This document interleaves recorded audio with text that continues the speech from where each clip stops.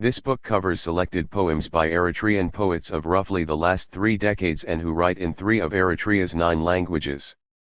The poets appear in the anthology, Who Needs a Story? Contemporary Eritrean Poetry in Tigrinya, Tigray, and Arabic, Hudri Publishers, Asmara, 2005. All of the poems in Who Needs a Story appear in their original scripts of Ge'ez or Arabic and in English translation. Containing 36 poems by 22 contemporary poets and produced in 2 local and 2 global languages, Who Needs a Story is the RST anthology of contemporary poetry from Eritrea ever published, making War and Peace in Contemporary Eritrean Poetry the RST book on the subject. Thus by necessity, the critical discussion of war and peace in contemporary Eritrean poetry examines in all but a few cases the poems in Who Needs a Story precisely because it is the RST and only collection of its kind. War and peace in contemporary Eritrean poetry can also serve as a kind of reader's guide to the poems in Who Needs a Story, albeit with 3 exceptions. The RST is for the veteran Gder in Eritrea's armed struggle for independence and mother of 9, Zainab Yassin, popularly known as Mother Zainab. Her poem, Under a Sycamore, translated from Tigray, is a partial transcription of her performance on January 16, 2000 at the Against All Odds Literary Festival and Conference in Eritrea.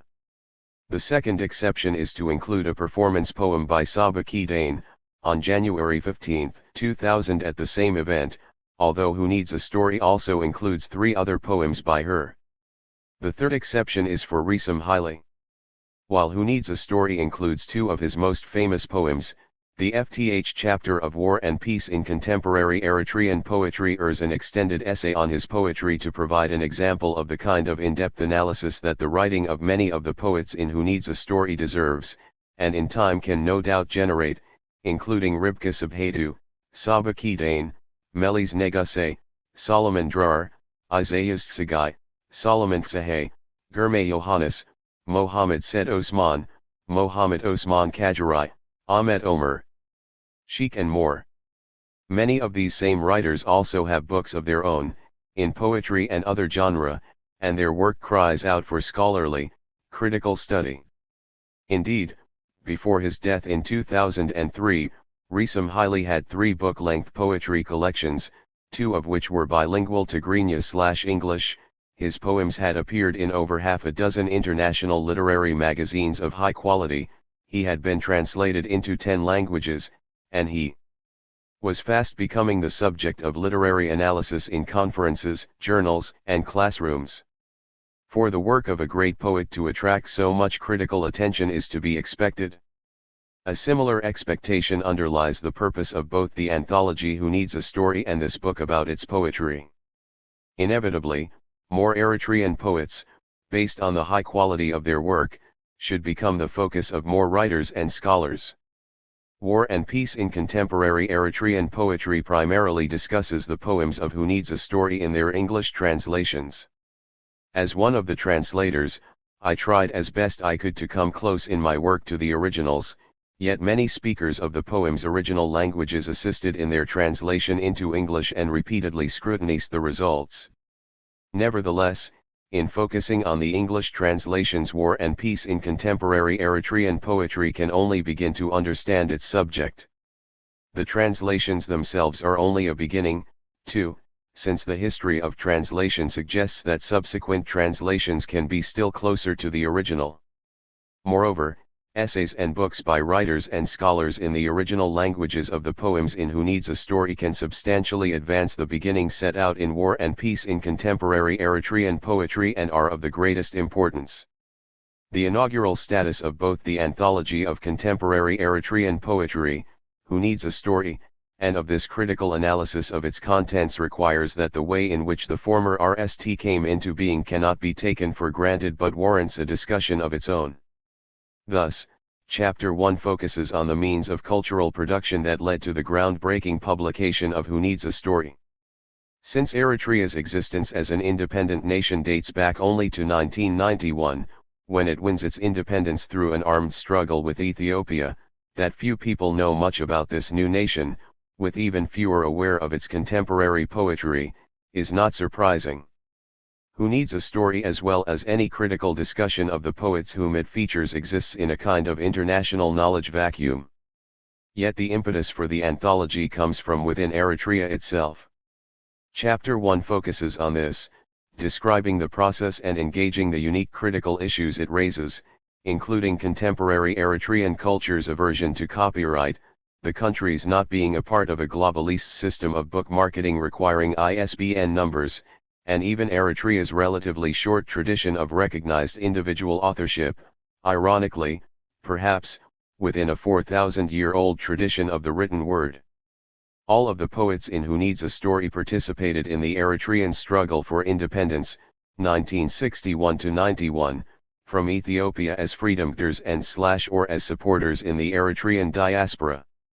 Therefore, for the most part they focus either on war or peace. As might be expected after such a long war, its presence in Eritrean poetry predominates. Naturally, more than a decade or two has to pass for this to change. Even then, since Eritrea's liberation in 1991, the nation has experienced the outbreak of war with Ethiopia again, resulting in over 100,000 deaths on both sides, subsequent to which the relationship between the two countries has been described as no war no peace. Yet this almost constant presence of war in contemporary Eritrean history only highlights the fact that its poetry also cries out for peace. Thus the simplest way to begin to analyze contemporary Eritrean poetry is to break it down into the poetry of war, the subject of Chapter 2, the poetry of war and peace, the subject of Chapter 3, the poetry of peace, the subject of Chapter 4, and the poetry of Risam Haile, the subject of Chapter 5, as an example of the kind of extended analysis that many of the poets of Who Needs a Story should stimulate. War and Peace in Contemporary Eritrean Poetry concludes with a reprise of these chapters in the form of a kind of essay in verse, called Non-Native Speaker, focusing on my personal involvement in the work. The title derives from the designation for a panel in which I was invited to participate at a conference directed by Ngugi wa Thiong'o at the University of California, Irvine, 27 October 29, 2008, called Global Conversations, a Festival of Marginalized Languages. Considering the title of the panel, Enabling Practices, the role of the non-native speaker in revival, restoration, and visibility, I attempted to discuss how I, a non-native speaker, personally became involved in the translation of contemporary Eritrean poetry. As this book shows, subjects of war and peace in contemporary Eritrean poetry comprise a kind of spectrum, with poems that focus almost exclusively on war at one end, poems seemingly oblivious to war at the other end, and most poems falling somewhere in between. In Who Needs a Story, poems in Tigrinya that end war inescapable are Fessa Hazian's Michael's Nakra and Solomon Drar's Who Said Merha'i is Dead. Similarly in Tigray, Musa Mohammed Adam, more than any Eritrean poet in Who Needs a Story in any language, focuses on war to the exclusion of all else. Similarly in Arabic, an unremitting dimension of warchi inspires Mohammed Osman Kajirai, the oldest poet in Who Needs a Story. At the opposite end of the spectrum, Tigrinya poems in Who Needs a Story by Saba Kidane, Bayani Haile Mariam, Risam Haile, and Gurme Yohannes can put war out of sight and out of mind. Similarly in Tigray, Mohammed said Osman wants poetry only to make love, literally. Similarly in Arabic, Abdul Hakim Mahmoud el-Sheikh. NDS poetry likewise devoted to love's reaction, albeit broken. Ensnared to varying degrees in moments of war and peace, Eritrean poets in Who Needs a Story who counterpoint the two include in Tigrinya, Melis Neguse, Isaias Tsagai, Solomon Tsahay, Anjesam Isaac, Ribka Sabhatu, Fortuna Gebreghi Orges, Fesahay Yohannes, and Gurme Gebramskal. In Tigray, Paulos Nidabe. In Arabic, Mohammed Mahmoud el-Sheikh, Madani, Ahmed Mohammed Saad and Ahmed Omer Sheikh. Further exploration of work by poets anthologized in Who Needs a Story would reveal that their poetry concerns more than what is represented in the one or several poems contained here.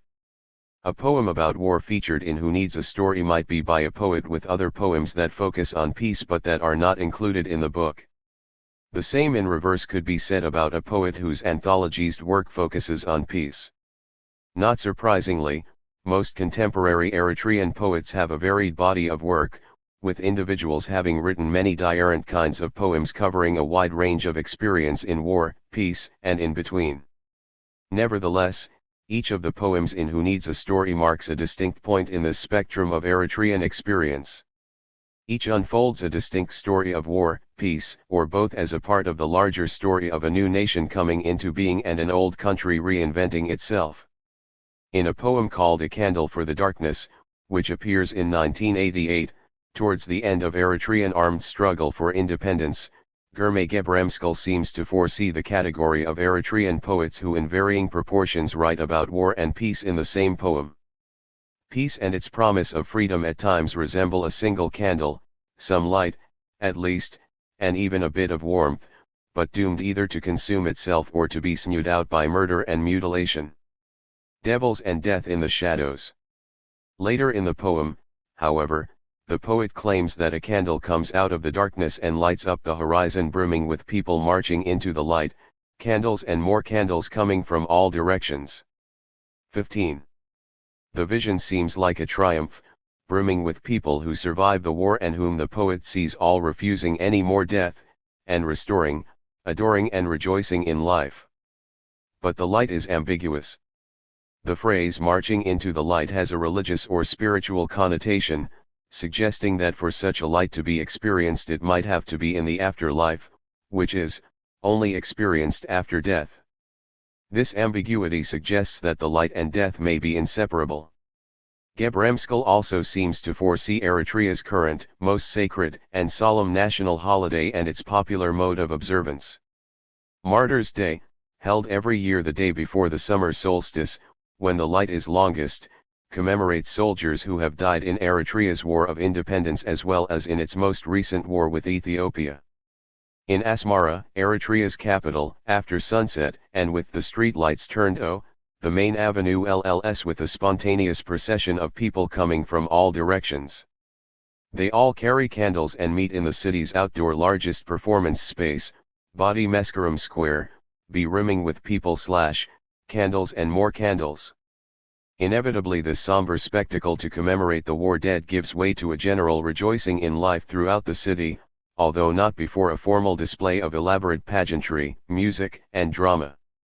Thus the commemoration of Martyrs' Day itself embodies the spectrum that seems to characterize contemporary Eritrean poetry, ranging from focusing on the extremes of war and peace, martyrdom and a national holiday, yet both at the same time, too. Yet whether we are looking at the poets who are included in Who Needs a Story, their work, this book about them, the civil servants who organize and prepare the formal observances and celebrations on such holidays as Eritrean Martyrs or Independence Day, and the massive crowds of Eritreans who attend them, they all seem to embody a range of experience that typifies a kind of inseparability of war and peace throughout Eritrean poetry, the arts, and Eritrean life. Chapter 1. The story on Who Needs a Story? Eritrean poetry was with very few exceptions unheard of in the modern world of letters until poems by contemporary Eritrean poets began appearing in the RST decade of the 20th century in distinguished literary journals like Exquisite Corpse, Left Curve, Drunken Boat, Words Without Borders, Two Lines, War, Literature and the Art, Modern Poetry in Translation, Ratopalax and more, even in the New York Times and on CNN. One recognizing this growing critical interest, Hudri Publishers in Asmara, Eritrea, tapped its scant resources to publish Who Needs a Story? Contemporary Eritrean Poetry in Tigrinya, Tigray, and Arabic in 2005. Who Needs a Story is unique, ARST in a world where literary anthologies of contemporary American poetry, Irish poetry, French poetry, Italian poetry, British poetry, and the poetry of most developed nations are abundant. Like many poets who write in African languages, Eritrean poets writing in their own languages or in translation could not be found on the shelves of the world's bookstores and libraries. But now contemporary Eritrean poets are well on their way to being known and enjoyed throughout Africa and the world, much as poets of other countries have achieved, however belatedly, Worldwide recognition, for example, the way that contemporary Eastern European poets are read widely in the 1970s or South American poets in the 1960s, and without whose Indians most contemporary poetry in English and most languages is unimaginable, since these poets explore and express a sensibility not widely recognized before them. Yet the publication of Who Needs a Story is a story in itself. How did the Anthology of Contemporary Eritrean Poetry in Translation ever published come into being? In 2002, HDRI Publishers Director, Zamitret Yohannes, invited me to Eritrea to explore the possibility of translating and editing an anthology of contemporary Eritrean poetry. Previously, I had published 2 books of translations of Eritrean poetry into Tigrinya by Risam Haile, We Have Our Voice, 2000, and We Invented the Wheel, 2002.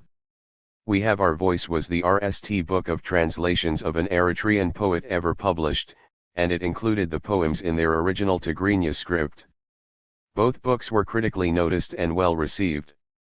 Zamitret Yohannes felt that many more Eritrean poets deserved similar attention. After meeting with many of the poets, the chair and 2. Founder of the University of Asmara's Department of Eritrean Languages and Literatures, Germe Negish, and other experts in Eritrean literature, I knew Zamitret Yohannes was right.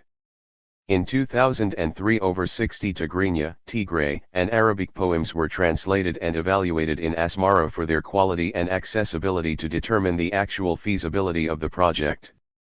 The poets represented a wide cross-section of Eritrean society, including men and women from their 20s to their 80s, as well as scholars, professional writers, journalists, social scientists, cultural activists, teachers, actors, theater directors and performers. Furthermore, most of the poets participated in the Eritrean struggle for independence as freedomfighters and or as supporters in the Eritrean diaspora. Rahel Ishdam and Nazareth Amlisam, both lecturers in the English department at the University of Asmara, made the translations of about half of 40 Tigrinya poems which would be shortlisted for inclusion in the book. Adam Saleh, an Eritrean television journalist, and Desail Barakeh, a columnist for the newspaper Hadas Eritrea and a senior student in English at the University of Asmara, made the drafts of poems in Tigray. Germe Negish coordinated and supervised this phase of the translations in Tigrinya and Tigray, translated the second half of the Tigrinya poems, read all of the translations and made changes for accuracy and readability. Germe Negish would be the book's co-editor and co-translator with me.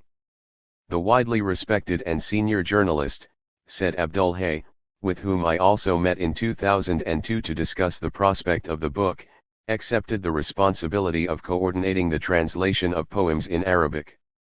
Since the Arabic poems' inclusion in the book was considered essential from the start, they were sent for translation to Mekki for translating and printing, an international translation house in Beirut, Lebanon, which provided translations of the Arabic poems' drafts in English. Receiving the drafts in English of all of the translations by the end of 2003, I began working on their second drafts.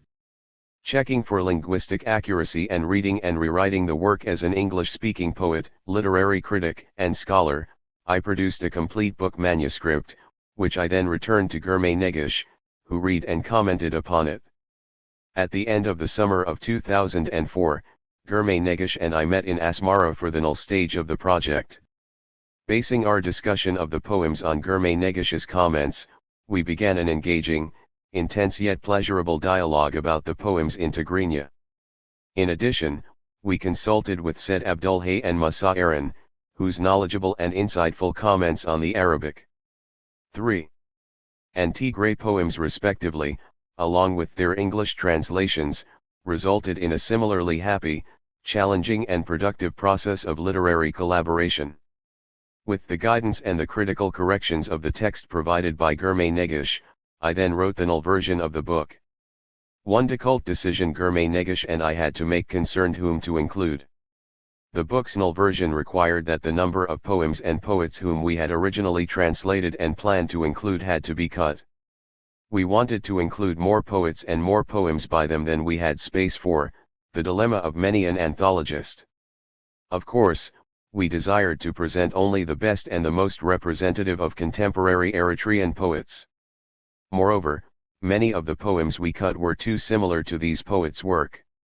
We also cut poems that seemed too cryptic or opaque in their translation, although they could be wonderful in the original. A more difficult decision had to be made about whether to include only written poetry and not Eritrean oral poetry, which has a long and rich tradition and which is still very important and pervasive in Eritrea. An objection to this critical decision would surely be just. I can well remember arguing about it ourselves. The importance of this decision spurs me to recall the exact spot in Asmara, rounding the corner of Tegadelti Street, and the blinding sunshine when we nally settled on only written poetry. Yet at the same time we resolved that the depth, breadth and high quality of Eritrean oral poetry warrant a translation project and an edition of its own. Ultimately, we foresaw a mapping of the Eritrean verbal genome to include all of Eritrea's languages as well as their performative and literary dimensions, with Who Needs a Story making only several steps in such an endeavor. The story of how Who Needs a Story came into being also stretches back to the literary festival held in Asmara, Eritrea, in January 2000, Against All Odds, African Languages and Literatures into the 21st Century. For 7 days, countries, universities, corporations, publishers, writers, scholars, artists, students, and children converged at a crossroads of centuries and a crossroads of cultures to make an historic intervention in Africa and the world, comparable to the RST Pan-African Congress of 1900. The most important outcome of Against All Odds was the Asmara Declaration on African Languages and Literatures, co-authored by Kasahun Chikole, Mbulalome Zamain, Nawal El Sayadai, Ngugi Wa Thiongo, Zamitret Yohannes, and myself, and rated by the entire gathering on January 17, 2002. Since then, the document has been translated into a wide range of African languages and other languages worldwide. 4. Who Needs a Story is the fruit of many of the historic Asmara Declaration's most important points. For example, Who Needs a Story celebrates the vitality of African languages and literatures, specifically the languages of Tigrinya, Tigray, and Arabic in the contemporary poetry of Eritrea, and arms their potential. Furthermore, Who Needs a Story notes, with pride that despite all the odds against them, the African languages of Eritrea, and Tigrinya, Tigray, and Arabic are only 3 of them, as vehicles of communication and knowledge survive and have a written continuity of thousands of years.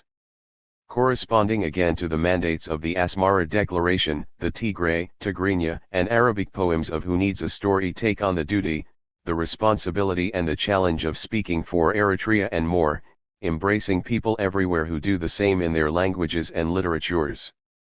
Also in line with the language of the Asmara Declaration, the vitality and equality of Eritrea's languages and their poetry should be recognized as a basis for the future empowerment of the Eritrean people. Also, the diversity of Eritrea's languages reeks the rich cultural heritage of Eritrea and is an instrument of Eritrean unity. Indeed, in the words of the declaration, dialogue among Eritrean languages is essential, and Eritrean languages must use the instrument of translation to advance communication. Yet again, following the declaration, Who Needs a Story would promote research on Eritrean languages as vital for their development. The poetry of Who Needs a Story is written in the spirit of reinforcing what is essential for the African Renaissance. As a direct outcome of the Asmara Declaration, the book is a prototype for books of African language poetry to be published in other parts of Africa and the world. In short, the Asmara Declaration is the theory, and Who Needs a Story is the practice. My own experience in Eritrea went back years before the Against All Odds festival.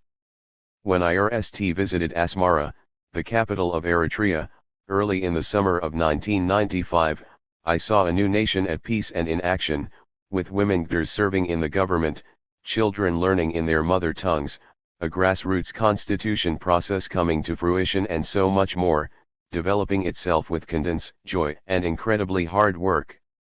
This was 4 years after Eritrea's victory against all odds, including overcoming the opposition of both the United States and the Soviet Union, in the brutal 30-year war for independence.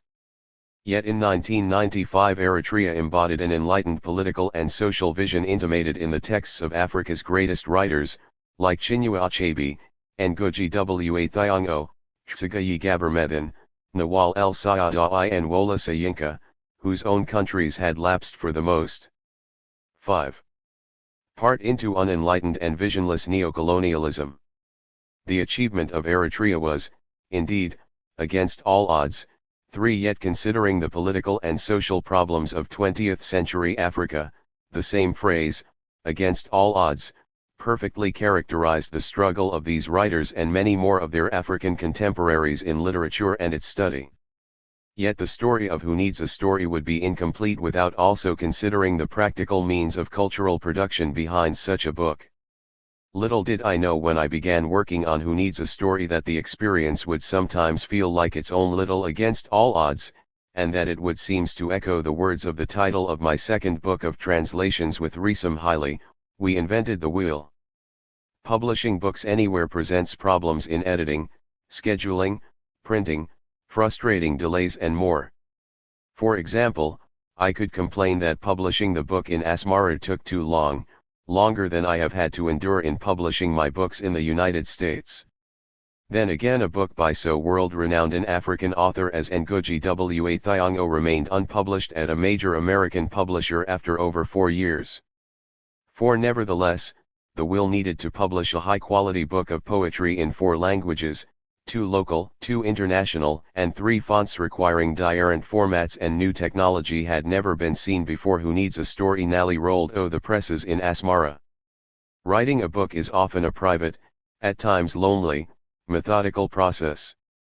Producing Who Needs a Story employed a huge cast of performers. At times each had his or her own script, meaning diarrhent versions of the same poem and diarrhent orthographies, as well as their own font, which brought together on a single page could wreak editing havoc. Or, picture a pieces, as is painting so is poetry, as in the famous phrase from Horace's Ars Poetica, they came together in a kind of early modern period, European Renaissance workshop.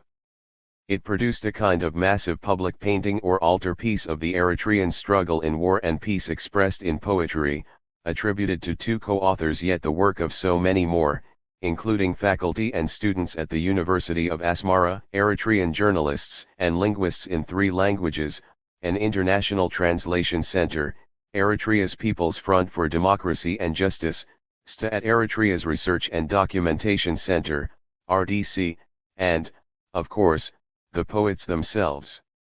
Many of them gathered for a group reading one night just before Eritrean New Year's, the Feast of Mescharim, in September 2004, at Asmara's most famous traditional restaurant, Gide's.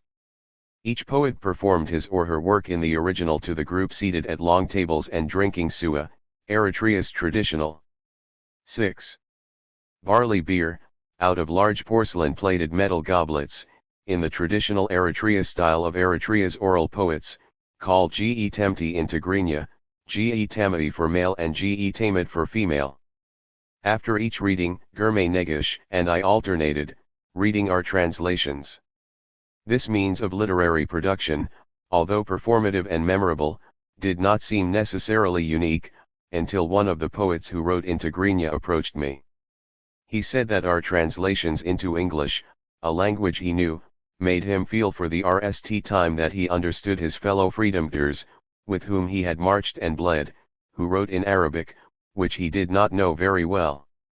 Another poet who performed his work that evening, Solomon Sahay, the author of Eritrea's national anthem, revealed an even stranger aspect, at least to me, of Eritrea's literary production. We traveled together on a reading tour in 2005, when I was in Asmara to put the finishing touches on the manuscript of the book. We stopped in the city of Karen near its famous camel market and wanted to buy some of the region's equally famous mangoes to take back to Asmara. I bought some green chilies and tomatoes for lunch. As I held the bag on my lap in the car, Solomon suddenly remarked, "That's my poem." When I asked where, he said, on the bag. 3 stanzas in Ge'ez script decorated the bag, although not without an error in one line, which Solomon corrected with the pen I had given to him with a request that he autograph the bag. In the second decade of the 1800s, might Francis Scott Key have found stanzas of his national anthem for the United States, the Star-Spangled Banner, printed on the wrapping paper of some vegetables or crabs that he bought in a Baltimore farmer's market. Roughly 100 years earlier in England, Jonathan Swift theorized poets who had pages from their discarded books end up as the lining of pie and mutton tins. Writing his own verses on the death of Dr. Swift, 1731, 14 years before he died, the poet imagined when some country squire to Lintot goes and inquires for Swift in verse and prose. He's told, "Sir, you may endy them in Duck Lane, / I sent them with a load of books, / last Monday to the pastry cooks." With a caveat about the critical limitations of applying Western or any paradigms to unique African circumstances to make comparisons between them, I still bring up these historical instances to contextualize at least in part this moment with Solomon Sahé in the Karen market and, more generally, literary production in Eritrea as I have experienced it. Literary production in contemporary Eritrea offers additional points of comparison with publishing history in the United States and England. For example, for American poets and writers from the 17th to at least the middle 7 of the 18th century, the time of N. Bradstreet, Edward Taylor, Mary Hutchinson, Philip Freneau, Thomas Paine, and Joel Barlow, American publishers, newspapers, broadsides, chapbooks, magazines, and general support for writers were almost non-existent, except on a few streets in Philadelphia just before the Revolution, in comparison with London at the time. 5 Yet going back in English history roughly 100 years more, a comparison between Elizabethan England and contemporary Eritrea reveals that the transmission of poetry in both cultures, with similar literacy rates between FTY and 60%, is identified more closely with speech than with text. 6 Low literacy rates and both the lack of recognition and of opportunity in publishing combine to make the concept of an author as we know it inconceivable in England until the Restoration in 1660 and the literary career of John Dryden. Yet in Eritrea the concept of an author can be similarly blurred. Furthermore, for a writer to claim the copyright, nowadays a kind of absolute acknowledgement of an author for his or her work, is often viewed as unnecessary there. A new development in Eritrean publishing, in some quarters an author's claiming his or her copyright is even considered unwelcome, smacking of ego and a kind of individualism which Eritrea's 30-year armed struggle for independence simply could not afford. Securing the now equally essential, bottom-line kind of identification for a book, an ISBN number, presented an even bigger challenge than copyright in the case of Who Needs a Story. Hudri had never published a book with an ISBN number, and few books in Eritrea ever were, with the exception of several titles from Africa World/Red Sea Press, which had an American as well as an Eritrean base. Most books published in Eritrea stayed in Eritrea, which made ISBN numbers for the most part superfluous and or irrelevant. The standard Western practice of obtaining an ISBN designation so that a book would be entered into electronic databases and other records of books in print, leading to its recognition and sales through the internet yet also through bookstores nationally and internationally, did not apply. If Who Needs a Story were only to be published for Eritrean circulation, an ISBN number would not be required. However, precisely because the book was seeking an international as well as a national audience, such a designation had to appear on the anthology, and happily it did, although not without much hand-wringing and persuasion. Thus, with an ISBN of 99948-0-008-6 Who Needs a Story added still another historic dimension, besides its being the RST anthology of contemporary Eritrean poetry in the original and in translation, in 2 local and 2 international languages, to the history of publishing in Eritrea and worldwide. 8. As I have suggested, however, these historical comparisons between the means of literary production now in Eritrea and in the past in Europe and the United States are limited and can only go so far. For if we are talking about the history in Eritrea of written literature, as Ngugi wa Thiong'o has said about Who Needs a Story, for at least 4,000 years, from the ancient stele in Balukalo to the 20th century battlefields of Eritrea's heroic struggle for independence, into the 20th century, Eritrean poets have never given up writing in their own languages, which is why their poetry thrives. Frankly, the literary history of Eritrea dwarfs England's and, of course, America's, too. Moreover, laid out between the Balukalo stele with the sun and a quarter moon, the characters of the fragmented inscription, Strug L against LLODSWI, as I might translate it, can be readily identified as a Sabaean forerunner of the ancient language of Ge'ez. I see the stele as the beginning of Eritrean literature. Standing among the longest and most continuous in the world, Eritrean literature, and the means of its cultural production from the stele, outward to include Arabic and Orthodox Christian writing, through colonial Italian newspapers published in Asmara at the turn of the century, to the mimeograph machines that pumped out translations into Tigrinya of Gorky, Dickens, Shaw, and Tolstoy, secreted in caves and away from the enemy MiGs trying to destroy them in the battlefields during Eritrea's long war for independence, to Who Needs a Story? Who needs a story? Eritrea's incredibly long history of written literature provokes this question, and it can only be rhetorical. Ironically, such a long historical perspective can still produce, as I said in the beginning, a book of RSTS. This long history led me to a day late in July 2005 in Asmara, one of the rainiest summers most Eritreans can remember. Who Needs a Story was supposed to have been published 9 months earlier when it was delivered to the printer. I needed a printout, at least, for a presentation I was making later that day. I called Saber, the printing RM, and reached the printer. He said I could come over and he would print out a copy. Saber stood in a kind of sparsely populated eld aspiring to be an industrial park behind my hotel. I had to walk a zigzag pattern across a vast, red mud eld to avoid the deep puddles. Saber also stood contiguous to a UNICEF outpost wrapped in barbed wire, enclosing 6 huge satellite dishes and 3 towering communication towers. The path leading to Saber's gate also led to the UNICEF encampment. As I approached, 2 and then 4 guards took up their guns and readied themselves to challenge me. A deep puddle caused me to make a sharp turn to the left around VE yards from the UNICEF entrance to the Saber gate, which 2 old men attended. They immediately swung it open, welcoming me in Italian with a leisurely entry. 9. Yet the story of Who Needs a Story and the means of its cultural production, including the pratfalls, cannot be limited only to what took place in Eritrea and or the experiences of trying to publish a book in an underdeveloped nation. The book needed a distributor, and the publisher asked me to ND one when I returned to the United States. 9 months after surviving my confrontation with UN peacekeeping soldiers with their engers on the trigger of their guns pointed at me in Asmara, I received an email from a student in Asmara that the book had now been published and copies were appearing in the city. He did not say where, and I wondered. In bookstores? On the publisher's desk? At the printers? A week later I received 2 sample copies. They were sturdy and clearly printed, their 4 languages and 3 scripts near perfectly formatted.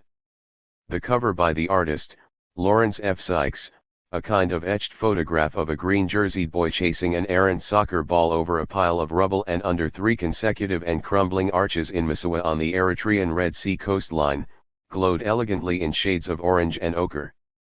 Equally important, the book's ISBN number appeared as it should. Unfortunately, I was still having no success in ending a distributor. Big American distributors, whom I tried, like Ingram for example, rejected it.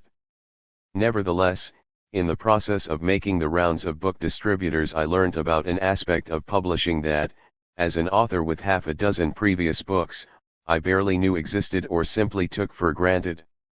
Familiar with how a book would proceed from the writer's mind to the pen or computer, to the manuscript, to the publisher, to the proofs, to the book's null form, and with an understanding that promoting a book could be equally important and difficult if it was to be read, I never realized the vital, practical importance of a book distributor, without whom most books would remain in their horizontal, dead position instead of reaching the hands of readers to stand upright and alive. Therefore, I felt fortunate and exceedingly grateful when Who Needs a Story was accepted for distribution by Small Press Distribution, a highly respected, well-known, American literary arts organization devoted to innovative, alternative, and independent publishing. But soon after reaching an agreement with SPD, I found out that it did not list its books and their ISBN numbers in the world's biggest and most important database for new books, Booker. In the process of researching book distributors, I found out what they and most publishers and booksellers, if not many authors, already knew. Not only was Booker an official US ISBN agency, it provided, in its own words, the most authoritative title and publisher. 10. Information available worldwide, including book and serials title searching, information, and ordering services to publishers, booksellers, libraries, and patrons. Booker also was the publisher of the all-important, Books in Print, the largest web-based publishing bibliographic resource in the world, and before this an annual publication of 812x8x7 bright orange, hardback volumes containing millions of titles, authors, and publishers nationally and internationally. In print or on the web, Booker was the database to ND a book that was not exceedingly rare. I was disappointed when I learned that SPD did not list its titles with Booker. It seemed like such a necessity. One might cringe, as I did at RST, at the fact that for a book to be noticed it had to be recognized by such a global, corporate entity. When I asked a representative at SPD about it, he justed not submitting any of its books to Booker because it meant they would be bought through large booksellers instead of directly from the distributor or from local, independent bookstores other than giants like Barnes & Noble.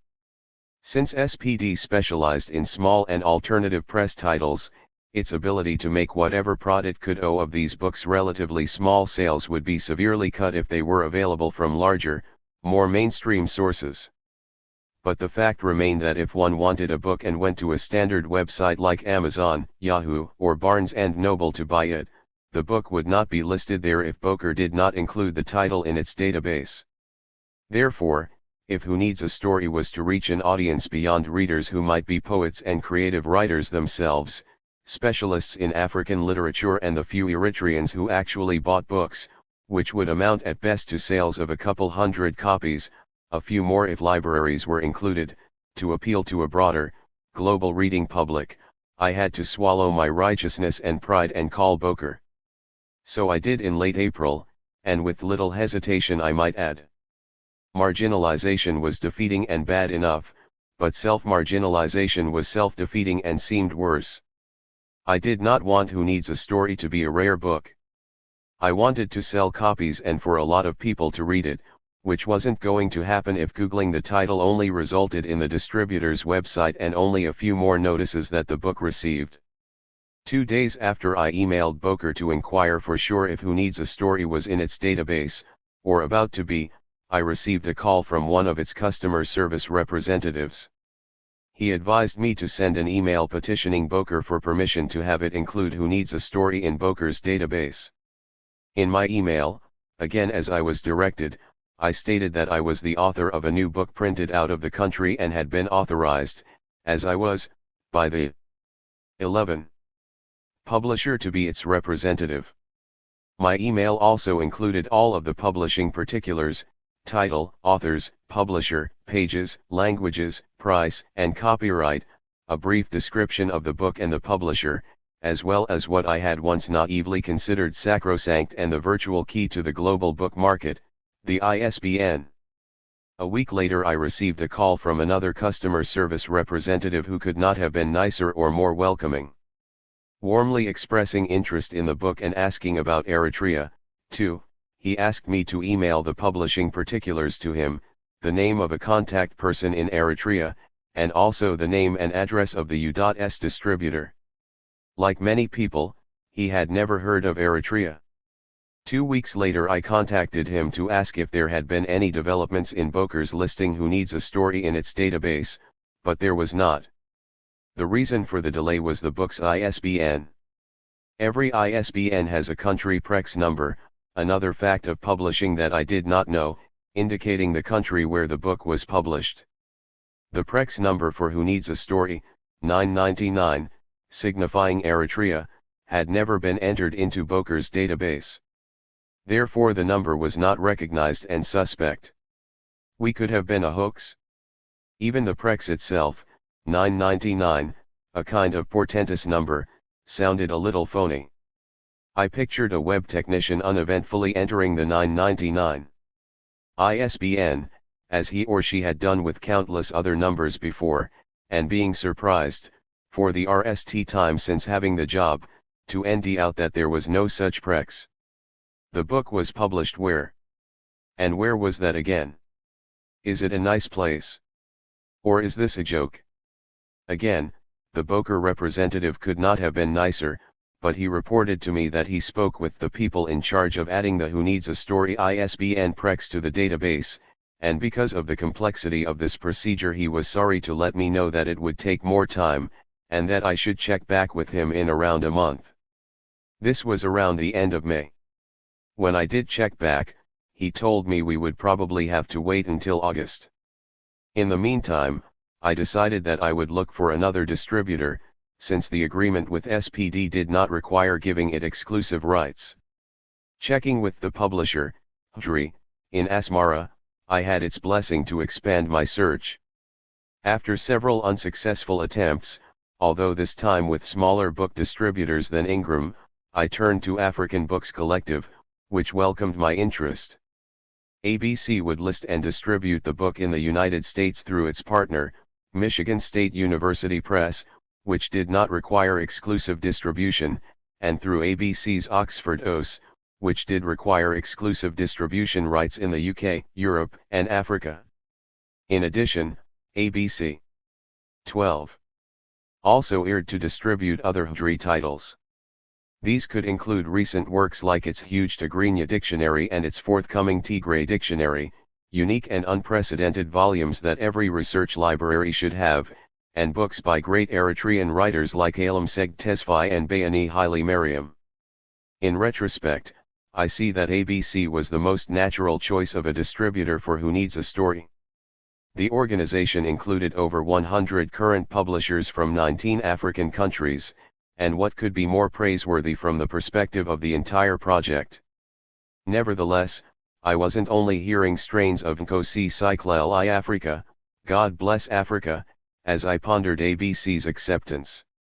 Based on my experience thus far in trying to obtain distribution for Who Needs a Story and seemingly bogged down in the process of trying to have it listed with Boker, what impressed me most about ABC was its commitment to accessing the most important publishing databases, in North America, Ingram, Barnes and Noble, Baker and Taylor, Amazon.com and, Nally, Boker, in the UK, Nielsen Book Data, Bibliographic Data Services, BDS, Legal Library Services Limited, Amazon.co.uk and Boker UK. Pilgrim, thy search is ended, I sighed. I had Nally reached the end of the story of Who Needs a Story and the means of its cultural production, the day when I could go to Amazon.com, type the title into search and see it pop up for sale. But not yet, I was wrong again.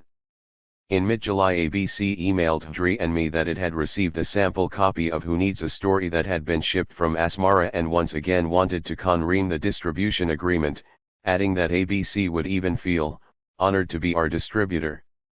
I had several copies on my desk at the time, as a typical July heatwave gripped Pennsylvania, where I lived, with a ferocity that I had not experienced since being in the Eritrean coastal city of Massawa a year before.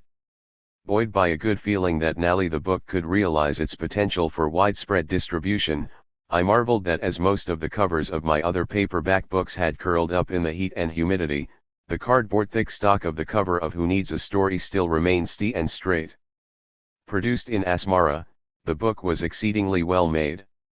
Therefore, When I read further in ABC's email that it wanted to offer the alternative of sending the electronic lev Who Needs a Story or simply scanning the book so that ABC could provide print-on-demand copies instead of originals made in Eritrea, I thought, thanks. But no thanks. I also knew that Asmara had plenty of copies of the book on hand. Still, I read on with interest as the email noted that over 20 African publishers worked with ABC in this way, producing over 300 FTY books, and that it resulted in better prod. 13. Margins for the publishers and ABC than did shipping books from Africa to Europe and the United States. But for me, again naively, the high production quality of Who Needs a Story and the fact that it was made in Eritrea outweighed better prod margins. My attachment to and understanding of the text as well as its means of cultural production made me see it not merely as a commodity but also as an artifact. Furthermore, I tried to reason, that the email nowhere suggested the prods would be much better. I could not imagine Hdri wanting print on demand from ABC either. During the nearly 4 years since the project of Who Needs a Story was RST conceived, the publisher in conjunction with the printer had labored long and hard to upgrade its facilities so that it could manage to produce books up to international and Western levels of quality and not only for local consumption which, frankly, required less. When Who Needs a Story was nearly ready to be published, it had to be put off for a year and a half due to the delayed arrival of new printing technology and equipment that, furthermore, once it was installed, had to undergo a protracted if necessary trial and error process of being mastered. Moreover, such a slow, at times plodding yet determined initiative to achieve publishing independence seemed wholly in tune with Eritrea's fabled self-reliance, fostered by its long, desperate, and ultimately successful struggle for independence, and still the guiding principle most often invoked by Eritrea's government, to which Hdri had a close attachment. Against this backdrop, I could not imagine the publisher opting for print on demand instead of providing its own original copies instead.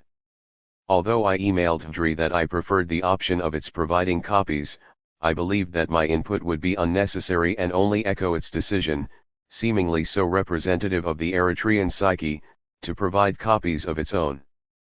Furthermore, since ABC aired the two alternatives, I thought that Hdri's decision would close the matter. But once again I was wrong. Later the same day, and seeming to have no connection to my morning's labors, I read the RST review of Ngugi wa Thiong'o's forthcoming novel, Wizard of the Crow, in Book Forum. It had a link to buy the book. Since I had RST read an earlier, longer version in manuscript 4 years before, I had been anxiously waiting for the book to appear, and I heard the publication date would be in late August. The Book Forum sales site aired the book for $30, with added shipping of $VE or a trip to a nearby bookstore, confirming that the delivery date would be in fact late August. The review and the book's impending arrival spurred me to Google the title to find out if there was any other news about the book. To my surprise, among the RST websites, 14.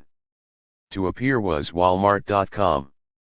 I went to the site and found Ngugi's new novel already being aired at a 38% discount by the American and global corporate giant with shipping directly to my home for less than $1. Taking a minute to get over my surprise at the incongruity of buying a novel by Ngugi, his long-anticipated, RST major new work of fiction after 20 years, originally written in Gikuyu and translated by himself, I pressed add to cart and proceed to checkout. But in that minute before I did, I thought of all the difficulties in the purchasing, distribution, and circulation of books in Africa, and how these frequently intractable problems beleaguered African writers and readers, economic problems, books priced for Western markets but totally unaffordable for most African individuals and organizations, issues of censorship, putting writers and readers in mortal danger, and shipping problems, from poor handling and weak commercial infrastructure to exorbitant price add-ons by tax-greedy state and local governments.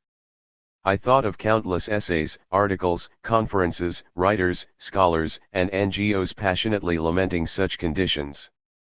Yet I also thought of how in the West most books by African authors suffered almost as much neglect as they did in their home continent. And now here was Walmart, at least in Ngugi's case and in North America, stepping into the situation and making his greatest effort, in his words, to sum up Africa of the 20th century in the context of 2,000 years of world history, the longest book ever written in an African language, except for the translation of the Bible, not only widely available but at a great discount. About a month later and the same day my copy of Wizard of the Crow arrived in the mail, another email arrived from ABC.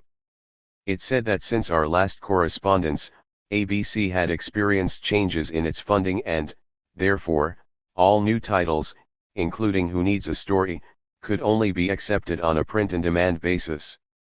Quite simply, the email stated, the new technology of print-on-demand was cheaper and more effective than importing books from Africa, including shipping, warehousing, inventory costs, and ready availability. The rationale was clear and, frankly, unarguable. But I tried to argue anyway. First, melodramatically perhaps, but based on my sense of Hydri's exemplifying Eritrea's well-known penchant for self-determination, along with which went a reputation for intransigence, I was not sure if Hydri would or even could accept this new condition. Also, again I recalled countless essays, articles, conferences, writers, scholars, and NGOs on the vital importance of African nations producing their own books, as well as other products, besides oil, and their export. Economically, at least, if not the major cause of Africa's declining share in world markets derived from its 15.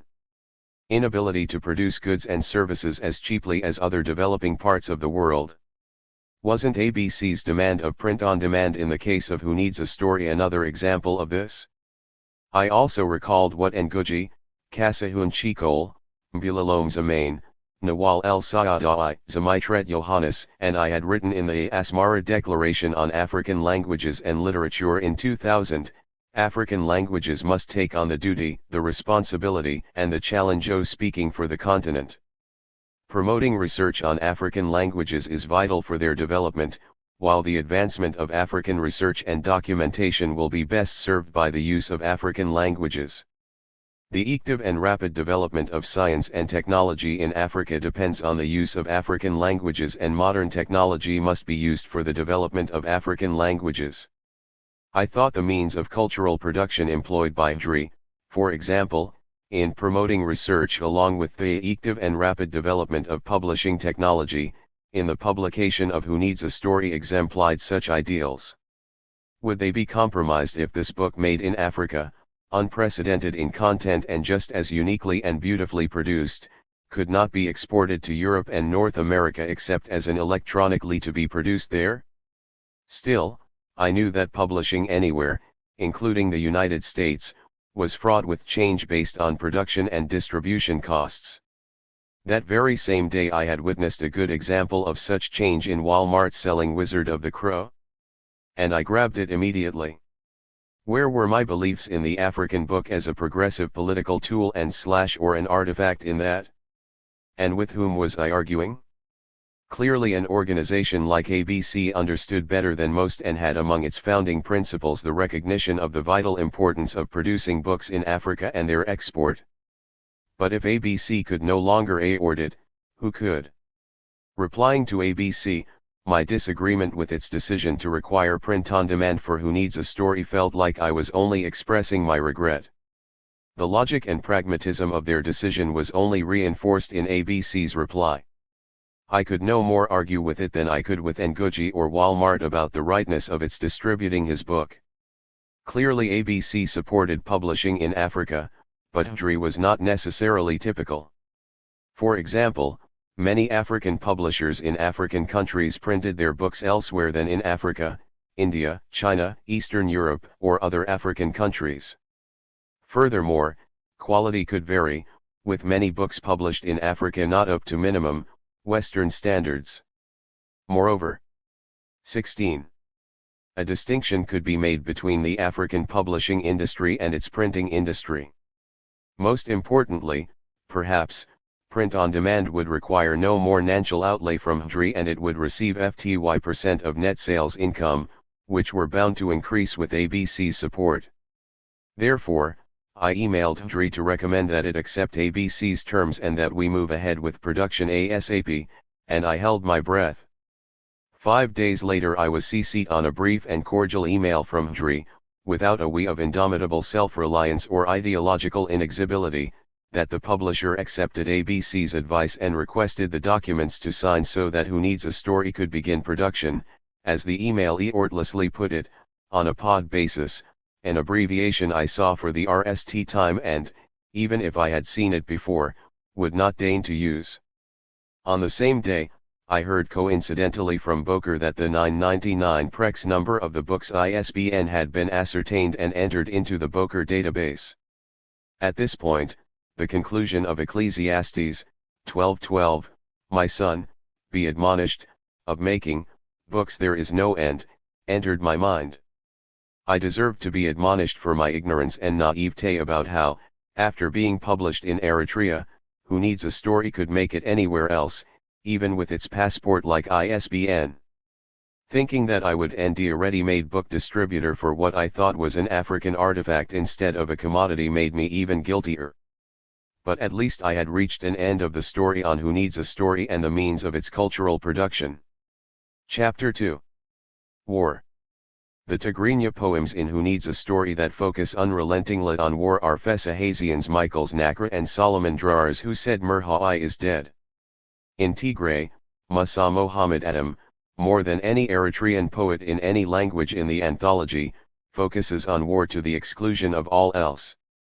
In Arabic, war and little else inspires Mohammed Osman Kajirai, the oldest poet in Who Needs a Story. Born in 1956, Solomon Drar is a novelist, historian, essayist, historian, and poet. With an MA in Theatre Studies from Leeds University, he is the director of Dri Publishers.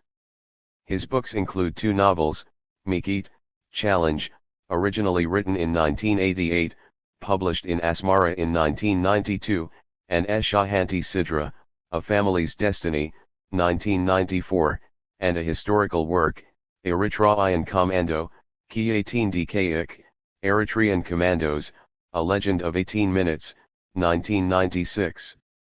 The original Tigrinya poem, Who Said Merhai is Dead, is from the anthology, Mezmur Tigadali. Who Said Merhai is Dead, enacts a kind of perpetual Martyrs' Day, commemorating a war hero yet an entire mindset of war that Eritrea's life and peace, the poem maintains, must always depend on. The poem's eponymous refrain, Who Said Merhai is Dead, insists that the spirit of war can never be put to rest but must persist at the heart of peace. Even if it prevails to allow a harvesting of the elds of gold, Drar perpetually hears his name, Merhai, Merhai / in the whirlwind / of the revolution, which must also never cease. The image of the whirlwind recurs repeatedly in scripture as God's way of waging war against the enemies of the Hebrews themselves or any individual requiring some kind of physical or spiritual punishment or purgation. Drar's poem would not be the RST time that modern Eritrea has had a point of comparison with modern Israel, earthly independent, self-determined, belligerent, a relatively new country based on an ancient culture, and often viewed as standing alone and persecuted. Yet the whirlwind / of the revolution in Eritrea similarly promises little peace, although traditionally in literature the image of harvesting implies peace and fulfillment. Nevertheless, for Drar the name, Merhai, punning in Tigrinya on the elds of gold, suggests that their seeming to denote an image of tranquility and a kind of null reward or fruit of one's labors is ironic. Through linking and even equating the war hero and elds of gold, the pun on Merhai suggests a perpetually 22. Embattled spirit, a constant whirlwind / of the revolution, buried in the ground, as stated in the poem's beginning, but also exploding in the elds. Drar sees in the character of Merhai a perpetual readiness for armed struggle, even if it must be turned inward on the human heart. Merhai's mother stands proud / and his bed blossoms, but his memory and spirit foster a kind of perpetually aggressive attitude. The profound, mythopoeic image of the blossoming bed, later complemented by Drar's joining the heroic vision of Merhai to the Eritrean present, working together like water and milk and a perfect tea of hand and glove. barely conceal a perpetually warlike and restless spirit, unable to be content with such images because ultimately their beauty can make one forget the harshest kinds of reality and violence that make them so attractive in the RST place. Whereas Gebramskel envisions a kind of solemn, wordless candle-lighted procession en masse for Martyrs' Day, culminating in transcendent and tremendous burst of light, Drar sees and hears a much more agitated demonstration. Sisters and brothers come and sing thanks, Merhai, thanks, as they stroll down Liberation Avenue. Who said Merhai is dead and rots in a grave, or that the Red Sea salt eats him, and the frost north on Rora burns his skin, if we see his blood shimmering in our veins? For Drar, Gebramskel's transcendent candles and more candles to light up the horizon pale in comparison with Eritrean blood's himmering and cannot sustain the nation's hard-won independence. It can only fall like unripe fruit / into corruption, caught in what might even be the illusion of Gebramskel's dawn of peace. The specter of such dissolution stalks national liberation movements not only in Africa but worldwide, and Drar's organic imagery of rotting fruit. 23. Suggests that if a revolution merely follows its natural course, corruption may even be inevitable without the more dire perspective that the poem recommends. Such corruption of the state internally allows oblivion to replace revolutionary values and enemies of Eritrea to pour in / from all directions. The only alternative Drar and DS to perpetual vigilance and readiness for battle is the dissolution of the Eritrean state and self, replaced by mere selfishness and greed, and the rot spreads with no respect or care until oblivion cracks us limb by limb. Climactically, the answer to who said Merhai is dead, changes, to, meaning our end, to, / instead of his vision / for our future. Merhai, that is, Drar envisions a kind of consummate, nationalistic light, one glorious beam / and millions of eyes. / with no needs for tears / and memorials. Unlike Gebramskel's transcendent dawn of candles and more candles, Drar's millions of eyes seem to transcend nothing, rooted as they are visually in the local orthodox painting style of accentuating eyes, yet also in the rhetorical question that requires every Eritrean to take responsibility for keeping Merhai alive or else to face the end of Eritrea itself. Only if the lion slayer, that is, Merhai, lives unrepentantly can Eritrea live. Eritreans refusing any more death, and restoring, adoring and rejoicing in life, as Gebramskel envisioned they should, means the end of the spirit of Merhai and of Eritrea as a sovereign nation, according to Drar. Better it should continue slaying lions, and unrepentantly at that. Historically, Drar has a point. If at any time, or least for very long, during Eritrea's 30-year armed struggle for independence, and most of the years since then, Eritrea ever unilaterally decided to refuse any more death and war, the nation would not exist. Eritrea's mindset for war is nothing if not empirical. Eritrea's state of war with the government of Ethiopia seems perpetual. War in the Horn of Africa seems like a given and, whatever country or countries in which it occurs, the rest cannot remain untouched or unacted. For Drar in who said Merhai is dead, war is his only terrorma, beginning his poem where Merhai is buried, in the ground / heaped with stones. It is stark, but it is all that can be trusted. 24. Yet in poetry beyond Eritrea and the Horn such a mindset is traditional and hallowed, too. Homer's Iliad and Exodus in the Bible have a similar mindset of war, as do many national epics like Beowulf, El Cid, and El Chanson de Roland.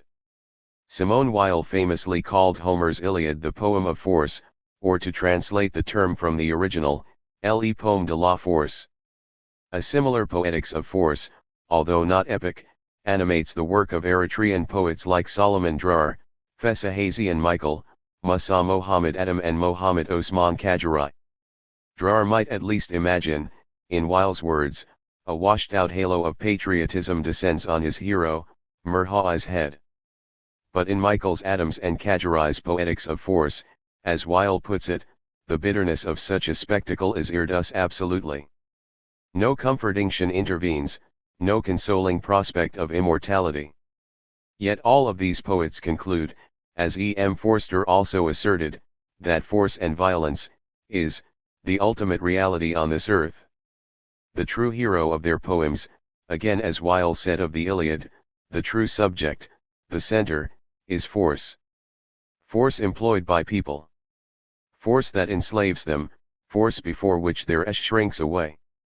In this work, at all times, the human spirit is shown as moted by its relations with force, as swept away, blinded, by the very force it imagined it could handle, as deformed by the weight of the force it submits to.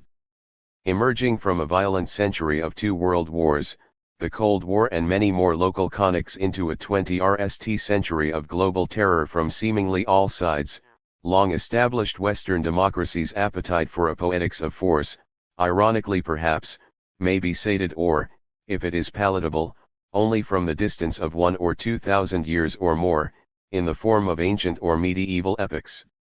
Horace's famous tagline in Latin, Dulce et decorum est pro patria mori, 3.2.13, to die for one's country is honorable and sweet, or satisfying, has long been deconstructed to be heard only as ironic, as in Wilfred Owen's poem based on and titled with this line in 1917, recalling all went lame, all blind, / drunk with fatigue and in all my dreams, before my helpless sight, / he plunges at me, guttering, choking, drowning.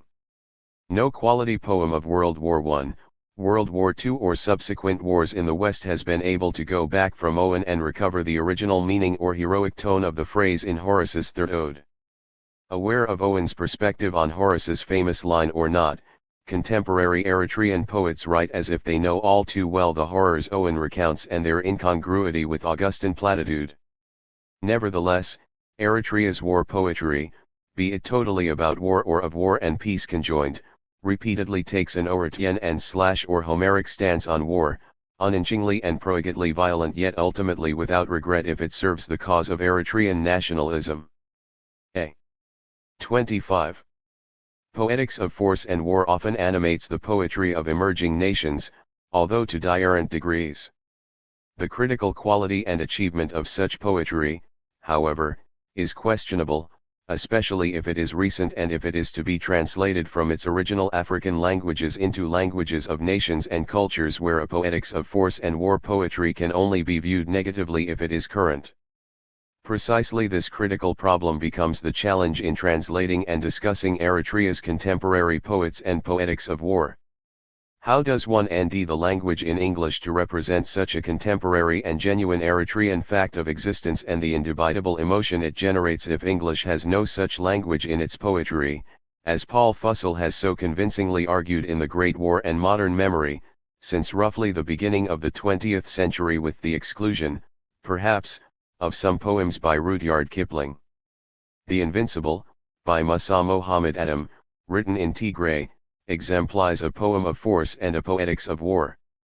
Born in 1963, Musa Mohammed Adam is a poet, short story writer and journalist. He has worked in Tigray radio broadcasting since 1992.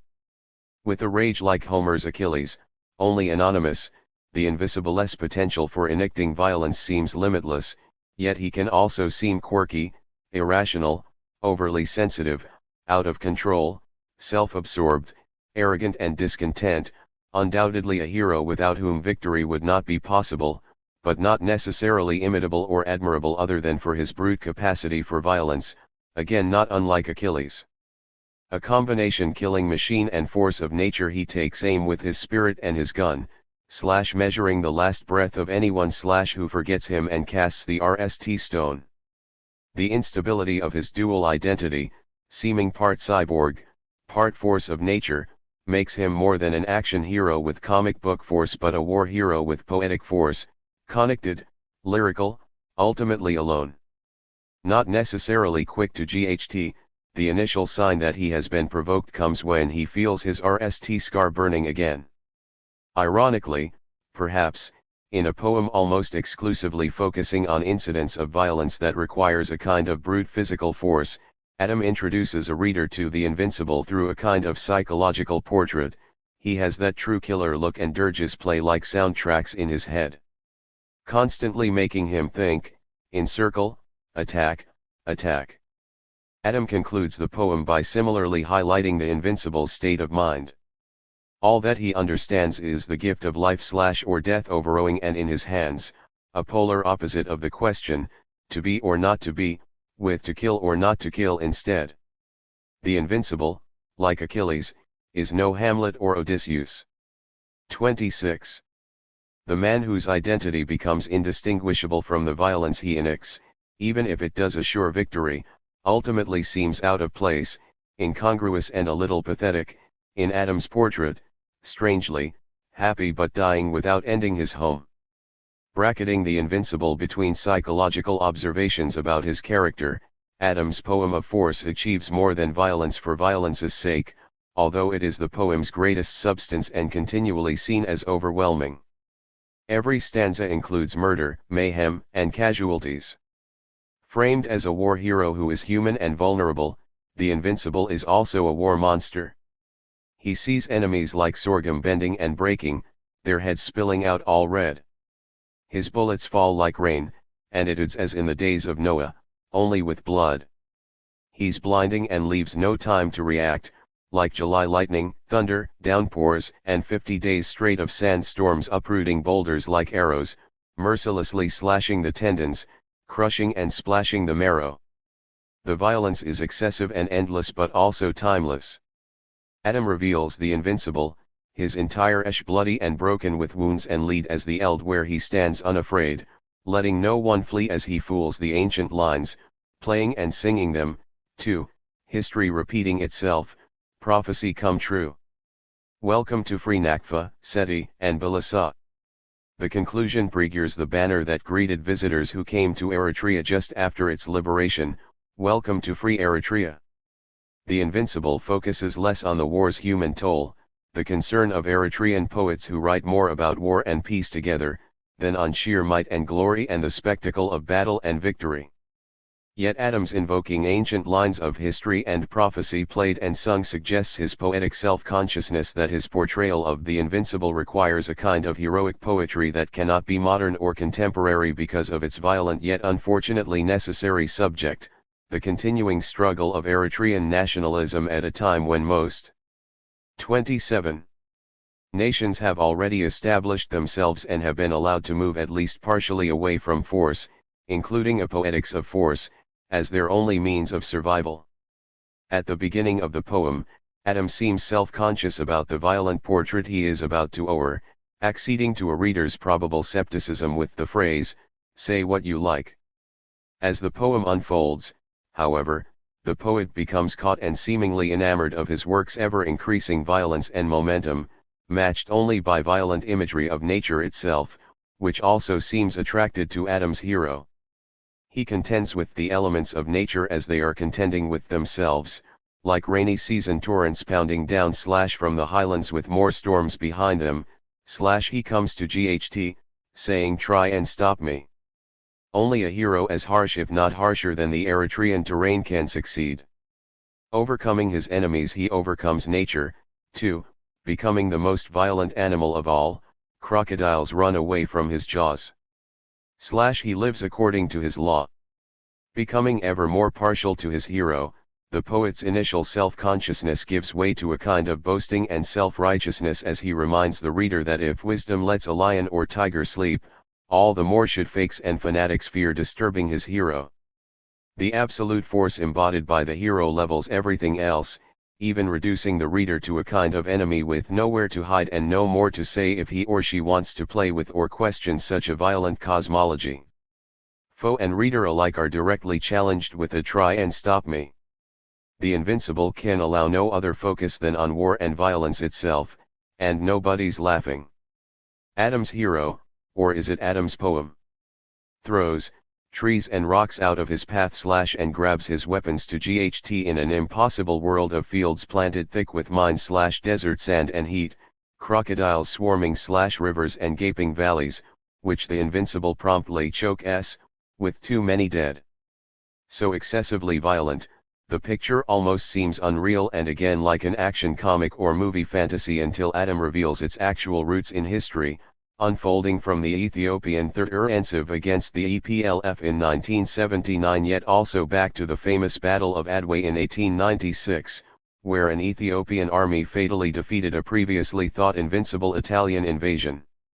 In the present battle, however, the Third Offensive, much touted as the Ethiopian Offensive, which was supposed to crush once and for all the Eritrean armed struggle to be independent, suffers the same fate as the Italians at Adwa.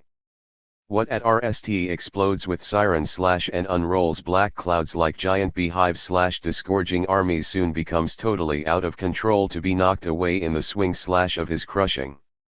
28. Sword. Even the goal of Eritrean independence seems subsumed amidst such violence and the overwhelming reality that until we see the Red Sea dry, only the invincible determines life or death. It is all that he, the poet or the reader, is allowed to understand. The war shatters every other nuance. Mohammed Osman Khajarai, who writes in Arabic, also resorts to a poetry of force and a seemingly perpetual mindset of war, again providing little consolation beyond armed struggle itself. Born sometime in the 1920s, Khajarai died in 2003, by which time he had been long recognized as a leading poet and intellectual guru of Eritrea, Sudan, and the Arab world. He lived and worked in the Sudan for most of his life. Returning to Eritrea after its independence, he worked in Asmara as a teacher and journalist and had a selection of his poems published in Al-Taranum al-Sayuriya, 1984, by the Association of Eritrean Teachers. In Khajarai's poem, Singing Our Way to Victory, his singing is all but literally synonymous with his gun and 1,000 explosions declaring, our struggle for freedom. The poem's epistolary opening, Dear friends, and pledge to be faithful through the night, become throwaway salutations and relatively unimportant verbal niceties compared with what the poet really wants to say, resembling Adam in deploying the Urcest imagery without any hesitation, revenge. Cracks like lightning and thunder across the horizon, raining blood to feed the land and sow the seeds of hell. A violent mix of the poet's singing, his gun, his revenge, his blood and, will always glow, consuming and drowning any invader. An Eritrean poetics of force requires little if any consolation from the Eritrean landscape, on the contrary, as Khajarai sings, the rocks, jut, out of the earth like the rage pounding in our chests. Any beauty the poet sees in the moon, and, feels in the breeze and rain or being together again with dear friends seems trivial compared with his mission to plant the landmines for our struggle. Poets like Khajarai, Adam and Drar subvert any expectation that poetry or singing, the landscape, the elements and friendship provide a kind of transcendent moment or serve as a kind of respite amidst war. 29. Poetry of force simply requires that these tropes, 2, serve the art of war. One and only mission, to serve revenge, remain, whether it is calmly and cold or like lightning and thunder. So utterly determined, the poet also tells the prophets to go home, as traditional religious faith must also give way to the poet's single-minded and all-encompassing desire for war, an urge synonymous with survival itself and sure to remain as nothing else is. Khajarai cannot even spare the delicacy of war and its traditional associations with the natural cycle of rebirth and the serene as he also chooses to subvert the stock consoling pastoral of the 23rd Psalm. He blithely yet almost sadistically envisions reveling in the ingredients of a homemade recipe for a bomb, the gunpowder exploding into and smoke, the valley of death's shadow making white mercury purple, sousing the horizon and lingering in the air like chrysanthemums. In another poem, Woman of Eritrea, Khajarai enlists Eritrean women, too, in his poetry of force, purging any traditional representations of their being passive, powerless, domestic, long-swearing victims. Instead, elegant, exalted and true, they step, coolly through the arms of war. Any suspicion that Khajarai might reduce an Eritrean woman to the role of merely being the inspiration of her male counterpart's military triumph disappears as he envisions and hears the horizon roar, with their coming together and naked power. Furthermore, Kajirai locates in this kind of martial sexuality an ultimately apocalyptic desire for his Eritrean woman to rain down terrors like the end of the world. Yet if the male wounded expect Eritrean women to serve them in a traditional nursing role, Kajirai challenges the stereotype, too.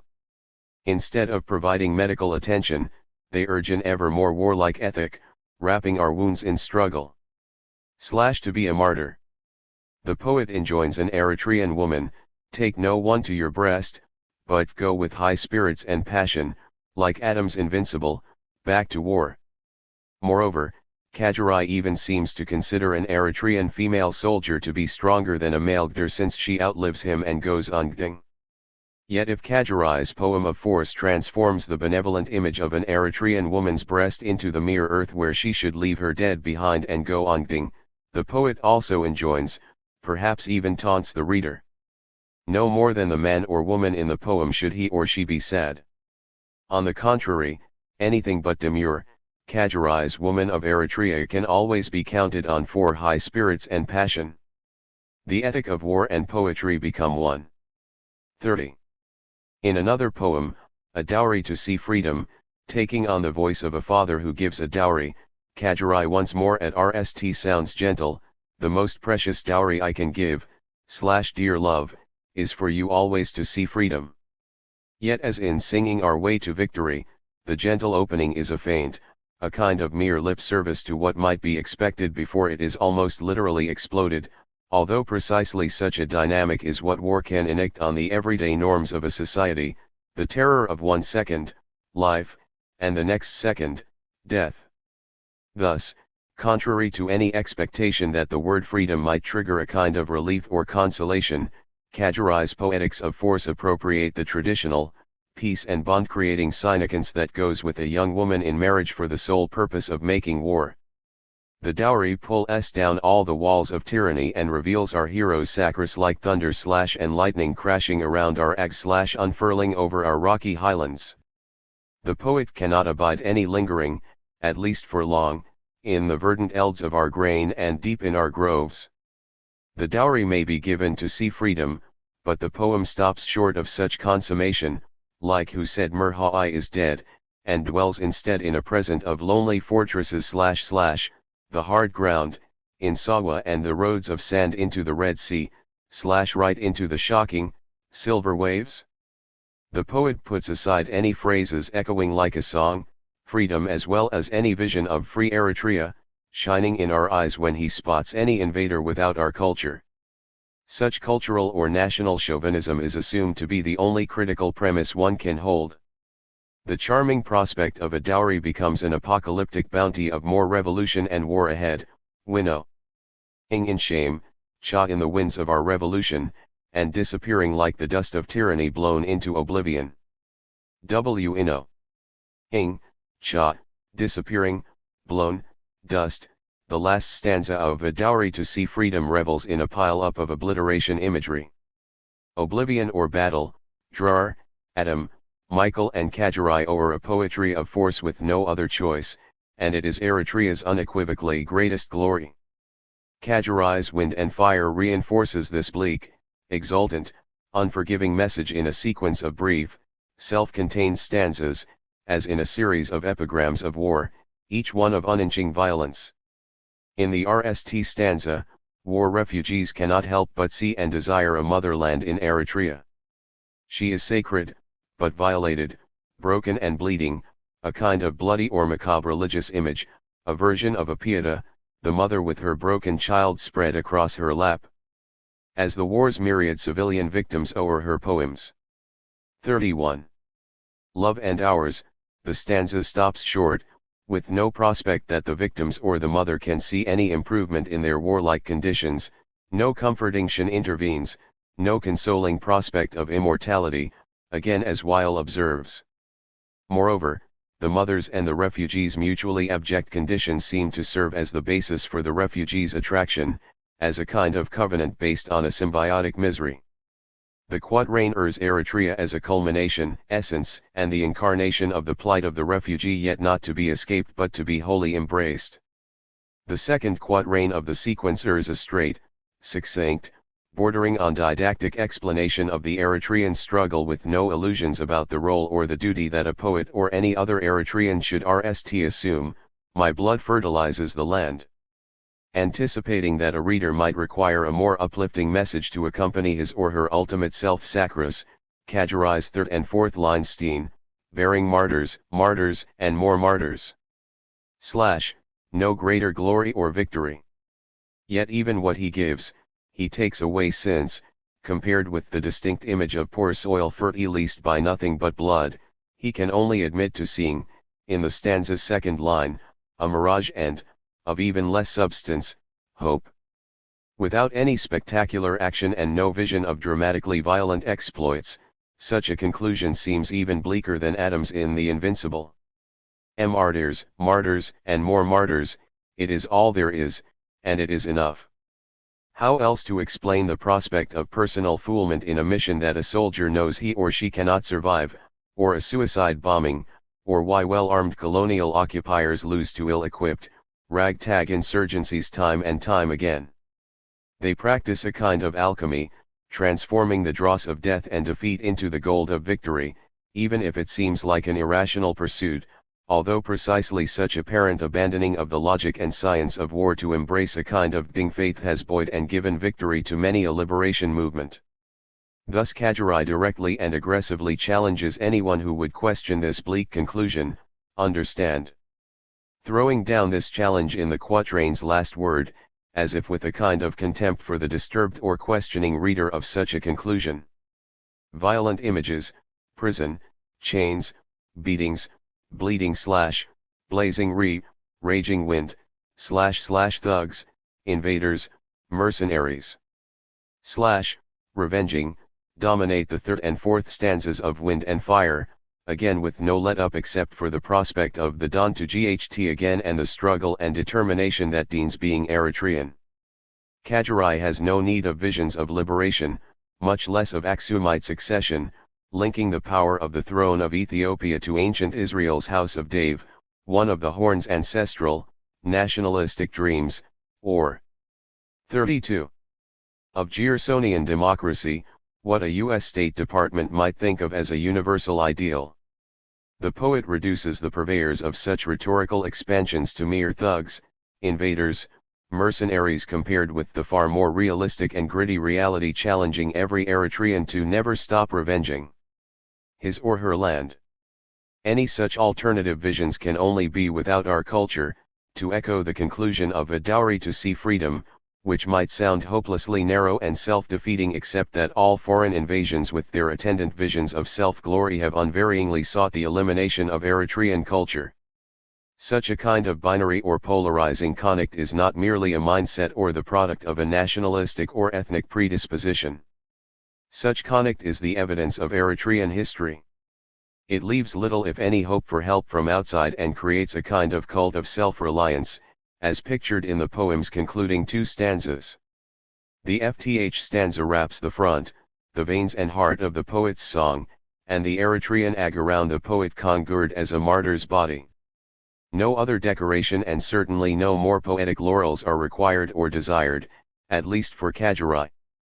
Furthermore, such a bloodied ag is the only intimation of immortality and glory forever, since the only respite Kajirai's concluding lines can provide is liberation / poolsing. Yet in the poem's sixth and null stanza, as in the second stanza, the setting of a hopeless horizon / amidst dark days, darker nights returns. Standing there, nevertheless, is the Eritrean struggle and revolution, embodied in the political organization of Tihi Front, to provide a kind of hope against hope. Stressing self-determination, resilience, and no respite from war and struggle, Poems of Force by Solomon Drar, Musa Mohammed Adam and Mohammed Osman Kajirai sound dent and exalted. Refusing to transcend anything and with peace not an option, they seem to revel in the violence and abject conditions they portray. No such energy animates the Tigrinya poet, Fessahazian Michael's Nakra, about the infamous, desolate island prison in the Red Sea o the Eritrean coast. Born in 1954, a poet, journalist and member of the editorial board of Gedli Hizbi Ertra, the official monthly periodical of the Eritrean Liberation Front. In the mid-1970s, Michael died in action during Eritrea's War of Independence. Nakra appeared in the January 1, 1976 issue. Transcending nothing and seeing no prospect for peace, Michael's poem reveals an Eritrean armed struggle for independence at dead center and succumbed in despair on Nakra. Kajurai's hopeless horizon almost seems bright in comparison, and his poetic form and human if strident voice positively lush. Amidst the reality of Nakra, Adam's invincible is vanquished and no 33. Mention or trace of glorious past or heroic future as pictured in the Gur of Drar's Murhai remains. All that the storms and tides and the surrounding water reveal is desolation with nothing to keep a human or anything alive except the unreachable stars above and below. For Michael, the sea has nothing to show but Nakra, erring our people fighting for our country and imprisoned their utter desolation and the unreachable. In joining a reader, you know the history. Michael errs a poetry of war with nothing. Nothing, else at dead center. Michael's poem of force, like the sea around Nakra, has nothing to show but Nakra, no heroes, no martyrs, no survivors, and barely even a poem beyond its skeletal scattering down the page. The place smells only of death and hell, with the war and its aftermath having also obliterated any semblance of a natural world that might be revived, since it now has no no ships, no storms and no tides. Yet it is the heart and dead center where all true poems of force begin and end, and where a poet of force makes anal stand, again in Adam's words, with death overrowing and in his hands, in the end, perhaps, all that he understands, all that a poetics of force understands. 2. 35. Chapter 3. War and Peace. Most Eritrean poets, to recall Gebramskel's A Candle for the Darkness, allow more light, be it a merely candle or even see candles and more candles, and greater prospects for peace, albeit eating, into their poetry than Solomon Drar, Musa Mohammed Adam, Mohammed Osman Kajurai and Fessa Hazian Michael. The war and its aftermath remain constant but, however awful and seemingly all-consuming, something remains besides it, even the barest minimum, but still a cause of poetic eloquence. Contemporary Eritrean poets who mix, although they may not always balance, moments of war and peace in the poems of Who Needs a Story include Integrinia, Melis Neguse, Isaias Tsagai, Solomon Tsahay, Angesem Isaac, Ribka Sabhatu, Fortuna Gebreghi Orgis, Fesahay Johannes, and Germe Gebramskel, in Tigray, Paulos Nidabe, and in Arabic, Mohammed Mahmoud El Sheikh, Madani, Ahmed Mohammed Saad and Ahmed Omer Sheikh. Each tells his or her story, involving war but also a revelation of peace. Born in 1956, Isaias Tsagai is a poet, songwriter, and theater specialist. With an MA in theater studies from Leeds University, he has been the director of the SWIT Children's Theatre and instrumental in the development of Eritrean theatre in general.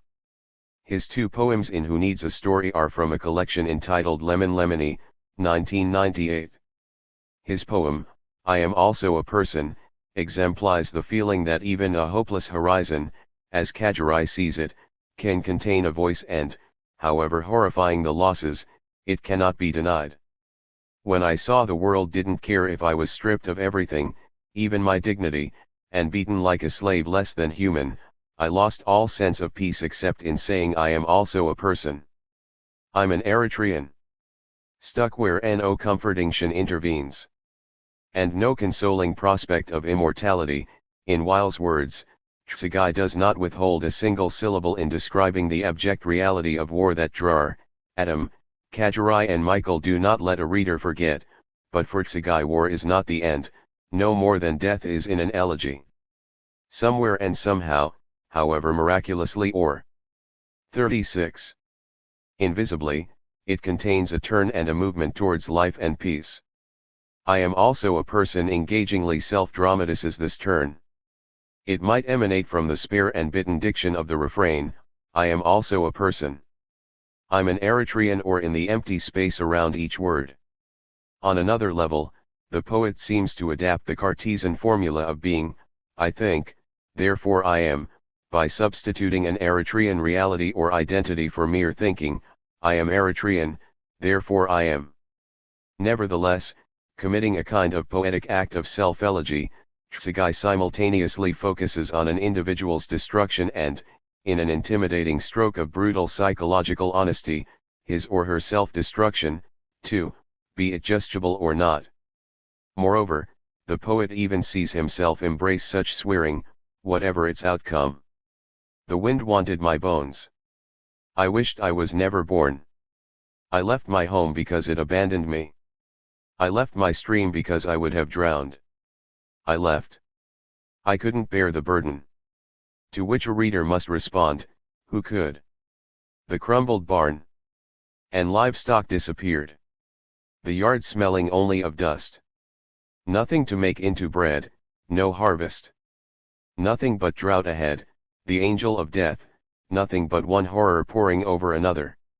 What Kajirai would accept, what Adam would enact, only in the person of his invincible on the enemy, what Drar wants never to forget, and what Michael and DSN succumbs to on Nakra, Tsugai decides to confront with the poem's warlike yet peace-loving refrain, clenching my teeth, I said it again, / I am also a person.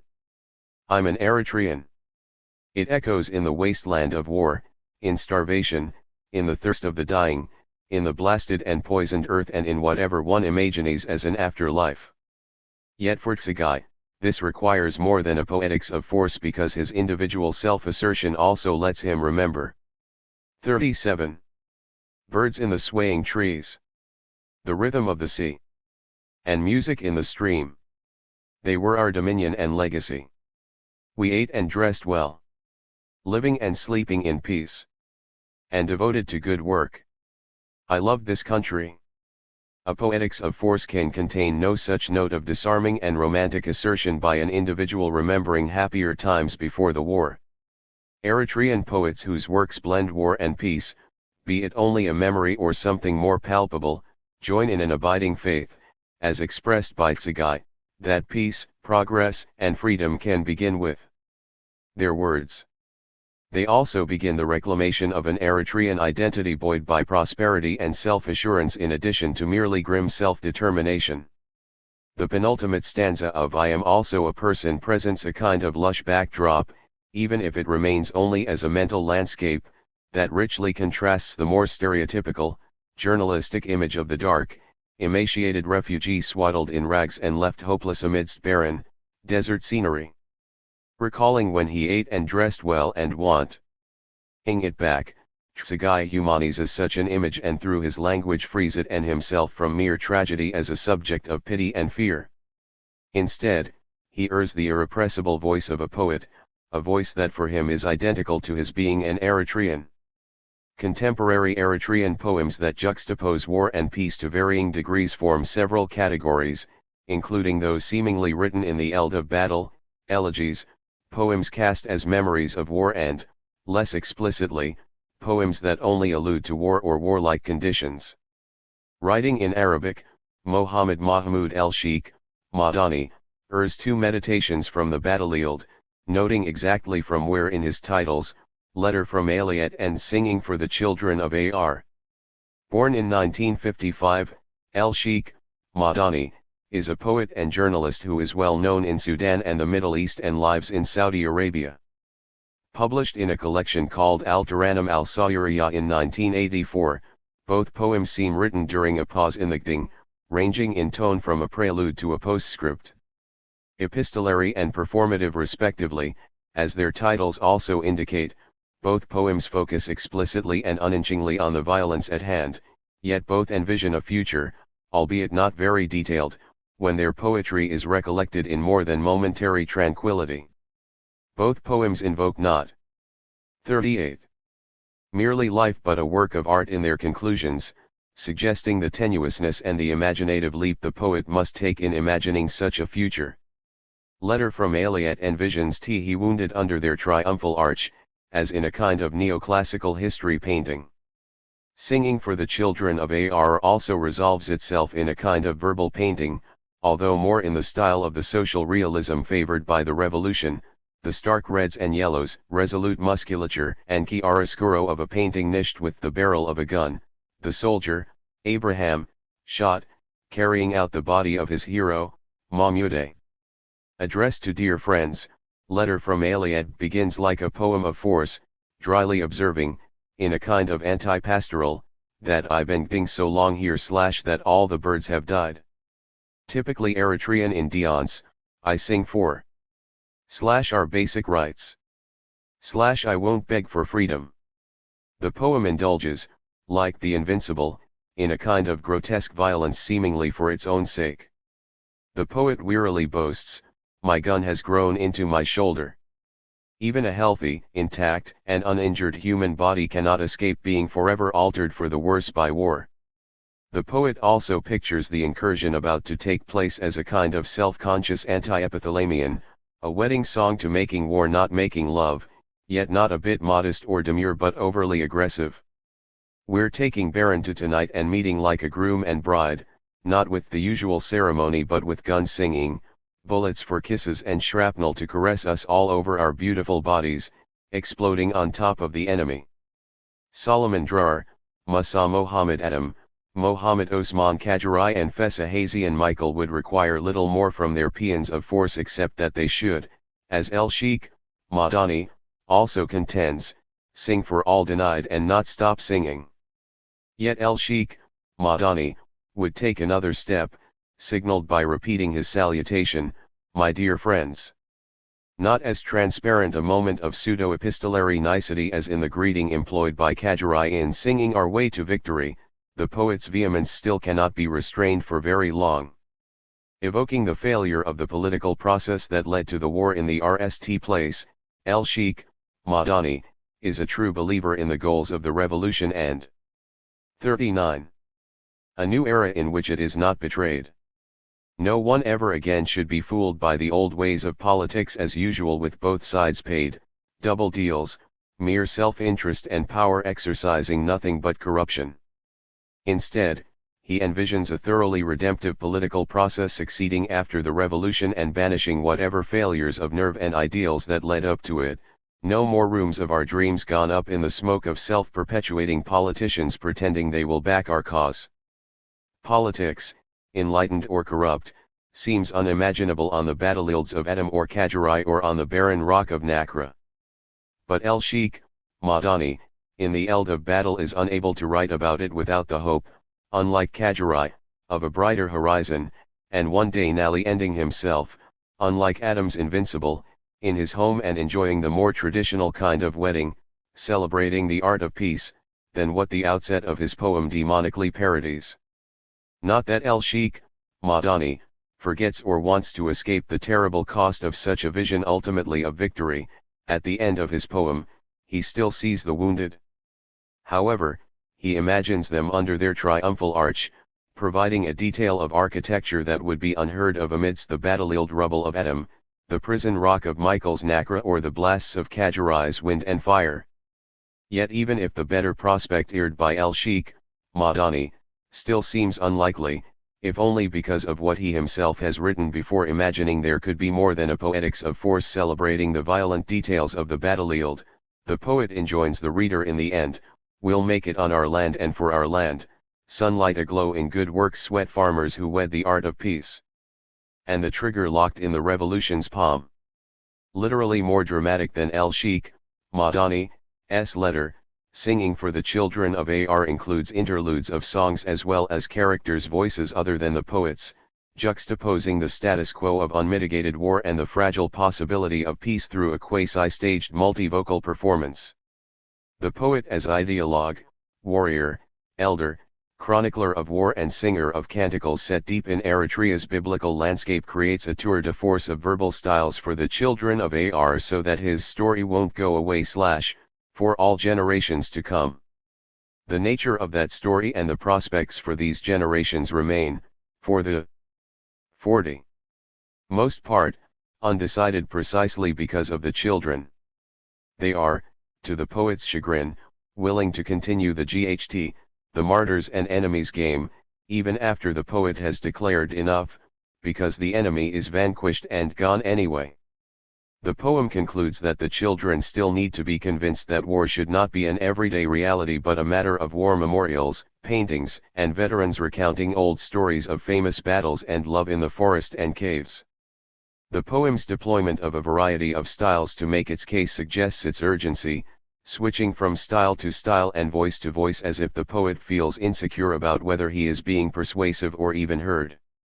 The poet also displays a stark anxiety that his declared audience is children and they do not seem to hear or understand, much less follow his message that life and death, war and peace must be a deliberate choice on their part. Published in 1984, the poem's injunction to Eritrea's children to be done with war once and for all still raises a question about whether it has been heard, understood or remembered, and further questions of by whom and how they have responded. Moreover, decades after the poem's composition, Eritrea's children must still grapple with the prospect of war, with the children Elshi, Madani, addressed, or their real-life counterparts, armed and in the eld, confronted still by a hostile adversary. A new theater of war must echo the old poetics of force, Solomon Drar's chilling yet eerie refrain, who said Merhai is dead, cannot go away, at least not yet. The actual occasion of singing for the children of Ar seems to be a march, with the poet/soldier on the verge of the Nile battle that leads to the epic revelation of the birth of the Eritrean nation. The poet is singing for the children of Ar/ before we reach the sea. The poem's title also serves as its refrain, as if to keep time with the march itself. The poet sounds torn between singing for children, a relatively peaceful form of entertainment, and what must necessarily precede it, no more talk but action and war. Embodying this conflict, he needs peace enough to endure/death stalking Seti Henri. He feels songs of love and hate/bursting from his heart. Unable to resolve this conflict, and what poet honestly could under such conditions? He does what every good poet should. He expresses it, airing two songs that are intensely lyrical when compared with the marching song in which they are embedded.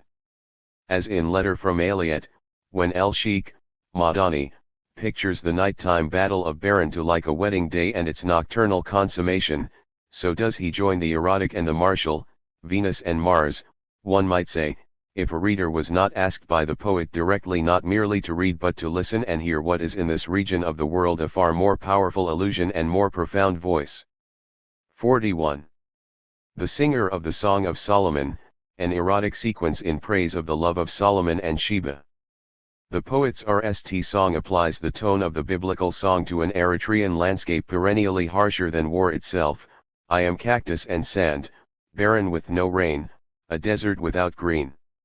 I am hunger eating your land, seizing your voice, and your only choice. To be a toy of death.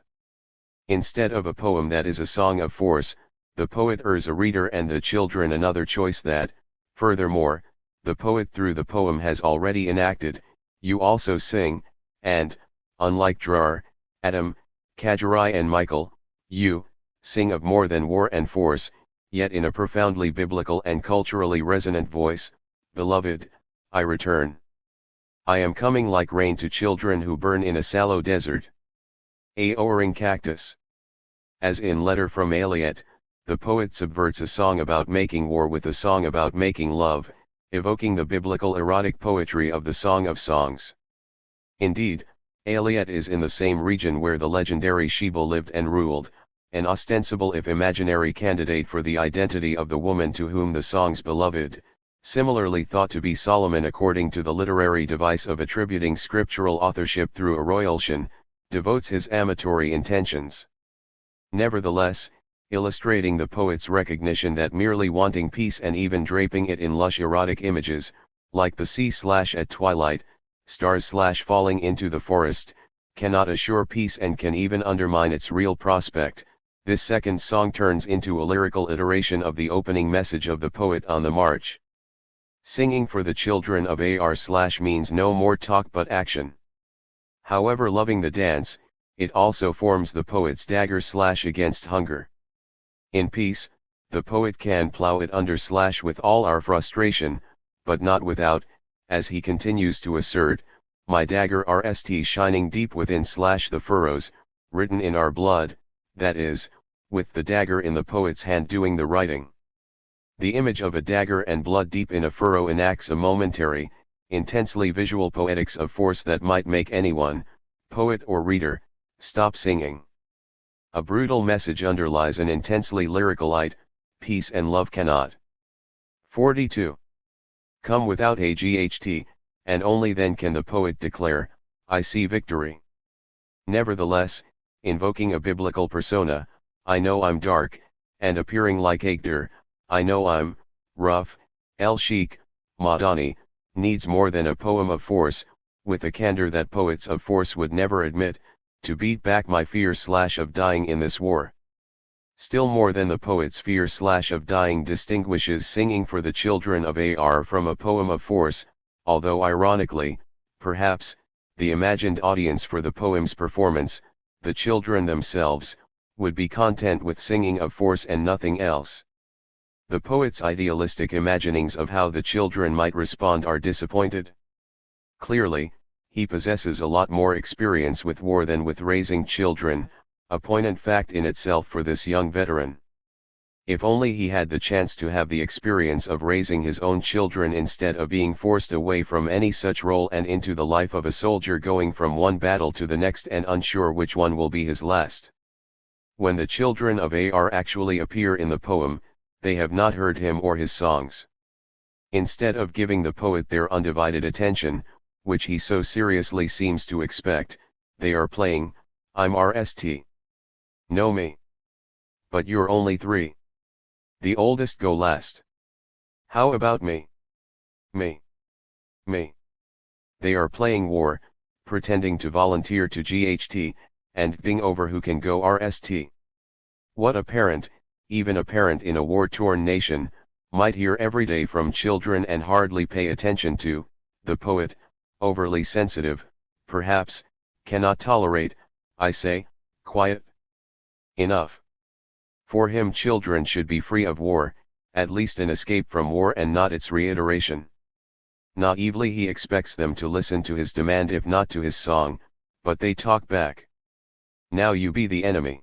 / let's GHT. The poet implies that his response, I can't be the enemy. / they're gone away, / and you will stay, falls on proverbial deaf ears, since the children are neither seen nor heard for the rest of the poem.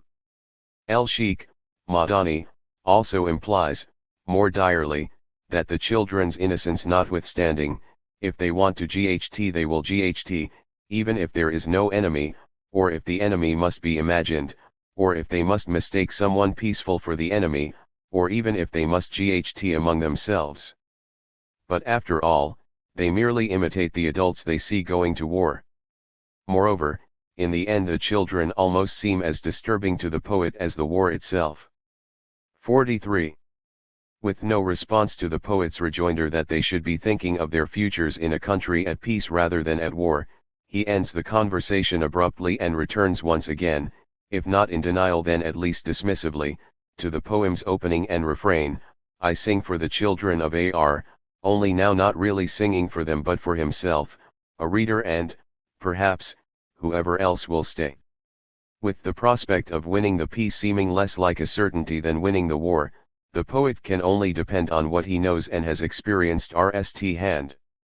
It is a stunning blend of art and life in which the confusion of the former with the latter ers a kind of solace, a kind of peace, that he cannot do without, even if he is unable to communicate its significance as he would like to children, a painting niche / with the barrel of a gun and a story of extraordinary military heroism that he hopes won't go away.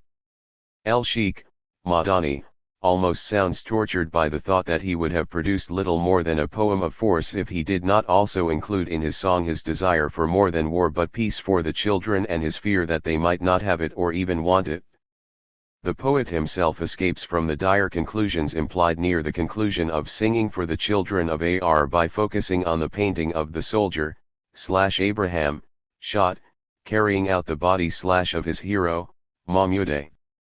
Moreover, Solomon Drars who said Murhai is dead, might also be said to conclude, escaping if only momentarily its Earth's demand for a spirit of perpetual warlike struggle even in times of relative peace, with a similarly tranquil image, envisioning Murhai / the lion slayer still harvesting the elds of gold. Nevertheless, for Drar, the poet of force, such an image is a kind injunction to remain Urs and warlike, while for El Sheikh, Madani, the image is one of consolation. Still, both poets can be said to end their greatest solace in an elegiac and heroic image, although similarly for both poets it is no more than a literary image, an image in a mere poem. Neither sees it as a lasting reality, at least not yet.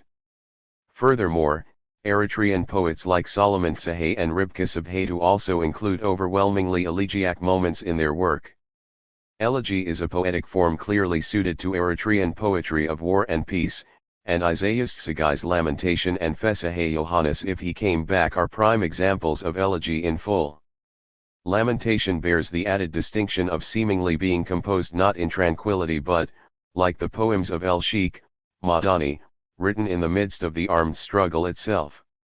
It is a dispatch from the front, although a commonplace among Eritrean poets talking about their work is the admission that they were not writers when they went to war and they learned how to write poetry in the breaks between Ding in the Eld. Like I Am Also a Person, Isaiah's Tsagai's lamentation begins in despair. 44. I'm feeling overwhelmed by death. If there is not life without it / better to have never been born. Also similar is the poem's reliance on self-dramatization. Absolutely desolate and heartbroken in the former, the poet survives by repeating the mantra, I am also a person. I'm an Eritrean. Not as alone as in the previous poem but still as a shell-shocked soldier who has lost a friend in battle, the poet in Lamentation lacks certainty even about his own identity. With no self-declarations of who he is even at a bare minimum, he is all questions and worse, why make any effort at all if death swallows everything? Why even ask the question if nothing answers but death, death with no chance of justice or freedom and death essential as water quenching everyone?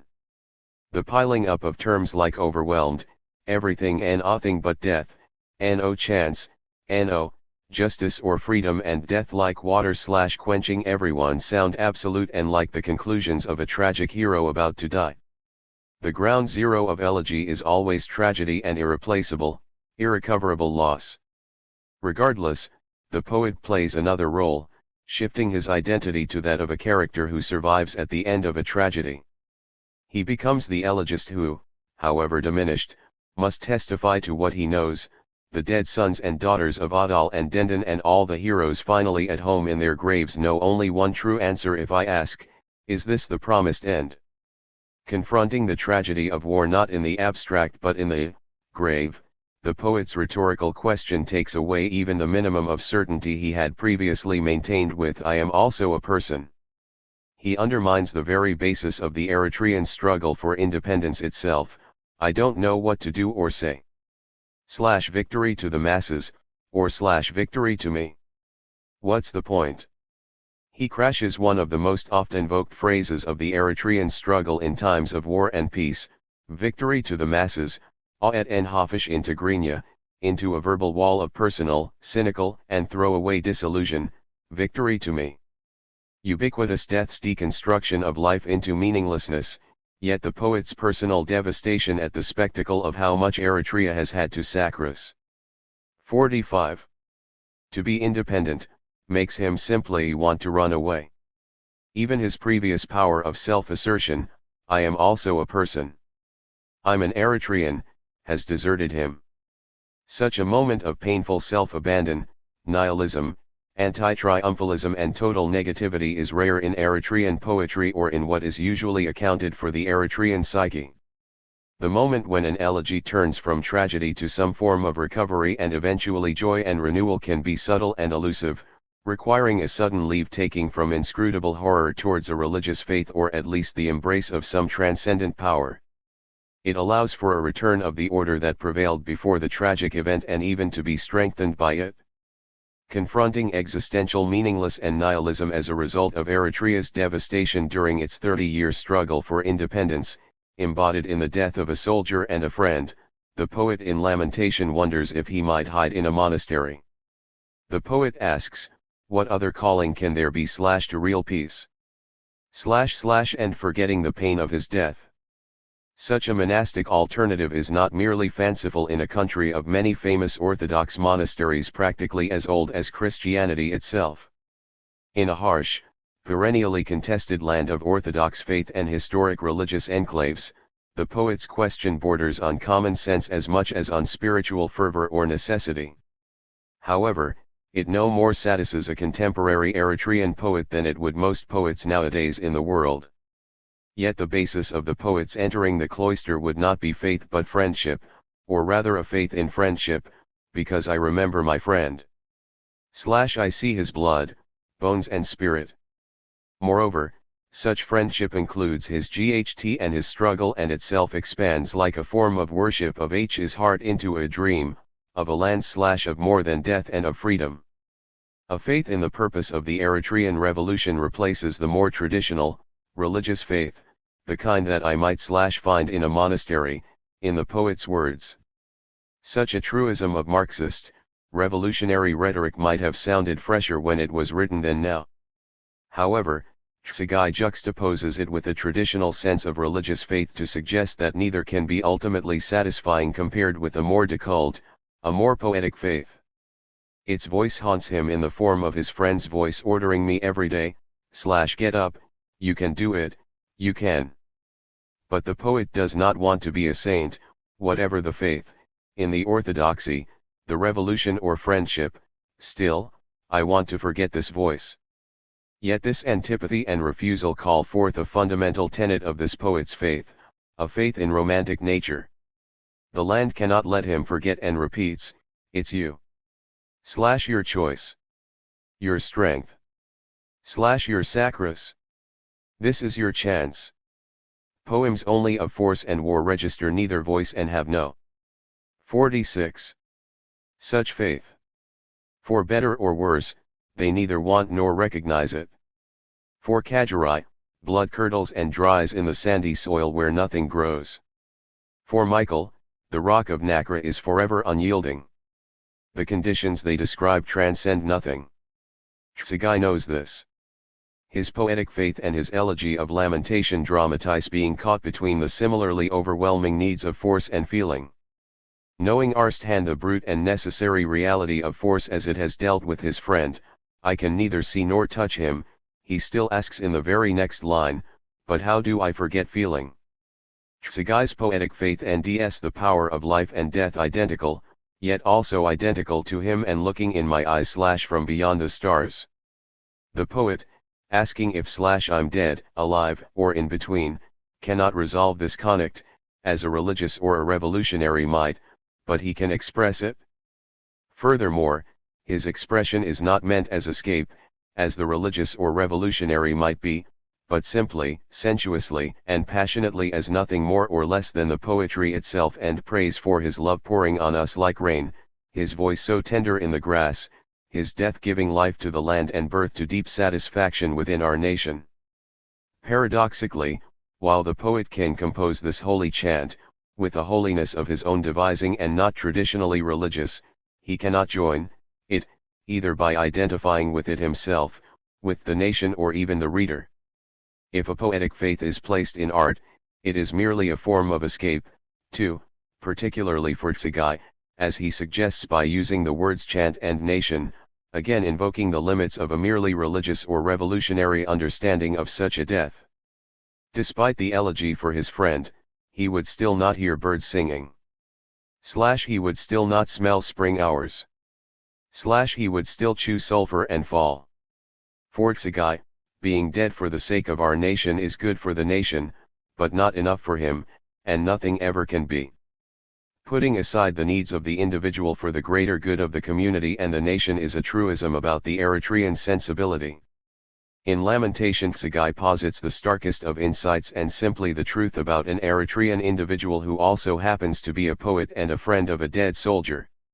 The greatest elegies suggest more than an ordinary passion in their authors, and Tsagai is no exception. His passion for his lost friend consumes him and transforms him totally. Questions of life or death, the state or the individual, the religious or the revolutionary no longer matter. Instead, the poet would return to his origins as a human being and as a poet. 47.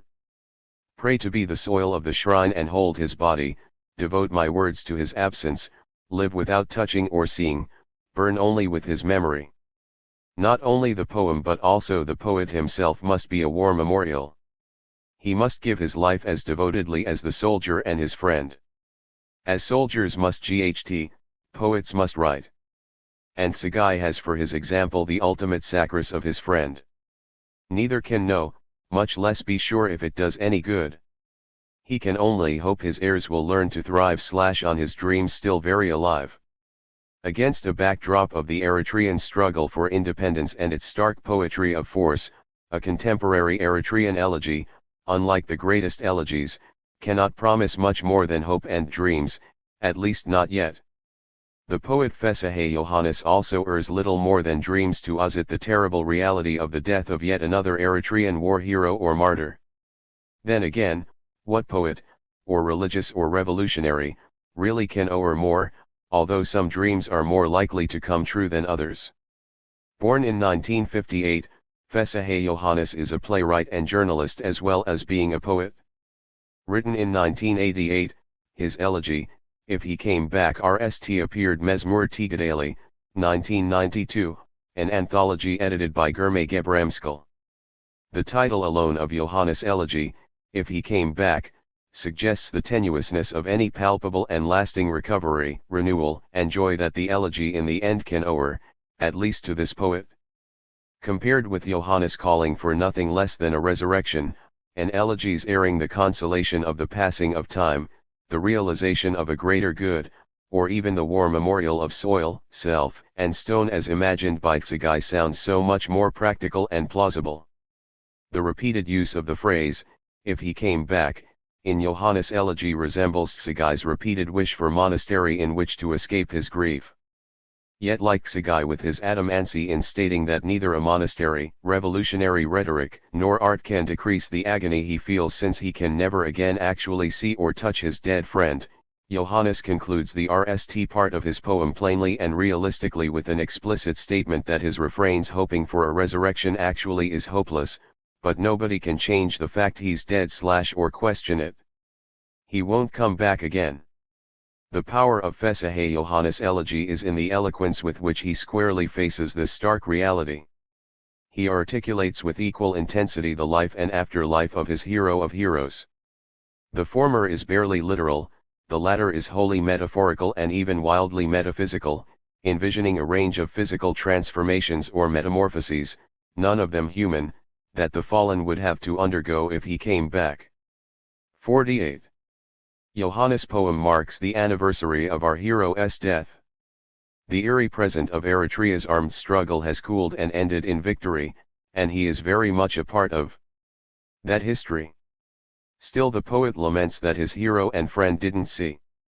As we do now that the haze and darkness burn away, revealing unobstructed and smooth highway where we stand. Reinforcing a truism that winning a war is sometimes easier than surviving in peace, the diurent occasions of Tsugai's and Yohannes' elegies, the former during the war, the latter just afterward, seem to eke their expressions of grief. Yohannes' desire for his hero's resurrection suggests that the prospect of a worthy tomb / for his remains, in the poet's words, may not be as satisfying as it would be for Tsugai. Yohannes wants to see beyond the tomb, but even in victory he cannot, if only because it reveals little of substance except the merely hopeful ever-expanding eld / and the solid ground of our country's cause, / where we stay rooted. If he came back actually unfolds in a brutal place / of too many heroes and martyrs, a sardonic, second refrain of the poem, amidst the remains of Eritrea's 30-year struggle for independence. Observing the anniversary of the fatal shot that ended our sons and struggle's brightest day yet still surviving a harsh land, the poet is more concerned with death and imagining his hero's resurrection than with Eritrea's victory. A little like Horatio hearing the dying Hamlet chide him for wanting to die like his friend, absent thee from felicity a while, / and in this harsh world draw they breath in pain, Johannes can only end his elegy feeling restrained from a similar kind of felicity, that is, death, kept from following him now. Instead, the poet can only follow his hero as he lived, not as he died, although the ultimate goal of such a survival strategy is death, too, that is, to go forever to his side. Surviving ultimately not to live but to die reinforces this elegy's repeated need to imagine its hero's repeated miraculous transformations through the power of a resurrection, yet, ironically perhaps, as anything but himself amidst the bleak reality and literal circumstances of a war-torn Eritrean present. The implication is that to come back as the hero really was, or even as a mere mortal, would only result in the same brutal fate. Nearly overwhelmed with Eritrea's ruin and grief, the poet reinforces this sense of ultimate fatality by airing an alternative that can only seem miraculous and surreal, seeing such a target, the null shot /w have disobeyed the trigger's order. Precisely such miraculous events as the only alternative to death and destruction are the poem's primary focus. 49. The miraculous transformations of the dead war hero in If He Came Back begin in the RST quatrain with his being imagined as a precious pearl to be protected from the roadside thieves.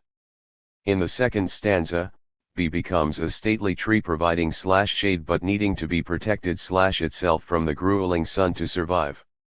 In both instances, the hero could not survive, unlike in the war, perhaps, without the poet's help, giving the pearl protection and the tree our purest water. Post-war Eritrea is so harsh and brutal that even someone who has come back from the dead is vulnerable and could die twice. The poet recalls in a series of hyperbolic declarations about his friend and hero that he rode the razor's edge for 20 years. His feet never touched the ground, only thorns. Every torch he passed burned with his hope. The statement's departure from literal reality only heightens the similarly fantastical quality of the poet's wishing that the null shot should have disobeyed the trigger's order. As an elegy, If He Came Back repeatedly becomes anti-literal, as if there is no expressive alternative to recalling a war hero's memory and name and proudly moving on because of them. Again resembling Isaiah's Tsagai, this time focusing on the literal grave itself, Johannes wants to make the soil we buried him within blessed and envied, sheltering our hero and bearing light that's sure to spread and reign throughout our land.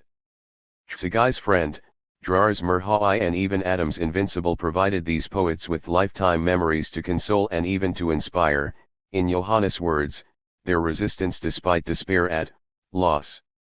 However, for Johannes neither the memory of his friend and hero's life, however extravagant its expression, nor a grave, be it a worthy tomb or rough stone, can seize.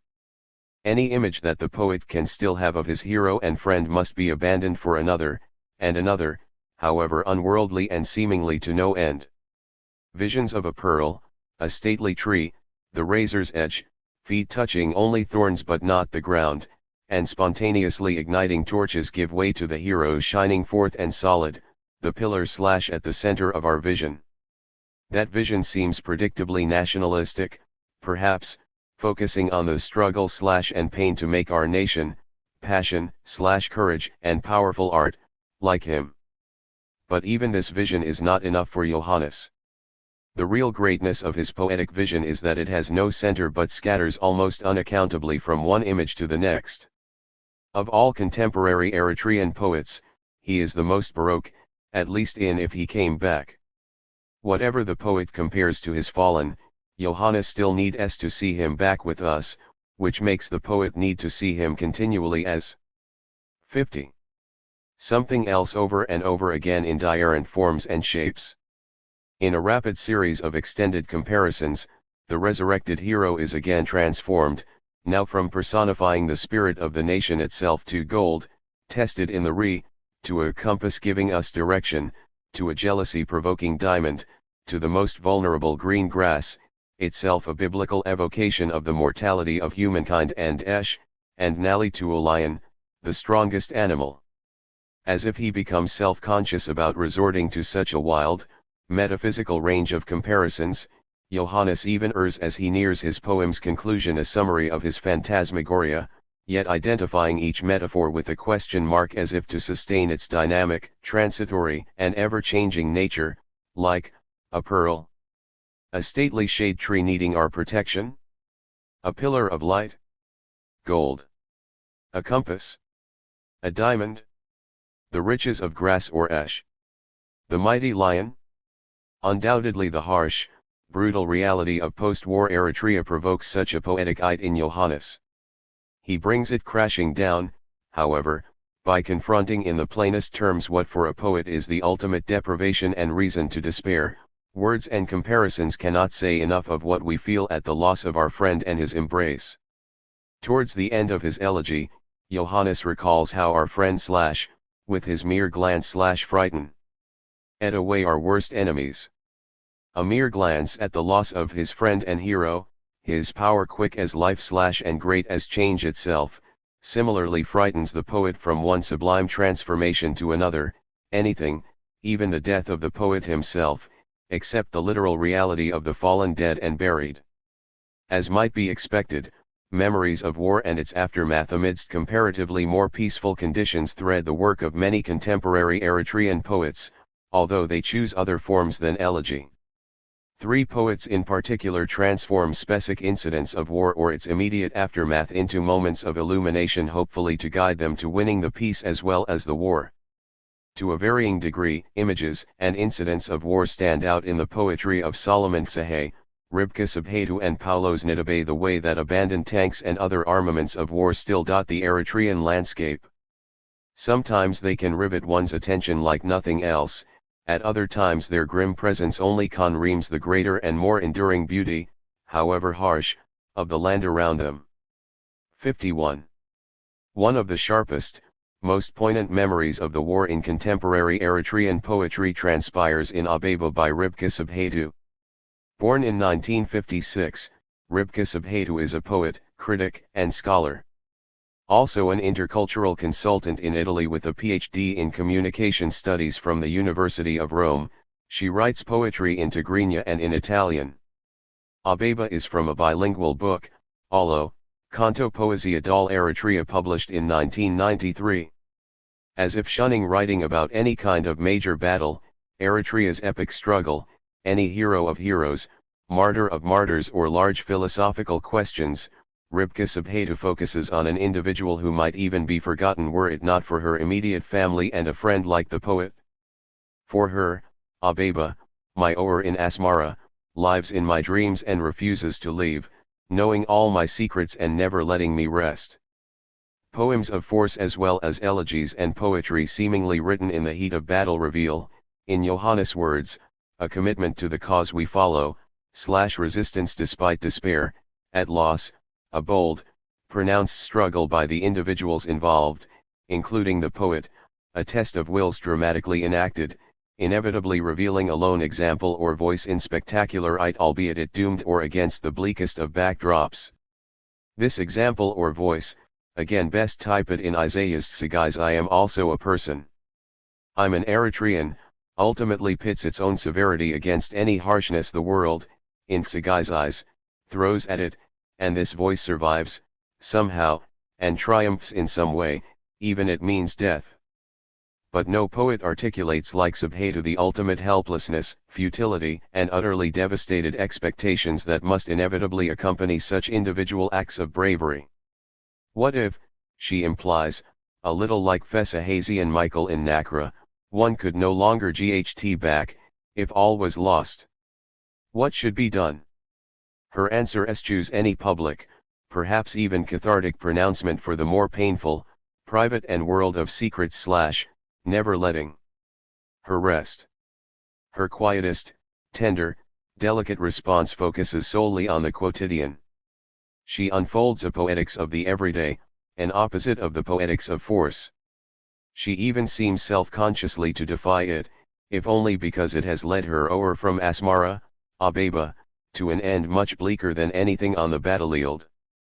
For Sabhatu, Abeba's greatness, even her heroism, lies not in any struggle but is more measured and subtle as her makeup and her nearly drawn eyes. She spoke like poetry. 52. Subhetu urges the feminine and the domestic as the greatest antidote to war. No mention of makeup, neatly drawn eyes and poetry itself appears in poets of war like Kajurai, not even in his Woman of Eritrea, Michael, Adam, and Drar, and it even seems inconceivable. Nevertheless, Subhetu shows yet another dimension of war. Abeba is an executed prisoner of war, and the poet is her witness, although it is to her private integrity and uniquely human beauty. Regardless of whether or not she does represent any superhuman act of valor demanding public recognition, Subhetu can only valorize the food her family sent to prison every day. The day her grave was dug, that night. The prison guard, the shot. Precisely such details as the food and the makeup allow for the shot to ring out more terribly and clearly than it might on any of her fellow poets' battlefields. Nevertheless, like Tsagai and Johannes, Subhetu makes her fallen into a kind of paradigm that her poetry itself would embody. Their respective war heroes spurt Tsagai and Johannes in the end to want to thrive and to stride, respectively. Subhetu's far quieter hero might have enjoined such action, but she never blossomed. In comparison, poets like Drar, Adam, Kajurai, El-Sheikh, Madani, Tsagai and Johannes are inspired by individuals and heroic actions that have blossomed. Recognizing a different, more subtle, even secretive yet sadder kind of hero, Subhetu engages a less traditional, less conventional, perhaps more occult subject, a war experience surely as universal, timeless, and significant as the heroism recorded by her fellow poets, yet not nearly as widely sung.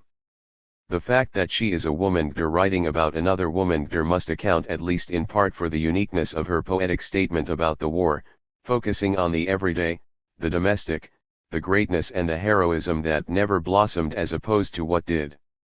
However, Subhetu clearly models her art, as do her fellow poets, on her subject.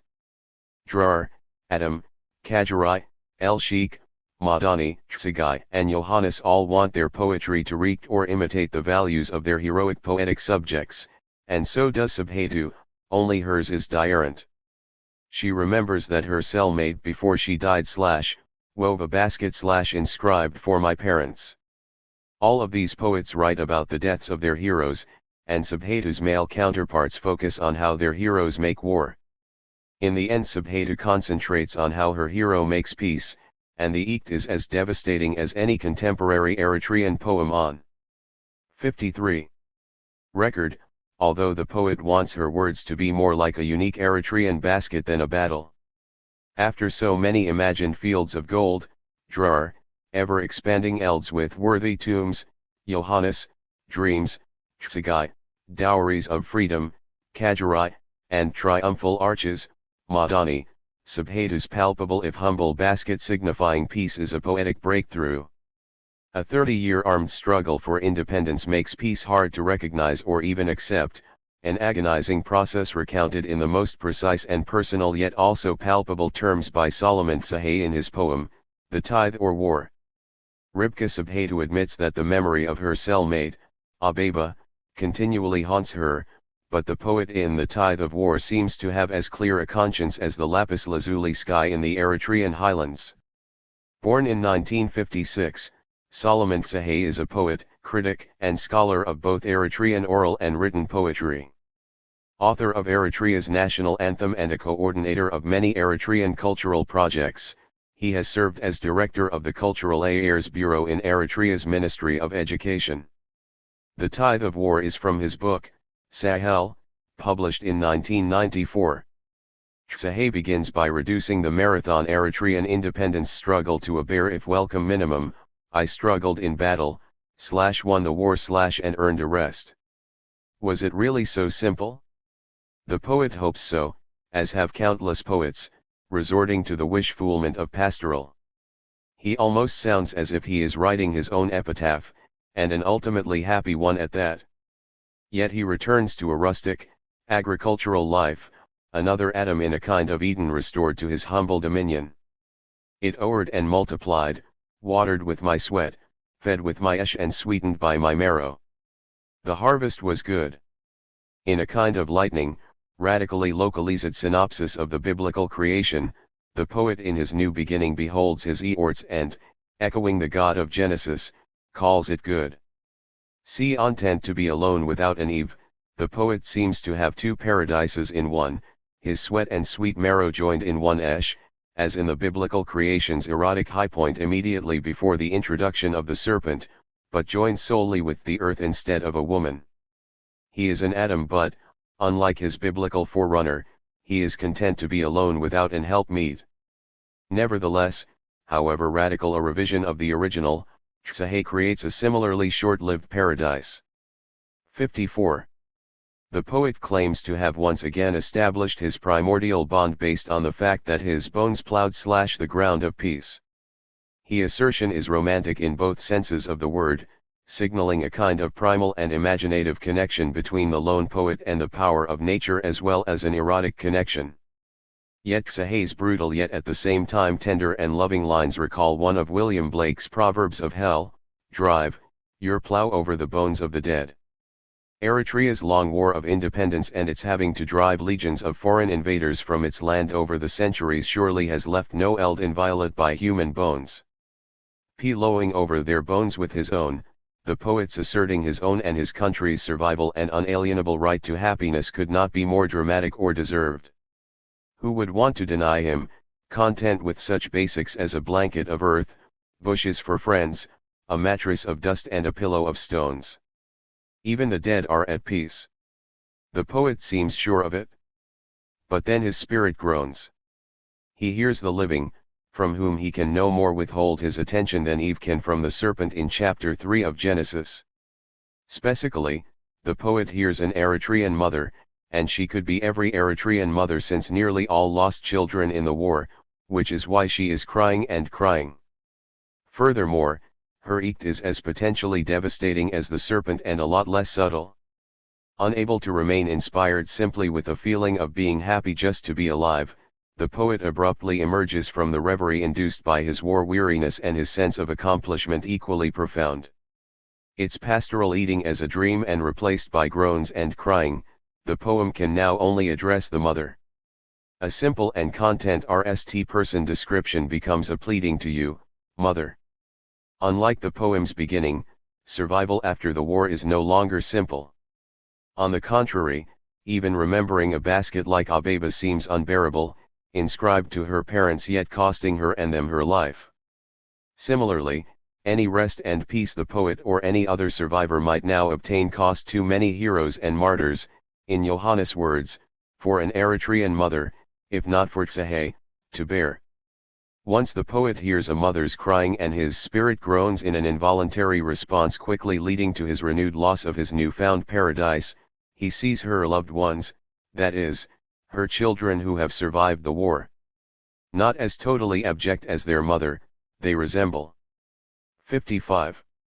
A little wheat remaining in the gleaned elds, or like a few raw seeds when there's nothing left to eat. If the bare minimum they represent reveals not much less than what the poet actually has in the poem's beginning, they still seem far from content, unlike the poet on the ground of peace. Directly addressing their mother, the poet contends that far worse for them and the poet than what little they can glean from the ruins of war is what they feel seeing you in pain. Seeing her, they think, should we have survived? Their guilt at being the few, the gleanings of nearly 2 generations of Eritreans, who have survived the war invites despair, compelling the poet to ask, in a frustrated voice bordering on a demand, how will they go on? The poet anguishes over why their survival should be questioned and why they should question themselves. Even more than Abeba's basket / inscribed for my parents, they should be clung to by their mother and not left wondering if they only add to her pain, or if they are worthy to live when so many others have died. Moreover, Tsahe's imagery is benevolent. Gleanings are good not bad. If they are to signify anyone's guilt, it is not to be attributed to those who gather the gleanings or who are compared to the gleanings themselves. On the contrary, they are an act of charity, even purposely left behind by those who claim the harvest as their own to assuage any guilt they may feel in having so much. However, in this case, the harvest belongs to an epitome of unfeeling, death. The gleanings or a few raw seeds are for the living, something at least, better than nothing, that the mother as well as the survivors might know, but what they cannot wholly admit or embrace. Therefore, the poet must help them, as best he can, and he resorts to evoking a tradition all can recognize and that is directly connected to the purposeful leaving a little wheat remaining / in the elds to be gleaned. The tithe of Tsahe's title refers to those who have died in Eritrea's war. Traditionally 1/10 of a person's income or wealth, Eritrea's tithe is far more in its casualties of war, yet Tsahe resorts to this time-honored mechanism to provide a clear if unemotional, at least at RST, analogy to justify Eritrea's ultimate sacrifice for independence. He also invokes, at least as a metaphor, the traditional authority of the Church, an institution in Eritrea that has weathered whatever invaders and wars the country has sweared through the centuries. Clearly and most concisely, the poet stresses both the giving and the receiving of the tithe, specifically how it begins and ends, who gives a tithe / and asks for it. 56. Back.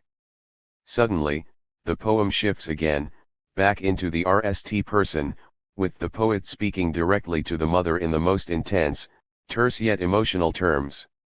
Mother, I paid it.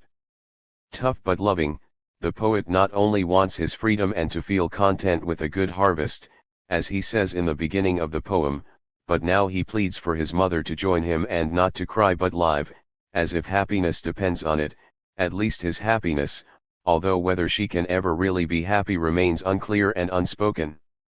The logic of Tsahe's analogy of the tithe borders on the inscrutable, calculated with cunning of almost a battlefield variety. The I paying the tithe metonymically represents not only the poet but also the Eritrean defense forces, alive or dead. Given in a sacred cause, and the sacredness of Eritrea's armed struggle for independence can barely be overstated for Eritreans, the tithe assures that the donor's salvation as well as the future life of the cause cannot be overcome by eternal death, which would, and in the end shall, at least existentially, take the tithe and the entire harvest. Only the tithe assures not yet.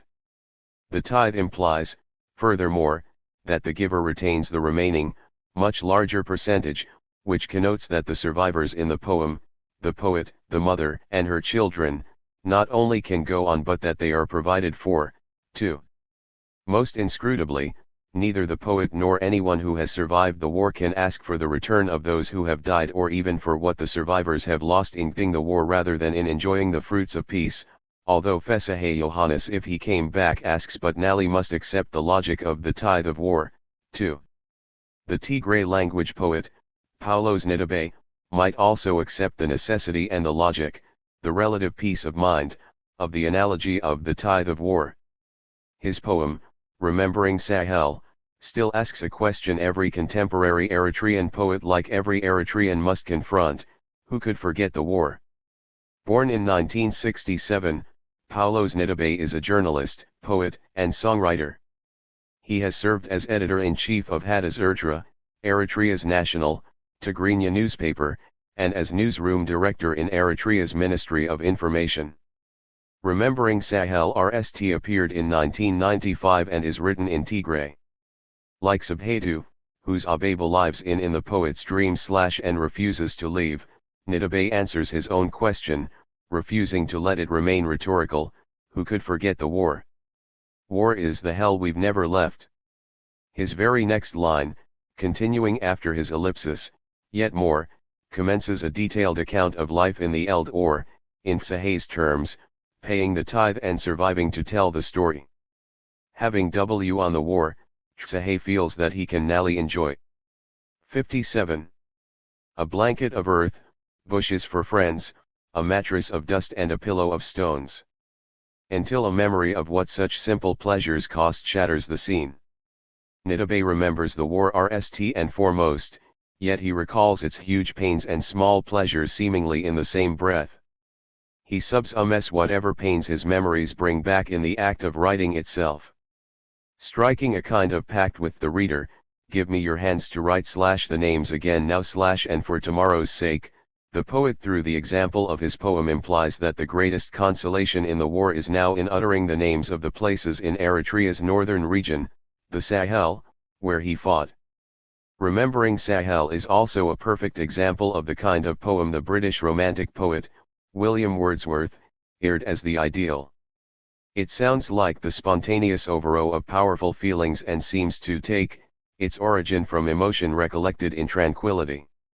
The poet remembers the places of Sahel, but by writing the poem about them he takes one more step and goes deeper into Sahel than ever before. Nidabe's not merely evoking but invoking his place names of war produces such an elevated state of mind that the poet imagines them speaking on their own and providing their own testimony. Rora Habab, Esray, Forts, say what you know. Marsagulbub, Marsatekle, harbors, testify to the brutality we swear to breathe freedom. Of course, they are silent, except for what the poet has them say or testify. Yet they speak the language of things, and remembering Sahel highlights how they stay in the poet's memory, informing his life, his language and his art, positive, forgiving and faithful to the places, revealing who we are. For Nidabe, to recall the war, particularly in various places in Sahel, provides him with a Genesis-like power to create, or at least to recreate, the world through language, yet also to perform the same with his own existence and identity. Invoking the place names of Sahel and what he sees there makes 58. Him quite simply remember to be, but he also claims, more dramatically at the end of the poem, they showed us destiny. A literal and historical memory of Sahel is not only at the core of Nidabe and his fellow Gders, but it must be similarly illuminated for the entire Eritrean nation if it is to survive the war into the future. Nidabe's poem can be split in half, the RST part stressing more of the conics of Sahel and the second the consolations, with the breaking point marked by the poets asking the forts and harbors to testify as if he and even the reader need not only the poem but, a little like the soldiers when they were actually gding the war, the intervention or incidental pleasures of the Sahel itself. For Nidabe, Eritrea's victory is more than rooted in the Sahel, as history shows. So is Eritrea's future, since the same Sahel also protects Eritrea's children. Victory depends on its places being perceived as marching to the same tune as the Gders of the Eritrean People's Liberation Front. A chorus joined our war, Ijit, Qatar, Dendon, Ashorm, Dix, Kokan, rough song in a rough land where lions also lived. But it delivered. Tihi war may be hell, but the places of Sahel make it habitable, providing the land itself with a kind of heroic stature like the hero in The Invincible. The lines, rough song in a rough land / where lions also lived, ring with an indomitable stature, grittiness and strength. The poet recalls the battles where we fell, / the awful sun, our wounds / glistening like jewels and being always barefoot where there were always thorns making him refuse / to go on, until the Sahel beckons him one more step, deeper. It is the ultimate and inscrutable instruction on how to march, simply to take one more step, nothing more, nothing less. In the war this step meant survival, but recalling it triggers the composition of the poem itself, since the phrase, one more step, deeper / into Sahel, directly leads the poet to ask, remember. What saves the Gders' actual life in the Sahel produces the gurative life of the poem, Bakwas, Elababu, Itaro, places still bright as the tears in our eyes recalling how good and welcome we felt there. 59.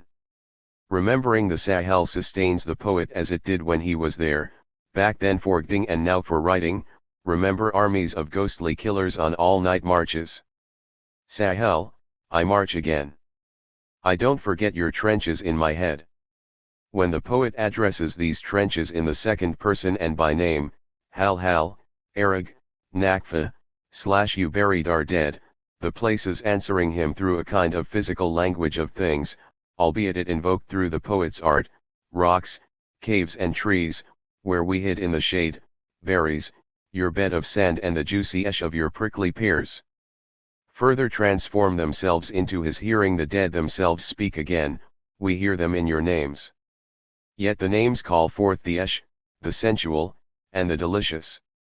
Ironically in a poem beginning with the challenging question, who could forget the war, a synthesis of place names and natural beauty, provide a feeling of redemption, an encompassing sense of benevolence and eternal eros. Arw, Shigla, Kisra, we lived under your care and still see your herds grazing with ostrich and gazelle in the wild pastures. Imhamim, Zara Kabruayat, we felt secure, young and brave in your arms, fed on your love. The harsh question that opens the poem remains: who could forget the war? Opening a poem that stresses the physical, albeit deculed, beauty of the Sahel, such a question bleeds into what may be an even greater theme, et in Arcadia ego. The Latin phrase translates, I am in Arcadia, too, with Arcadia signifying 60. A kind of imagined, rural, perfectly rustic if naturally elegant paradise. Spoken by a personate gur of death or inscribed on a tomb amidst a scene of pastoral beauty, the phrase also functions as a memento mori, a reminder that mortality is everywhere and inevitable, human or natural beauty notwithstanding. The idealization of nature as a response to the pain of irrecoverable loss and death is a poetic convention. Pastoral elegy is a poetic form to commemorate someone in particular in this way. Lamentation, if he came back and who said Murhai is dead, all employ varying elements and degrees of pastoral elegy. Nonetheless, Nidabé immediately qualies his vision of a redemptive and restorative natural world of Sahel with his starkest memory of all, how we chose to bury our friends with no ceremony and no shroud. From the beginning of Genesis, a kind of poetic rule has been that the greater and more ideal the natural world, the greater the poet's sense of loss and death, as both conditions, beauty and death, or some would say love and death, feed each other. In this respect, Nidabé's experience and memory of the intense pain and swearing of the Eritrean armed struggle which took place in the Sahel can account for his ultimate poetic testimony to the region's beauty, to write the names again. The supreme irony of remembering Sahel is that, although the occasion of the poem is the war that was fought there and the widespread death that resulted, the poet nds it beautiful and through the artists of his verse all but timeless. Nidabé's conclusion about the places in the Sahel, that sustain him during the war and inspire him to this day to believe they showed us destiny, looks backwards and forwards in both his nation's and his personal history. Although his poem claims that he has never left, clearly he has, as a hard-working and successful journalist and editor in contemporary Asmara. Moreover, his experience of Sahel functions, in the famous phrase from St. Paul in chapter 13 in his RST letter to the Corinthians, as a kind of glass through which he sees the world darkly, that is, imperfectly and through its unredeemable pain and swearing on both an individual and social level. More generally, the war itself functions similarly for most Eritrean poets, albeit it to varying degrees, with poets who focus on war and little else writing about it most darkly perhaps, and poets who juxtapose moments of war and peace letting in a little more light to their work. Yet even Eritrean poets whose work does not explicitly describe or engage the war can still, like poets anywhere, see darkly.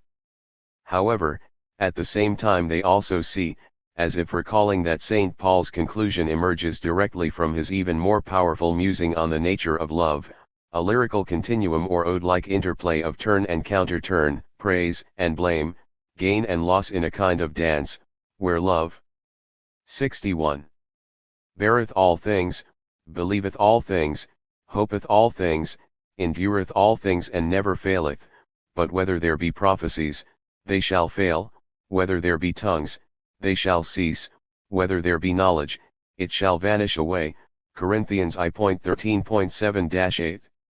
With the war as a kind of starting point or inescapable given for contemporary Eritrean poets, they can be measured by how far they can or cannot get away from it, although without any implication that such a distance or lack thereof determines the degree of literary accomplishment or anything except the clear differences among them.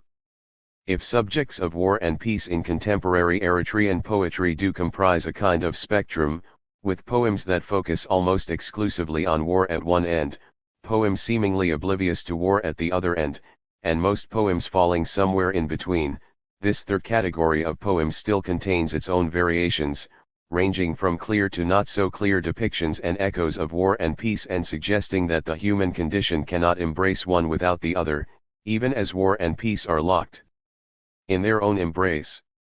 Yet as writing of war and peace that seems to embrace both conditions more closely than poetry seemingly written in or close to the eld and heat of battle, elegies as well as poems cast as memories of war seek either to contrast or to decrease the degree of its explicitness while maintaining that the great ache of the human heart is precisely its lack of peace.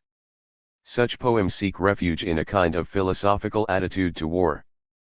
Poets who exemplify such an attitude, although again to varying degrees, include Gurme Gebremskal in Tigrinya, and in Arabic Ahmed Mohammed Saad and Ahmed Omer Sheikh, whose work still portrays the military conflict.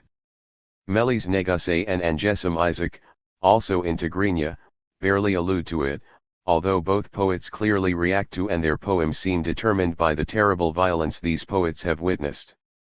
Fortuna Gebreghi Orgis, who also writes in Tigrinya, internalizes the war, conating it with her inner being and ending the two so closely connected that war, quite literally, becomes her shadow. Born in 1948, Gurme Gebremskal is a writer and critic.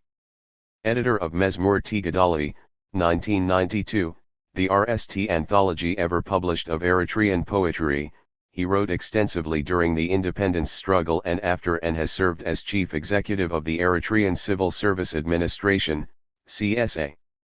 A Candle for the Darkness RST appeared in 1988 and is from the same anthology.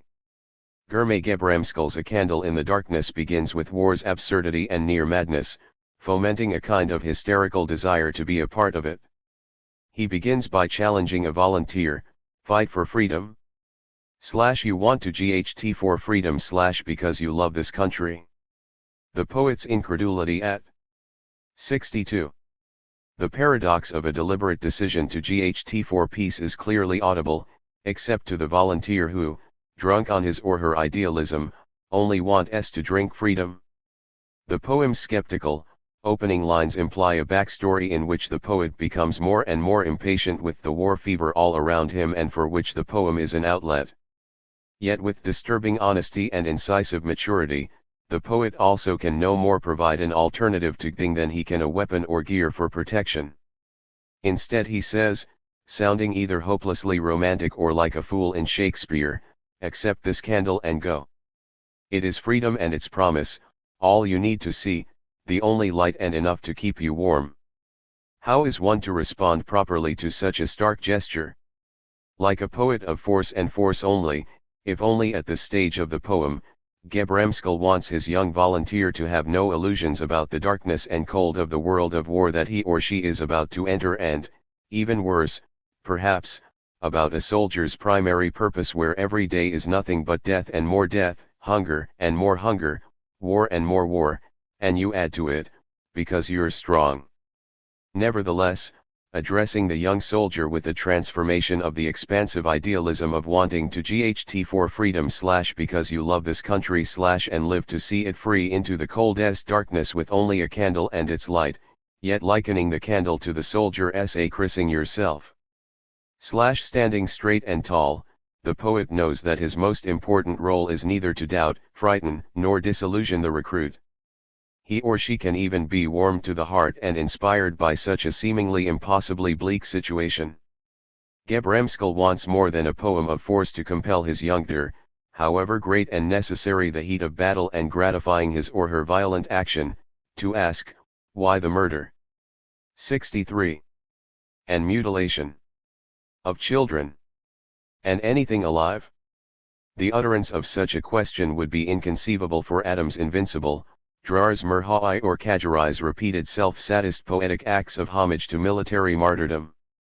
But Gebremskal, like Mohammed Mahmud el-Sheikh, Madani, at the beginning of his letter from Aliat, returns to the paradox of Ding for peace because otherwise he can only imagine, a world with no birdsong and no fragrant hours to attract the bees. A similar thought immediately provoked el-Sheikh, Madani, to get on with the Battle of Barantu, but Gebremskal's poem wants none of it and not a moment more of being haunted by devils and death in the shadows, even scaring the angels. Contrary to the individual heroism that a soldier or a poet bent on war and nothing but, albeit necessary and noble, would recognize in a candle in the darkness, this small light in Gebremskel begins to swell into an astonishing vision of peace, powerfully particularized and not at all as vague and idealistic as what the volunteer imagines at the beginning of the poem. Instead of the candle showing the poet how to GHT and maybe survive, it reveals days when the horror will end and when the bees will dance about the blossom with their honey. Gebremskel envisions a kind of natural paradise of peace. It is also prophetic and supernatural, echoing the beginning of the Gospel of John, as Eritrea's future like a candle comes out of the darkness and lights up the horizon brimming with people. Reminiscent of the divine light out of the darkness symbolizing the birth of Christ, yet also, as already noted, anticipating the candlelight procession of Eritreans commemorating on Martyrs' Day every June 20 those who died in the war. Most astonishing, perhaps, Gebremskel's candle illuminates an 64.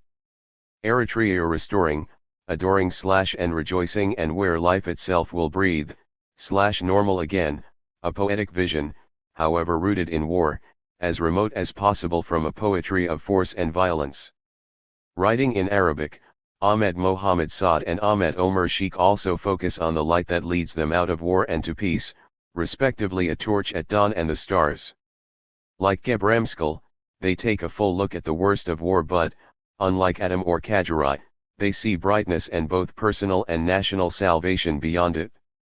Born in 1945 and recognized as the RST serious Eritrean poet in Arabic, Ahmed Mohammed Saad worked in Libya after finishing a degree in agricultural engineering at Cairo University and before he died in a car accident in 1978.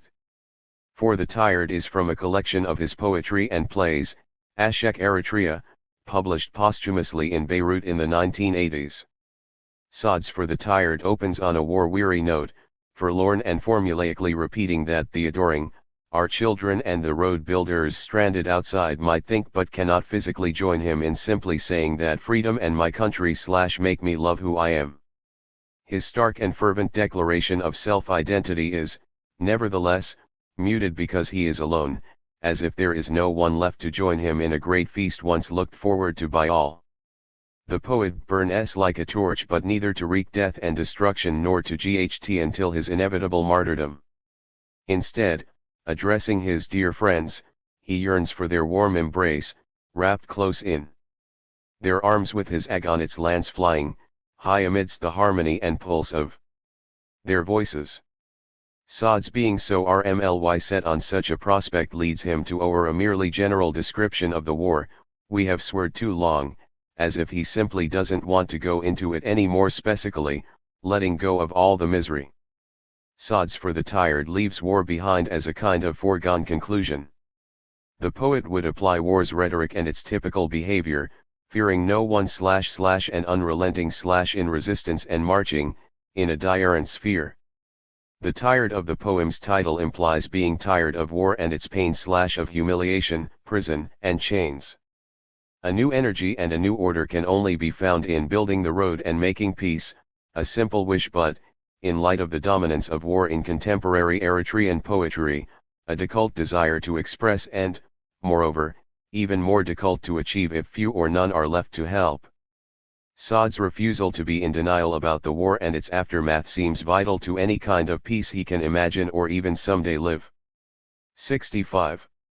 A more ambitious, challenging poem, Ahmed Omar Sheik's A Song from the Coast expresses a similar faith in peace as the null outcome, although it is nowhere in sight and merely, as in St. Paul's famous definition of the virtue of faith, the substance of things hoped for, the evidence of things not seen, Hebrews 11:1, and to be severely tested at that.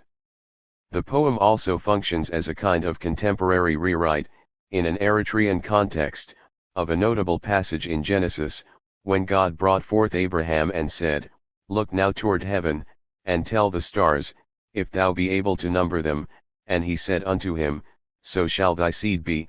15.5. Born in 1966, Ahmed Omar Sheikh is a poet, novelist, and journalist. With a degree in economics and public administration from King Abdulaziz University, Saudi Arabia, he has worked in the Arabic section of Eritrean radio and television since 1992.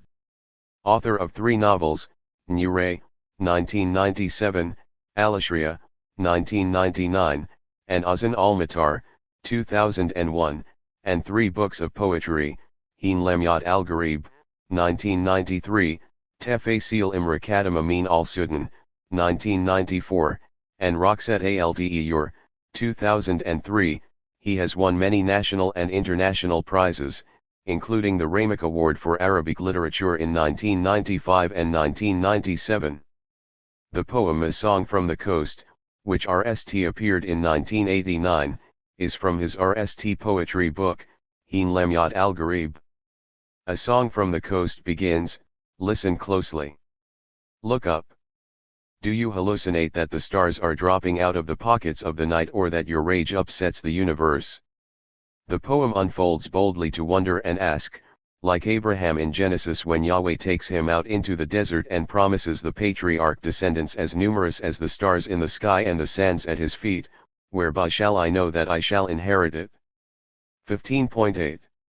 Imagining and dreaming that someday he will live in a free Eritrea, the poet equates its current insubstantiality and his own mortality, thinning like clouds, we age and die, as denitive. Nevertheless, with the voice of the Almighty notably absent, only the act of poetry lets Sheikh see more, providing the poet with a kind of mystical apprehension again like Abraham's, only more visceral, beyond the threshold contained in stanzas of a poem so bold. 66. It reels hearing the hum of the gleaming stars coursing in its blood. Bold, romantic, and metaphysical, Sheikha's intimations of Eritrea vanish as quickly as they appear. The poem radically, almost manically shifts back and forth between faith and skepticism.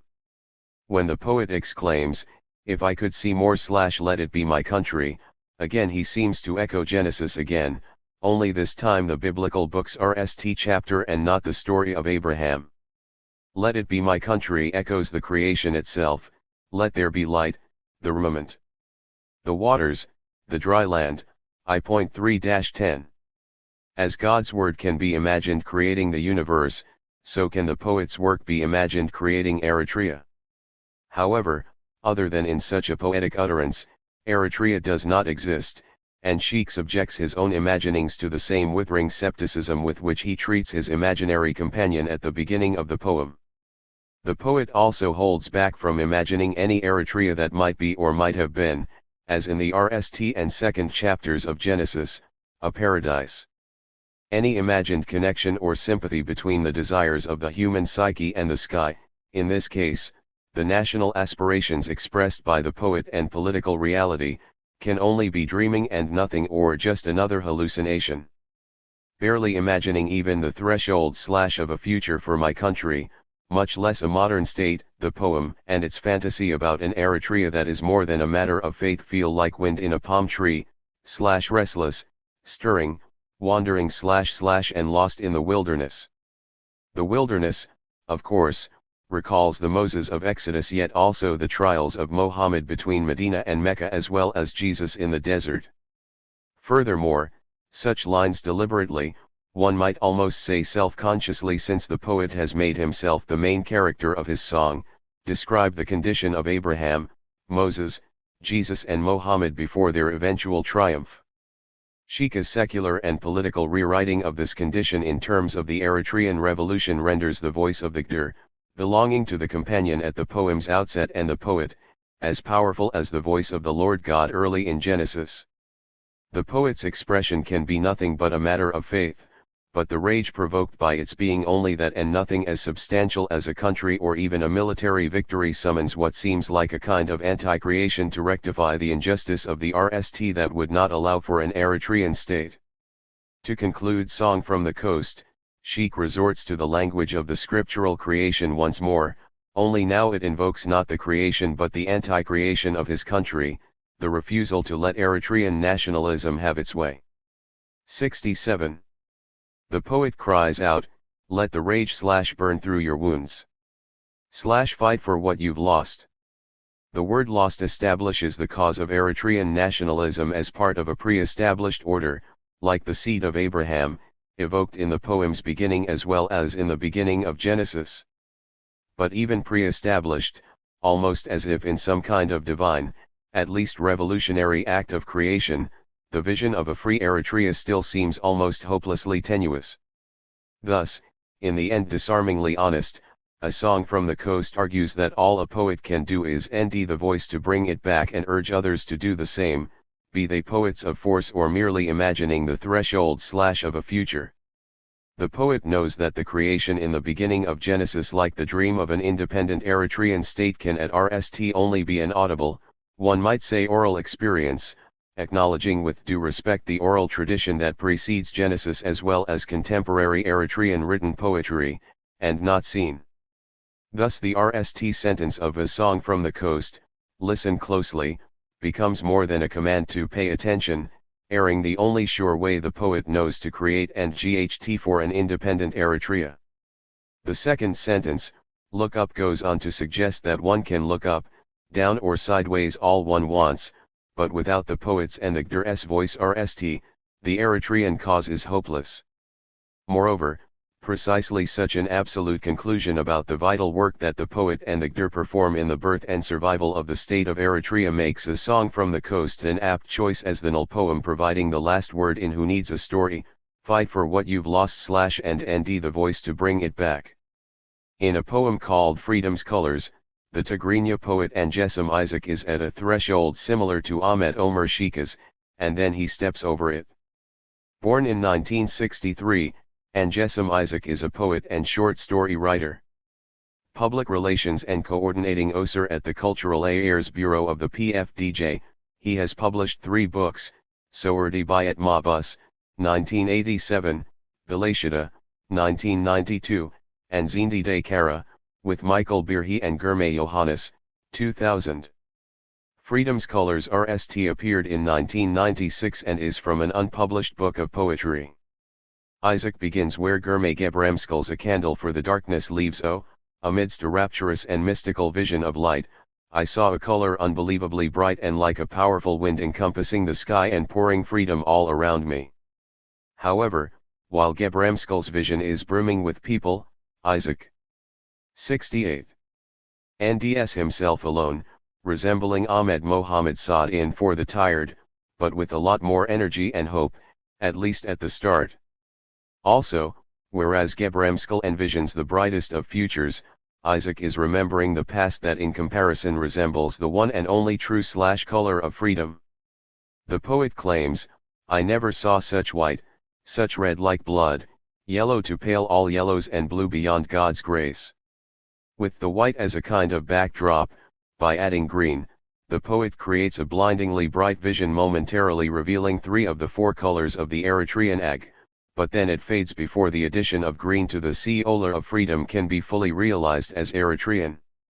Unequivocally observing that freedom shines less now, the poet sees trouble in paradise and even fears it may be lost or, as Ahmet Omer Sheikh worries in A Song from the Coast, just another hallucination. Isaac's vision of the past gives way to a present in which the colors run into each other and he can't see one color alone. The romantic poet Gdr, caught up in a communal vision of struggle and victory in Eritrea's struggle for independence, crosses the threshold of Eritrea's birth as a nation not in the future but in the present, the threshold in which he becomes a private citizen. Indeed, all poets who meditate on the realities of war and peace, and neither one exclusively nor too idealistically, must cross or at least face a similar threshold. Freedom's Colors stands as one of Eritrea's greatest post-war poems for its personal and powerful expression of doubt, self-doubt on the part of the poet as well as doubt in what the Eritrean victory has accomplished. Never could I have imagined, the poet admits with disarming honesty, my vision ending like this, blacker than a crow's eye. Past and present, expansive brightness and fearfully conned and concentrated darkness turn and counter-turn, manically reversing one another yet again leaving the poet alone with his own vision. At this point, ironically with the Eritrean struggle having ended in victory, Isaac might even be imagined as repeating the self-admonition of Isaiah's Tsagai in his poem that similarly counterpoints a happy past and a very sad, sadder than Isaac's, present. Clenching my teeth, I had to tell myself. I am also a person. I'm an Eritrean. For Isaac, however, bravery in a new, post-war political light can be realized precisely through doubt and an honest questioning of self and country, a kind of luxury that war and the battlefield could not afford or, perhaps, inspire. Such a stance also calls into question the viability or 69. Usefulness of the individual romantic poet caught up in astonishing visionary moments and translated into rapturous language about the brightest of futures. Nevertheless, Isaac now sees the poet in the Eritrean present speaking to the people not from the privileged vantage point of nationalistic profit but as no more nor less than any of them in his concern to survive. Shedding the role he has at the beginning of the poem, the poet becomes more content in addressing the frustrated and humbling realities of the present rather than the wild and heroic expectations of the past. Wondering why his vision of Eritrea changes, he becomes more honest than ever, answering I don't know why. Not knowing rather than knowing inspires him to go on, confronting the riddle rather than pretending to know the answer, whether my vision has changed / or if I have become smarter, / again I don't know. At this point, the reader knows what the poet implies, his new way to see, to know, to experience freedom is smarter than the way he thought before. Freedom becomes real and everyday instead of idealized and imaginary, not mere romance or infatuation but tried and, therefore, true love. No longer seeing freedom in one color only, the visionary poet matures into a truer poet of the people than he was before. He must reap what he sees among them rather than only what he dreams. He openly admits, as if adopting John Keats's formulation about the creature that as a poet he feels himself most like, I roll my eyes like a chameleon, / becoming whatever I see. Keats wrote, what shocks the virtuous philosopher, delights the chameleon poet. It does no harm from its relish of the dark side of things any more than from its taste for the bright one, because they both end in speculation.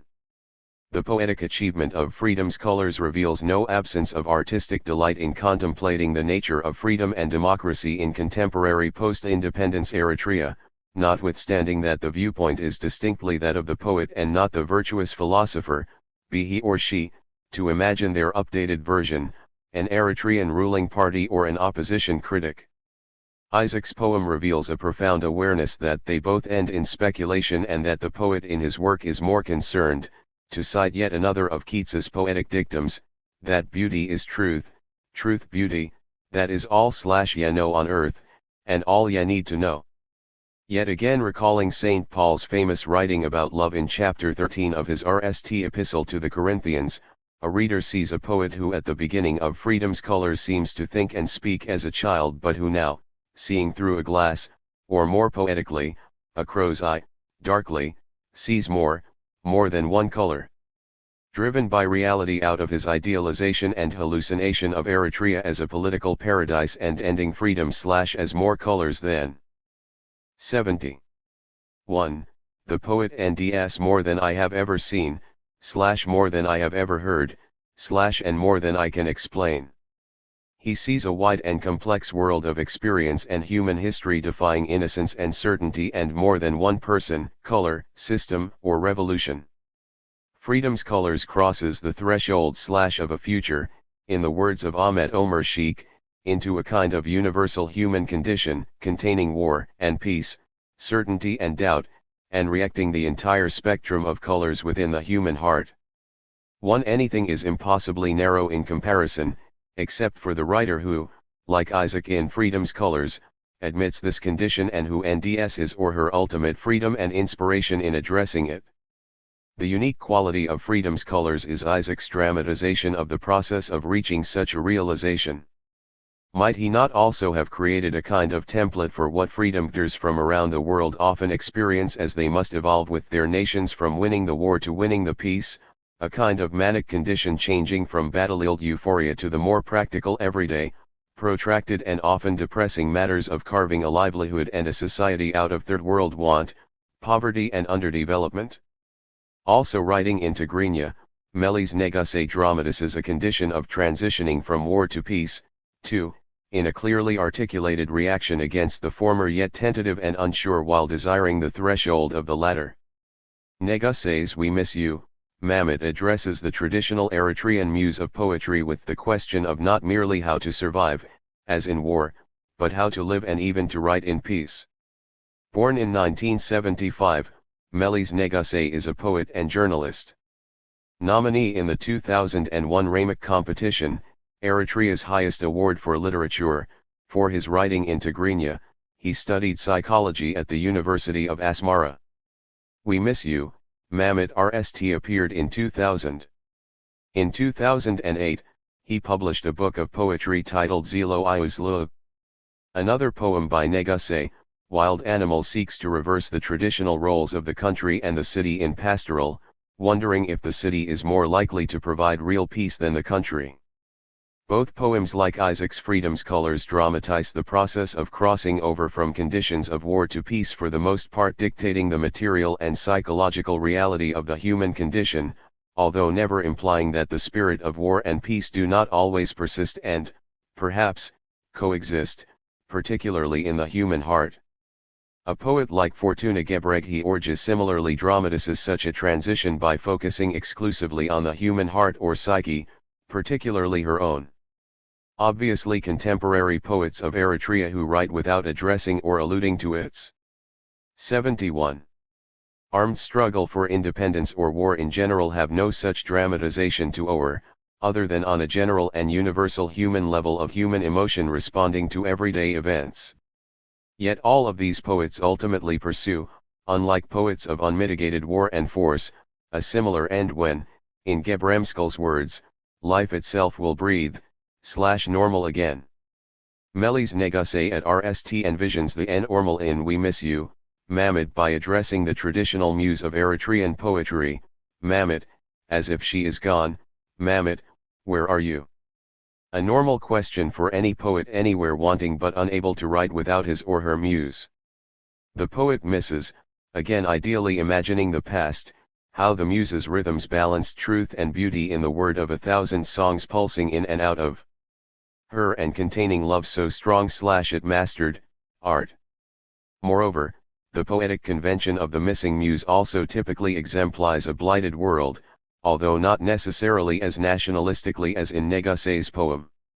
For Negase, invoking the memory and the name of Mamit functions a little like Sagai's mantra for survival: I am also a person.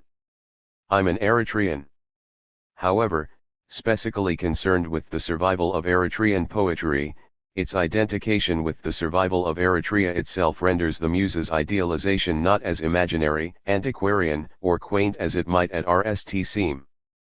Contemporary Eritrean poets of war and peace seem to uphold a meliorist perspective, believing that only a full look at the worst can allow for improvement. Negase's strong faith in the power of Mamit, absent and invisible as he is, stems from the war-devastated Eritrean present, particularly in the countryside, the traditional locale of Mamit's pastoral world, among the hills and Klee that she ruled with her poetry. Invoking the power of the pastoral frequently in his work, at the same time Negase either laments its passing or delineates to the point of justifying its demise. Most of We Miss You, Mamit describes the devastation of the Eritrean landscape and psyche through the lens of the death of Mamit, declared buried and resting in peace, only to inspire heaven. The fact, however, that the poem is still being written and, furthermore, that the art of poetry has thrived in Eritrea despite its devastation by war makes the poem ironic and paradoxical. For a poet to claim that writers waste away to nothing, silence forever, while the evidence reveals not merely the survival but the remarkable strength of contemporary Eritrean poetry, including Negase's 72. Poetry, suggests he or she has a healthy ego. More significantly, Negase can be seen readily the spirit of the Eritrean struggle as a whole, especially concerning its poets whom, as already noted, are simultaneous leaders and writers. Thus, only seeming to be about the threatened survival of Eritrean poetry. We miss you, Mammoth charts instead the great lengths Eritrean poets go not merely to survive but to thrive. Taking a full look at the worst around them, Eritrea's poets of force as well as its poets of war and peace from Tsagai to Negase write with a maximum not a minimum of material for poetry at hand. Furthermore, they struggle with the conundrum that precisely such a reality, guaranteeing their poetic survival, makes their physical survival tenuous at best. Thus identifying with the spirit of Mammoth becomes as much a matter of self-denition as poetic identification. Caught between such extremes of life and of art and vulnerable to the crushing weight of both, the poet's only choice and only way out is the path of Mammoth. For a poet, the microcosm of overwhelming death and devastation wrought by Eritrea's armed struggle for independence would be unbearable if Mammoth was in her grave / along with her rhymes and poetry, declared dead. The poet who ghts for his or her art to worthily reap the calling and inspiration of such a vibrant and all-surrounding poetic reality must choose Mammoth or nothing. Without her the poet is like a soldier at war without a gun. Yet with her the poet is still at war, too, typed in the radically compressed and surreal image of El Sheikah's gun grown into his shoulder in letter from Aliet. We miss you, Mammoth laments the loss of the poet's muse, but poetry for Negase and his contemporaries is hardly missing. On the contrary, the poem dramatically manifests a thriving Eritrean poetic spirit because it craves seeing and hearing her again and the mysterious power of her voice to return with the sound of joy to the poetry of today. Negase stresses the difficulty in ending this voice. If merely for a moment and feeling. Forever abandoned, when he cannot hear it for good reason, although the manic low that comes with, before or after, the manic high of poetic composition are universal. Again both the nearly overwhelming threat to a poet's physical survival and the similarly powerful poetic subject matter in the violent context of the Eritrean present can only heighten an endless struggle to keep the mysterious power of poetry alive in one's work. The way that Sheikah in A Song from the Coast dramatizes the process of seeing the threshold and ending his voice and that of a free Eritrea, and as Isaac moves in freedom's colors away from the mere idealization and hallucination of Eritrea as a political paradise to ending freedom as more colors than one, more than I ever seen, more than I have ever heard, and more than I can. 73. Explain, so does Negase's We Miss You, Mammoth dramatize being driven beyond a poet's ultimate devastation, wasting away to nothing, silenced, for the sake of art. Negase returns to a formal invocation of the muse unlike most contemporary poets based on his individual attraction to the pastoral yet also out of the extreme circumstances, in life and art, that contemporary Eritrean poets must confront. Any poet addressing his or her muse might write, "You can fall from the sky, and open our hearts with your secret poetry's sacred key." Negase's unique power is in remembering and once again saying his muse's Eritrean name, Mammoth, and in tracing the extraordinary distance between her heights and his depths. Connecting, or is it reconnecting? Such a traditional, literary historical gur as Mammoth with the immediate present of contemporary Eritrean practice makes We Miss You, Mammoth a good choice to be the inaugural poem in Who Needs a Story. A similar if more playful distance and contrast distinguishes Negase's Wild Animals, an inversion of pastoral convention in which rural or simple, country life offers a kind peace and tranquility that the city or civilization cannot and even denies. Moreover, Negase's poem invites the animals to forget your jungle and come to the city. As in Mammoth, once more the harsh realities of war spur the act of writing and what it depicts. The poem begins with panicking animals and the poet asking two questions: what are you running away from? Where would you like to be? The answer to the RST question conforms not to a pastoral nature but to a state of nature where life is, in the words of Thomas Hobbes from his masterpiece, Leviathan, solitary, poor, nasty, brutish, and short, a nature where not even one bush remains, with constant thunder and the ground always shaking, mines instead of trees, and sulfur instead of the breath of freedom. Yet in Neguse's pastoral inversion, man is wild instead of the animals. He lives the way they used to slash but not anymore. His law of the jungle has replaced a peaceable kingdom of pastoral freedom with sniffing blood and eating his own kind slash dead or alive. The animals are running away from the worst animal of all, man. Neguse's pastoral inversion locates true pastoral in the city. In this, perhaps, he punctures the illusion of pastoral, since it is nearly always created by urbane and sophisticated poets of the city as a kind of psychological and imaginary ideal that real and not imaginary life in the country or anywhere else cannot, of course, resemble. In short, pastoral is an invention of civilization that has left behind its natural innocence, be it as in the beginning of Genesis, a composition from the time of the political rule of David and Solomon or the later rule of 74. The more priestly political class, or the images of the ideal natural world in Shakespearean plays like As You Like It, The Winter's Tale or The Tempest. One might even say that in locating his pastoral in the city, Neguse is disarmingly honest. Yet he measures and dramatizes his ideal city's distance from the jungle of man if not of the animals according to the comforts of civilization that no one should be denied, young or old, women or men, that not even an animal should be without. Ironically, the poet of wild animals despite his urbanity, the original impulse of all pastoral poets, their gestures toward simplicity notwithstanding, since they must be learned and skilled in the technical aspects of their artists, is also an Eritrean gder who must be accomplished at sniffing blood and war if he is to survive.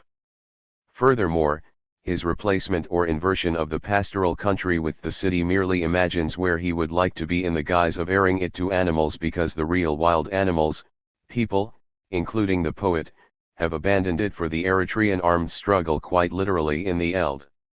In Wild Animals Neguse longs for a peaceful city, perhaps like Asmara or Karen with all their comforts, the way that he misses Mammoth, even in the same place, among the hills and Klee where not a single re-slash of her melodies remain. Yet the animals resemble masks when what the poet and his people seeming to resemble them in their actual not pastoral capacity for violence really need is to leave their fear outside and give up the Hobbesian war of every man slash against every man that truly belongs slash in the jungle. The question is how? The poet of force has no answer because he cannot really see it. The poet of war and peace similarly might not see it, but at least he or she imagines it as a possibility. However vast the gulf between such a brutish wartime reality and imagining something more, contemporary Eritrean poets like Isaiah Tsagai, Solomon Tsahay, Angesem Isaac, Ribka Sabhatu, Fortuna Gebreghi Orgis, Fesahay Yohannes, Germe Gebremskal, Paulos Nidabe, Risam Haile, Mohammed Mahmoud El Sheikh, Madani, Ahmed Mohammed Saad and Ahmed Omer Sheikh, in the words of Melis Neguse, take the leap, although none, perhaps, with his distinct charm, hey, tiger and deer, try a little. Peace. Lion, lose the roar. You can rule with justice. Snake, you don't have to bite the dove when you kiss. And fox, forget the deceit when you talk with the rabbit. 75. Melis Neguse expresses an abiding faith, despite the horrors of war, that there will come a day when the gate opens to the city where we all get along. While the desire for this and the prevailing conditions against it are hardly unique to Eritrea, it presents extremely harsh conditions and repeatedly powerful poetic utterance to imagine if not actually to see a change. That will be good. Fortuna Gebreghi Orgis ultimately cannot imagine such a change without RST seeing it not in the Eld or in the city but in her own self. Refusing to indulge in any poetic idealization of the country or the city, or even of conditions of war and peace, she has one battlefield and one battlefield only, and she carries it in herself, her psyche. Born in 1978, Fortuna Gebreghi Orgis is one of Eritrea's most promising, young poets. She wrote her poem, Help Us Agree in 2001, and she has an unpublished collection, Ijam, meaning share. Dramatizing the gulf and the contrast between war and peace, poetry and painful silence, the comforts of civilization and its profound and violent discontents in her own individual psyche, Fortuna Gebreghi Orgis nds such polarities to be as familiar and, perhaps, as necessary as her shadow. She cannot escape them, but she asks if they must destroy her. With her survival sounding even more tenuous than Negusse's mammoth or his wild animals, her question leaves her at a personal threshold, if not of the birth of an Eritrean nation then the birth of an Eritrean citizen, rather like what Isaac imagined, as the colors run into each other and he rolls his eyes like a chameleon, trying to survive despite any personal or political demons generated by life in a nearly constant state of war. Any explicit mention of Eritrea's armed struggle neither spurs nor even appears in Help Us Agree. Her struggle is psychological and existential. Nor is she armed, except with her intense powers of introspection. However, she is hardly a poet of peace or someone who writes as if the war has not happened. On the contrary, a kind of inner violence stalks her work akin to the power of Emily Dickinson's dire meditations on self. Psychomachia or spiritual warfare is her subject. In Help Us Agree, Fortuna Gebreghi Orgis strikes the rarest of private notes in Eritrean poetry. Since poetry is a very public art, widely practiced and appreciated in Eritrea, most poems feature less private and less embarrassing, frankly insecure moments than her portrayal of someone engaged for an existential moment of reaction on her shadow. Yet she is a young writer trying to address independence for the individual as well as for the nation. Moreover, Help Us Agree might be read as not merely a personal statement, since it can 76. Function as a powerfully clear allegory about the conflict between individual freedom and national priorities, even in democracies. More extremely than in freedom's colors, the poet's awareness of freedom brings with it a feeling of dread and anxiety. Yet precisely such existentialist honesty carries one over the threshold of peace and beyond the momentary, naive elation of believing in one, true/color of freedom, in Isaac's words, into a country and a world their true peace is not a romantic or rhetorical imperative but an everyday situation of being normal again, yet where, in words often attributed to Socrates, an unexamined life is not worth living. In this last respect, moreover, Gebreghi Orgis's life and as she conducts it in the poem seem eminently worth living, but the equally powerful tension of the poem is that she is not so sure. Gebreghi Orgis suggests that peace might be entertained as a metaphysical reality, but physically, even literally, it seems impossible. She posits the existence of peace as a personal not a political question, although again the latter can be implied. The struggle of the individual soul with itself and what it perceives and ultimately with mortality renders true peace a mere hope. Dickinson lyrically deemed it the thing with feathers / that perches in the soul. / and never stops at all. More orthodox, perhaps, hope for Gebreghi Orgis conforms to St. Paul's negative definition, hope that is seen is not hope, Romans 8:24. Not only does Gebreghi Orgis not see it, her poem illustrates the question with which Paul directly follows his negative characterization of hope, for what a man seeth, why doth he yet hope for? Looking into herself as well as at the world around her, all she sees is strife. Not merely Socratic in her perspective, she is like Heraclitus, maintaining that discord, division, and change are the natural conditions of the universe. She has no illusions, as Ahmet Omer Sheikh phrased them, that she can either look up and see the stars sympathetically dropping / out of the pockets of the night or think that her rage / upsets the universe. Her RST stanza clearly states her position, when will my shadow and I agree? Why won't it obey? Whenever I wear colors darkness comes back at me. A colorful shadow might not be an absolute impossibility, but only the manipulation of light can manage such an illusion, and Gebreghi Orgis wants none of it, especially to bleach out her sharp, self-acting wit. Nor does she deny the darkness, although she questions it and sees it as emblematic of an inevitable tug of war besetting anything she can see or imagine. She soars a 77.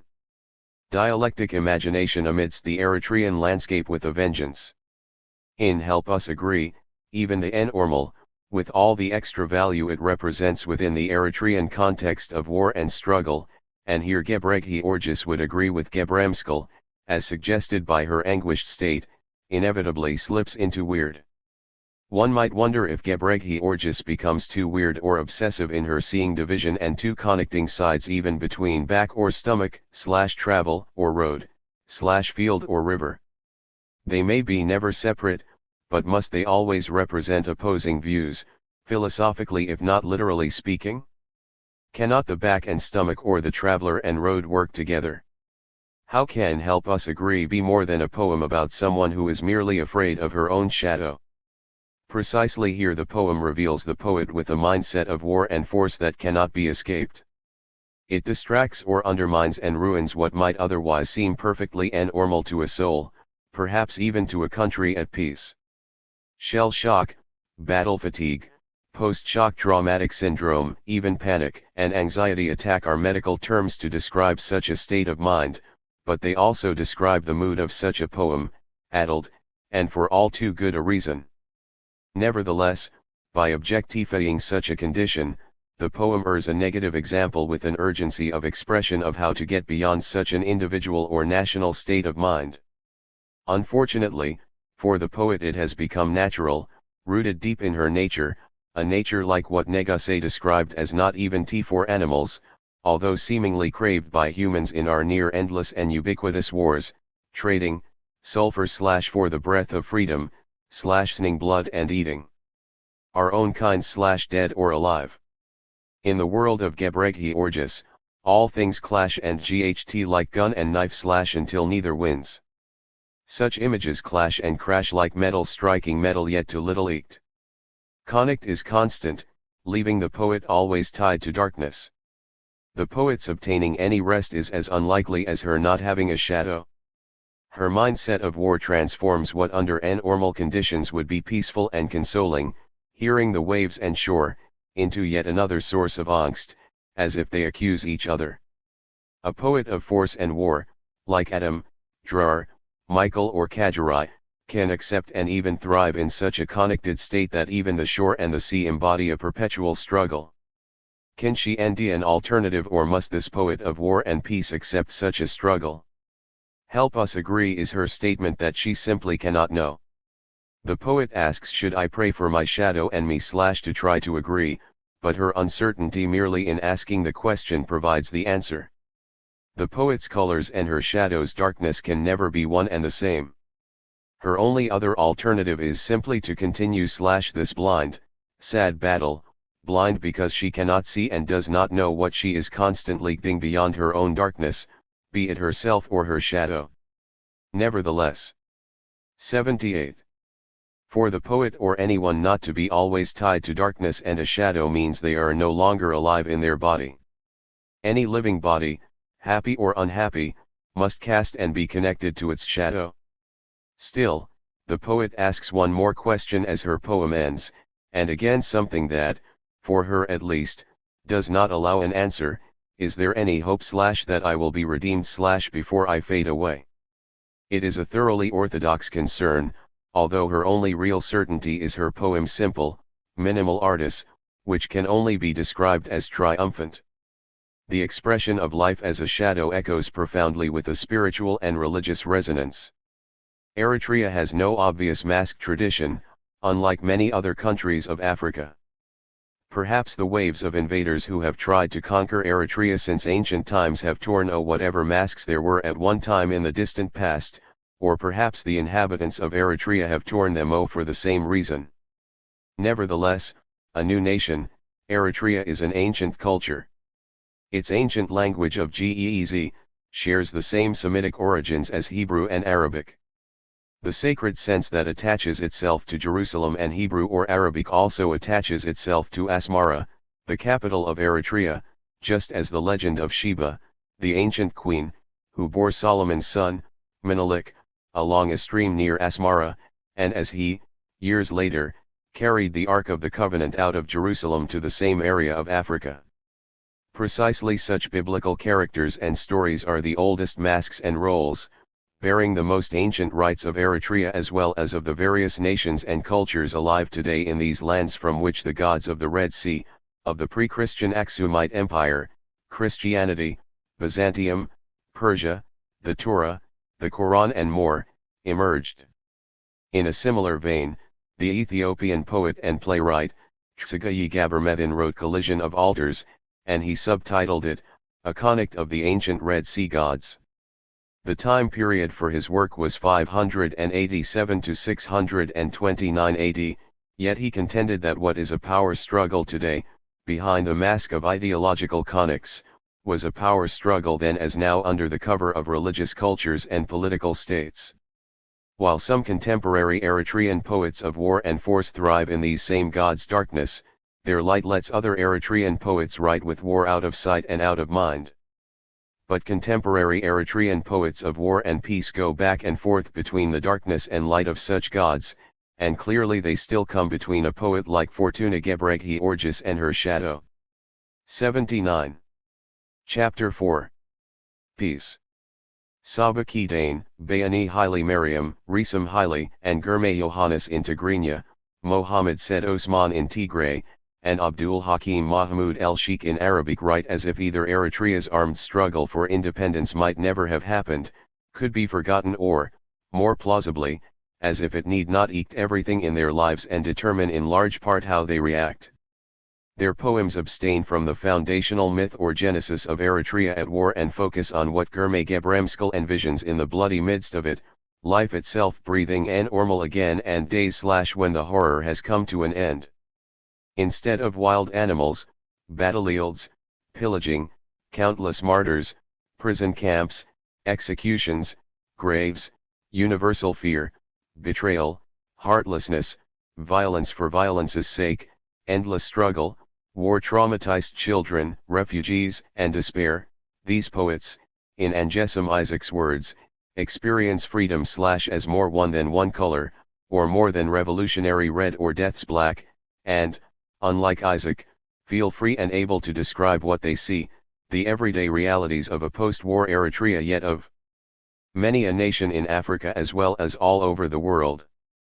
Not that the poetry of a country relatively at peace rather than engaged in war means that life is bliss.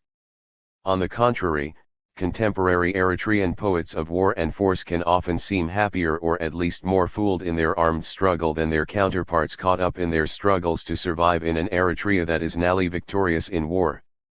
The struggle remains, but it changes, becoming more domestic, humorous, civil, or personal, engaging subjects like raising children, herding, unwed mothers, computers, national pride without brandishing weapons, immigration, household products, dying but not as a war martyr, sex, and even writing itself. Born in 1978, Saba Kidane is a poet, performer, and journalist. Presenter and coordinator of broadcasts on Eritrean television and radio, she also writes for newspapers. Growing Up, 2001, Go Crazy Over Me, 2001, and Your Father, 1999, and War and a Woman, 2000, are from an unpublished book of poetry. A popular poet, Kidane does not merely read her work. Exchanging her contemporary and fashionable clothing for traditional Eritrean woman's dress, she performs her poetry, and the exuberant cadence with which she sketches what she sees in post-war Eritrea, not all of it rosy, makes her a powerful chronicler from a young woman's perspective of everyday events in Eritrea's 80. Urban households and streets. While she also writes about the war in which she has served, she sees children growing older, boys and girls herding and poor women begging in Asmara's streets as autonomous poetic subjects that need not be tied to or contextualized within explicit nationalistic or political concerns. Her underlying assumption might even be a question that could be profoundly challenging to an Eritrea, as exemplified by poets of force like Drar or Kajirai: why wage or win a war if it cannot subsequently allow for unfettered enjoyment and no self-consciousness, grief, or ruefulness when beholding a child growing up or strangers herding? Her searing portrayal of a poor mother and child begging similarly suggests that, at least as much as casualties of war, casualties of peace deserve the respect of being intrinsically addressed and not as a means to expressing a political or nationalist sentiment. Kedane's Growing Up might not be deemed a remarkable poem. It registers the signs that a young adolescent is becoming responsible around the house as he gets older. They would be familiar in most any urban or suburban household of modest means worldwide. A mother observes, "My kid is growing up because she can trust him to babysit, run errands, take messages when someone calls and make his own snacks. He's getting to be that age, measuring, he knows how much. Sometimes he beats me at math. He knows what I have to do and even takes care of our pets." Nevertheless, Growing Up is a remarkable poem precisely because it is by a contemporary Eritrean poet, and precisely because war and its eeks seem to play little if any role in the narrative. Moreover, the same could be said about most contemporary Eritrean poems in which war plays no role. First, unlike in poems like Lamentation, The Tithe of War and Ababa, the poet can present as reality a contemporary household of modest means that is relatively thriving, hardly a norm and rarely if ever a possibility during the war. Second, she can depict a child growing up and getting older in a peaceful setting, where she can try to help him with his math homework. While a father's not being present might suggest he has not come home from the war, a mother has come home. Furthermore, she can lead a satisfying and fooled life raising her child and more, leaving behind the previous definition of her worth, beyond being a mother, as Agder, for example, as Kajirai has portrayed her. Now that she is a 81 mother, her self-worth and satisfaction can be extended beyond the art of war to the art of peace. She realizes that her son's growing up means that when he sees her brushes and painting he remembers, "Don't touch." Seeing her, he also might want to paint instead of wanting only to play the martyrs and enemies game like the children of Ar portrayed by El Sheikh, Madani. One can only wish that Ar's children get as much of an opportunity as Kedane's in growing up.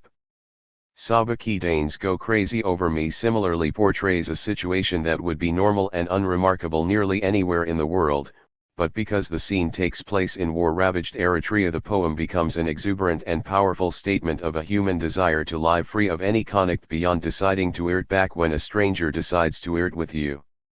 To portray such an everyday occurrence in an Eritrean context against the background of how it has had to struggle to achieve independence and peace is positively if not more transcendent than the holiest of religious rites. At least that is the feeling one gets in her wildly appreciative audiences of all ages when she performs it. Survival itself is a kind of religion in contemporary Eritrean poetry and seems as sacred as salvation, a fundamental tenet Kedane humorously alludes to in her opening lines, as a kind of come on or romantic proposition, "Come here. I want to pray for you." Parodying religious language for romantic purposes and mixing sacred and profane love exemplifies conventional libertine eroticism, airing the human mind as the greatest aphrodisiac.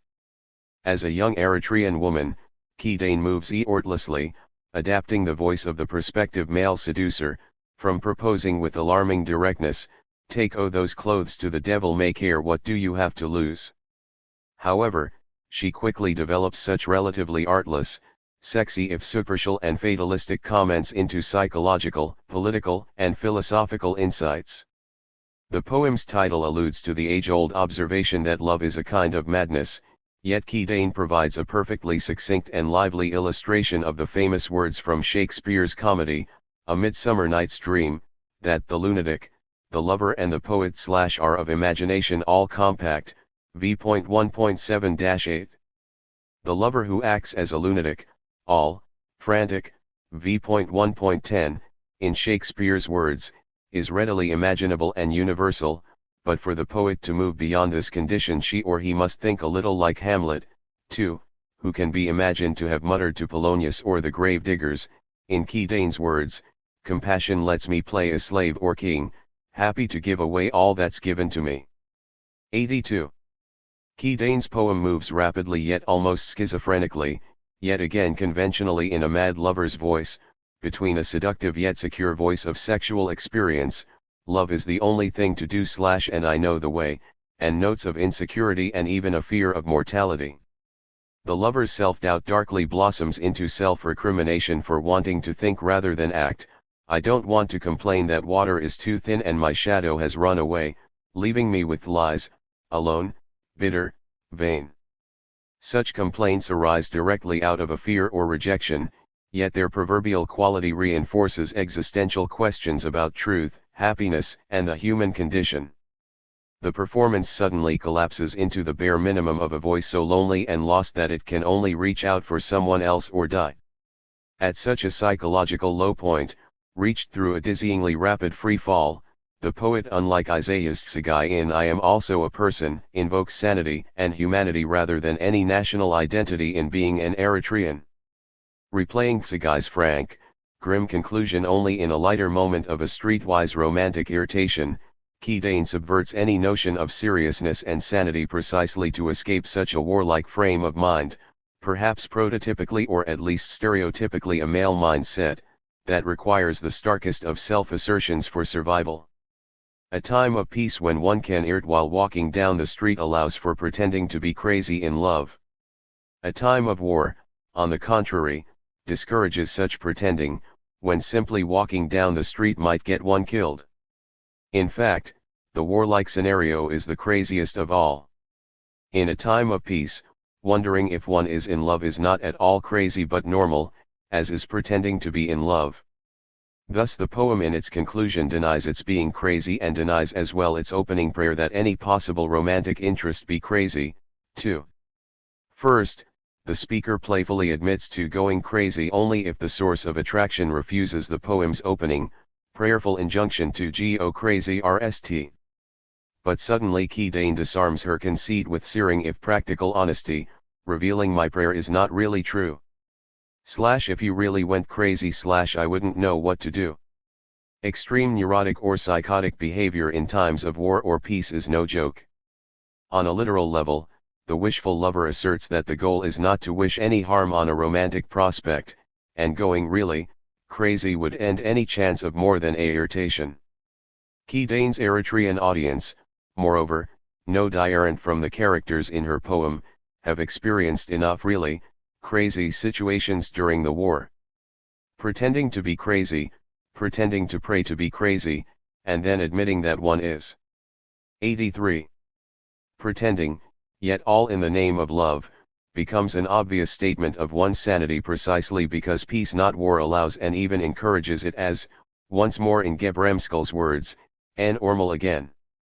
Saba Kidane's My Kids Are Growing Up and Go Crazy Over Me highlight not merely surviving but thriving peacetime conditions in which Eritreans enjoy everyday life. Clearly they are the fortunate, and they are free of the survivor's guilt illustrated in Solomon Tsahay's The Tithe of War. Of course not everyone who survives a war is as fortunate. In times of peace, poverty still wages war, leaving many casualties. Kidane's poem, Your Father, focuses not only on poverty but also on one of its harshest weapons, patriarchy. Begging on Eritrea's streets may be discouraged and sometimes even denied as even happening, but it is an inescapable reality there as in most cities of the world. Kidane and other poets who focus on an Eritrea at peace and normal again undoubtedly embrace its sweetest fruits, but she does not inch from its most bitter. Her extraordinary poetic realism requires both. Would a male poet write such a work, defying nationalistic imperatives, strict political party orthodoxies, and painful, even personal gender stereotypes? The question is not unfounded because no Eritrean male poet ever has.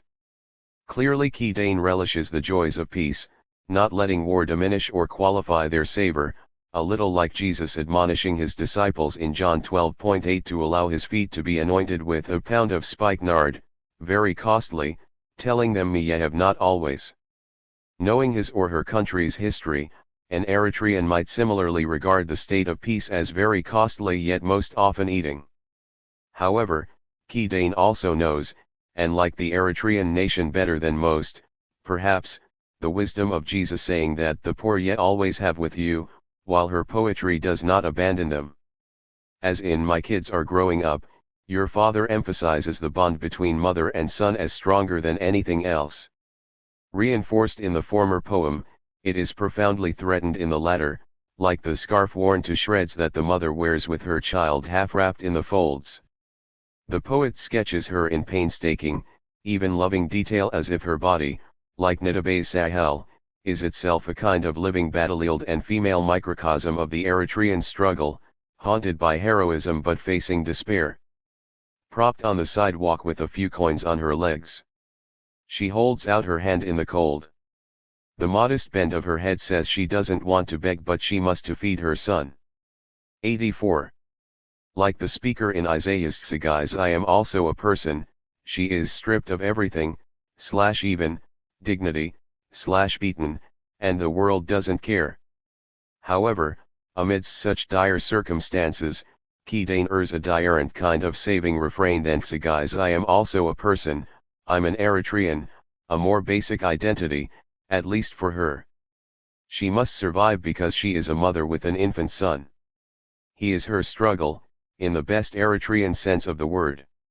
She might even be seen as the country's personification in the last days before the revolution began in the 1960s, left on her own. She cried and cursed her fate. Where to go? What to do?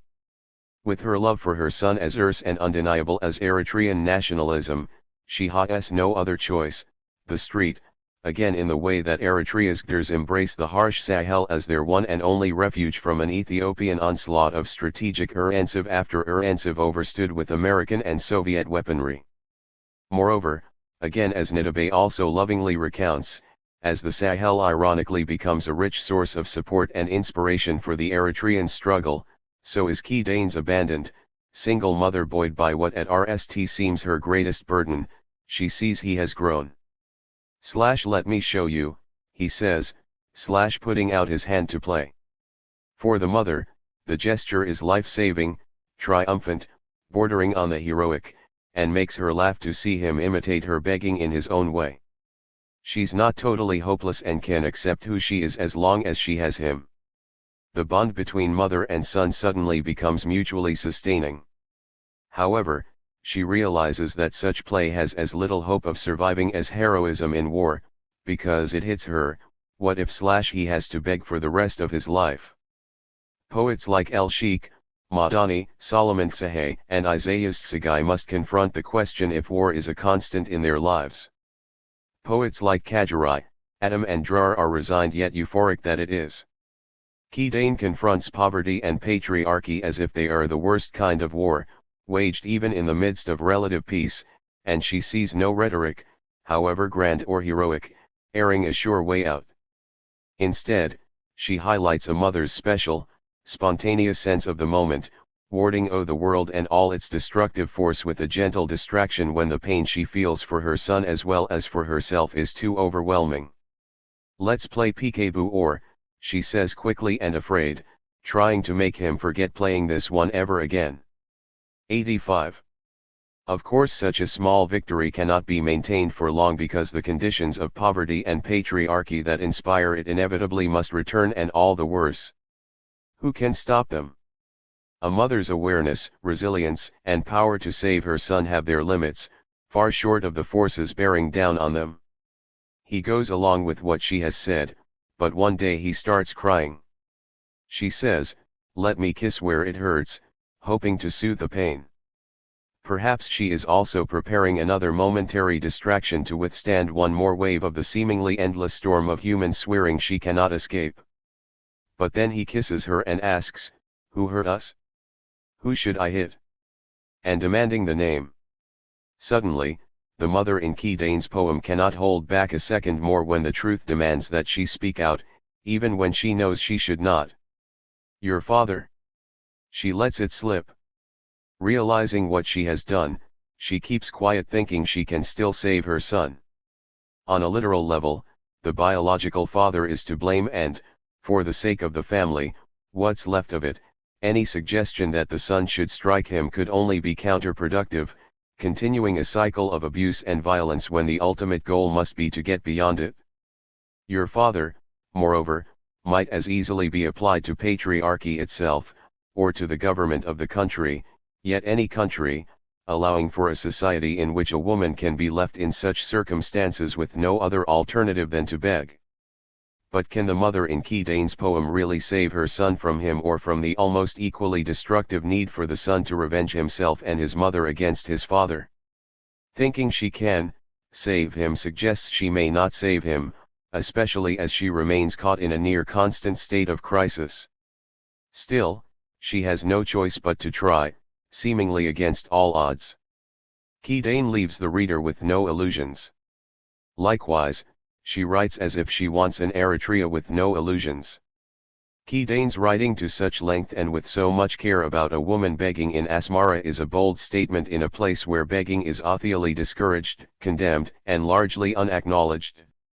As a poet, Kedane also may want to focus unashamedly on peace, happiness and 86. prosperity, but the begging mother she cannot take her eyes away from is as embattled as Kajirai, as imprisoned as a lost soul on Fessahazian Michael's Nacra, and struggling with all the force of Adam's invincible, only she does so with the conscience of a woman, a poor woman forced to beg, whom neither patriarchy nor force can ultimately contain. A poem by Saba Kedane called War and a Woman, which is not included in Who Needs a Story but was performed at the Against All Odds January 2000 literary conference and festival held in Asmara, urges another kind of commentary on how contemporary Eritrea's poetry of peace often cannot quite suppress, no matter how hard it tries, every thought of war. The problem is that war can be a never-ending prospect in the Horn, as renewed ding between Eritrea and Ethiopia in 1998 after 7 years of peace all too clearly indicates. Thus a poet like Saba Kedane, if she is to give any kind of extended reading and performance of her works, has at some point to confront this disturbing reality and, in the case of War and a Woman, even act it out, although again not without providing the special angle of her being a woman in such a situation. Moreover, her being a woman makes her relationship to war not only unique. It is presented as the only way that war might come to an end because, she sings, only a woman can bring peace to her country. Not that she does not GHT and avoids the conflict. On the contrary, only a woman can GHT to truly win. This is because only a woman can sacrifice enough to overcome fear, win the GHT and still keep peace in sight. Ready for anything, she sacrifices herself. Ironically, perhaps, the utterly self-sacrificing spirit of the begging mother also saves the nation when a woman who is also a mother enters the eld of battle. The poetry of force recounted by Eritrea's contemporary male poets must move over to accommodate a source of strength that they can never embody. For Kedane, it is that a woman gives birth, rocking and soothing like a lion licking her cubs, who grow with her love. 87. Unconventionally, although not necessarily so in modern Eritrean culture, the maternal role of a woman focuses her powers not only within the home and towards her family and children but also outside and onto the battlefield, if only because peace demands more, calling her back to the trenches. Guarding her children, she still can't refuse to GHT. The war calling her back and her going, notwithstanding Kedane's thorough engagement with an Eritrean poetry of peace, recalls moments in the work of two of Eritrea's greatest poets of war, Adam and Kajirai, in The Invincible and Woman of Eritrea, respectively. The former has only to feel his RST scar burning again, and he returns to the battlefield with a vengeance. The latter does not merely tend the wounded and dying. She also leaves them behind and returns to the battlefield with high spirits and passion. Similarly for Kedane, a woman's self-sacrifice for her children in the home and her self-sacrifice for her nation on the battlefield may be distinguishably different and even separable, but they must be embraced simultaneously, yet almost impossibly, as one and the same. Furthermore, a merely rational approach to such a potential conflict, of nurturing life and courting death at the same time, is a kind of unallowable luxury, since she cannot even think of being tired, parched, starved, hurt or dead. Her maternal powers joining rather than separating the responsibilities she has at home and on the battlefield, she is driven by her sexual power, too. She takes a breath and catches her breasts bouncing as she races, to join the Gders marching again. Maternal, martial, and sexual, the woman Gders power makes her march. 88. Diurently, although it might not appear so amidst the military formations of gear, weaponry, and soldiers, because she marches a little further, as only a woman can, because only she can sacrifice enough for peace. Writing about cultural and or personal conics, Saba Kedane, Ribka Sabhatu, and Fortuna Gebregiorgis, in comparison with their male counterparts in contemporary Eritrean poetry, construct more open-ended, ambiguous poetic endings. They do not reach settled or triumphalist conclusions like Neguse's secret poetry's sacred key, Isaac's reconciliation with the meaning of freedom, Johannes' ever-expanding eld/ and the solid ground of our country's cause, Drar's elds of gold, Nidabé's sense of destiny, Kajari's news of victory or his seeming contentment with martyrs, and more martyrs. Contemporary Eritrean female poets seem to accept that their poems can stop without ending, that is, without building up some kind of comprehensive answer to the dilemmas they are confronting. Tentative, accommodating, spontaneous seeming gestures replace dramatic pronouncements or profound solutions, much in the way that the abandoned mother in Your Father prefers to distract her son with a simple game rather than to have him angrily denounce his irresponsible father and feckless patriarchy while bemoaning the impoverished condition that he and his mother seem fated never to escape. In Abeba, her basket / inscribed for my parents provides enough for Sabhatu without her adding any more thunderous notes of anger and resolve bent on redeeming such irrecoverable loss and pathos. Gebregiorgis arguing with her shadow leaves her unsure at the outcome whether she, too, can be redeemed / before she fades away. These poets seem more resigned, less indignant, and not as self-righteous and mortally ended by their swearing and by extension the swearing of the Eritrean people as their male compatriots.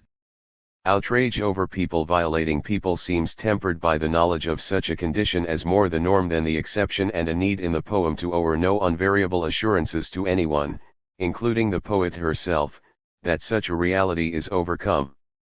Rather, it is withstood with resilience, and the poet urges her equally resilient voice as enough without any promise of ultimate victory or understanding. She provides a witness and her voice as an example, allowing a reader or listener to decide any question of right or wrong. What the poet does or rather the action she recounts stands alone, neither requiring or expecting any other cause, nationalist or existential, to redeem it. The poem functions more as an end in itself than as a means to further understanding according to any kind of philosophical, political, or religious outlook. In this respect, Kedane, Sabhatu, and Gebregiorgis accept the mantle of 89. Eritrea's most renowned female oral poet, Zainab Yasin, known as Mother Zainab and famous for saying, translated into English, "Even the stones are burning," when asked to describe the course of a particular battle in her village during the RST war with Ethiopia. Also a veteran Gder in Eritrea's armed struggle for independence and mother of 9, Zainab Yasin, died at the age of 87 in 2005. She joined the Eritrean People's Liberation Front, EPLF, in 1977, challenging the tradition of a male-only Gding force and exemplifying equal rights for women in Eritrea as a vital part of her lifelong mission as a Gder and an oral poet. A poem titled In Translation, Under a Sycamore, also performed at the Against All Odds Literary Festival in Eritrea in January 2000, only in her native Tigray rather than Kedane's Tigrinya, perfectly characterizes Mother Zainab's individuality and deance without any ideological or nationalist perspective to redeem it and no grand solutions or other profound questions. What her audience or reader sees is precisely what they get, as inscrutably eared as her poetic daughters, like Sabhatu and Abeba's Basket, Gebregiorgis' Shadow and Kedane's Beggar Mother. Without succumbing to a poetry that errs, in Weil's words, any comfortation or consoling prospect of immortality, these poets or, to use the Tigrinya word, ge temti, still confront a poetics of force with a special if diurent force of their own. Zainab's poem reads in full, I'm burning to boil you in liberation, like raw, delicate meat. But I'm too ancient for the army. Too helpless to be the minister of education and too bold in this damn world. She burns most with her audience or reader and herself. While she desires liberation, she cannot promise it the way the army or the minister/of education can, who remain remote and inaccessible and, perhaps, comparatively ineffectual. She even subverts her conventional status as an elder, conceding that she is too ancient. Nevertheless, she submits the undeniable credentials of her poem and her voice. Too bold / in this damn world might be anyone's words. 90. To live by, however difficult their circumstances. Yet her phrase embodies a spirit as particularly Eritrean as a slogan widely used to exemplify the resolve her nation in its armed struggle for independence, never kneel down. Moreover, any note of resignation or accommodation in Kidane, Subhatu, Gebreghi Orgis, and Zainab should never be mistaken for stereotypical female pliability or acquiescence. On the contrary, too bold / in this damn world makes an apt motto for all of them. Contemporary Eritrean poets, female and male, who write either without explicitly mentioning Eritrea's armed struggle for independence or as if the war being behind them requires a totally new attitude to live in peace, might also be considered too bold / in this damn world, at least by other Eritrean writers, artists, and critics who continue to maintain that Eritrea must continue to function on a wartime footing, which its art should wreak, or face destruction, indeed in this damn world. However, Tigrinya poets like Bayani Haile Mariam, Risam Haile, Germe Yohannes, San Diego, a Tigray poet like Mohammed Said Osman and an Arabic poet like Abdul Hakim Mahmoud el-Sheikh escape the strictures of writing only about war or only in reaction to war by resorting to two age-old staples of male poetic discourse, women and wit. Focusing on women, attitudes of contemporary male Eritrean poets range from the sacred to the profane while also reacting the more mundane reality of everyday relationships. Sometimes but not always such poems involve wit or humor. Yet when not focusing on women, these poets also use wit to characterize a similarly wide range of experience, be it critical or trivial, or both. Born in 1955, Bayani Haile Mariam is an Italian-educated poet and critic with a M.A. in sociology. Some of his poems stem back to his days a prisoner of war for 9 years in Addis Ababa. In Silas and Let's Divorce and Get Married Again, Haile Mariam lyrically depicts both the insecure feeling just before the start of a romantic relationship and the depression still with glimmers of hope after a marriage ends bitterly. In Silas the poet counsels a friend, according to the age-old theme of Carpe Diem or Seize the Day, to say yes to love and a romantic relationship. The scene could take place almost anywhere, beginning with silence so deep it can be heard, and a full moon, a peaceful night. The poet bases his appeal on an equally conventional premise, the supposed 91 laws or norms of nature. He urges for Silas's consideration the proverbial example of the birds and the bees, or at least the birds. A bird starts whispering chirp, chirp, chirp. He wants his mate. Right away another bird replies, I'm here for you, my hero.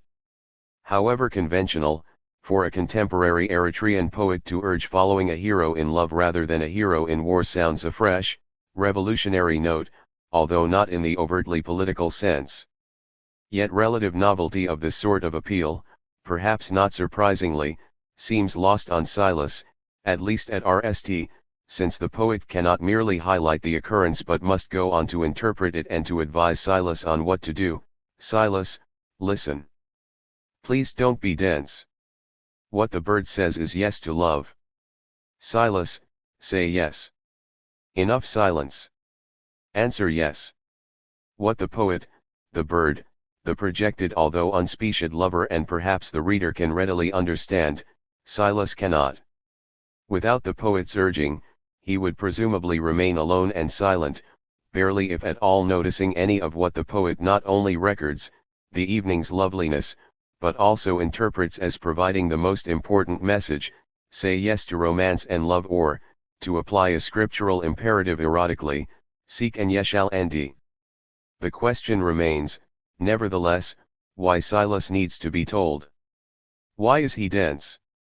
Might he be too wrapped up in the war and fighting for Eritrean independence, or worrying about Eritrea's decolled post-war politics, to notice the evening's beauty and to interpret its potentially erotic message? Such a mindset might leave him simply inexperienced, too, in matters of love and romance, although not necessarily so. Many contemporary Eritrean poets writing amidst battle or in reaction to the war at least record their appreciation of natural beauty.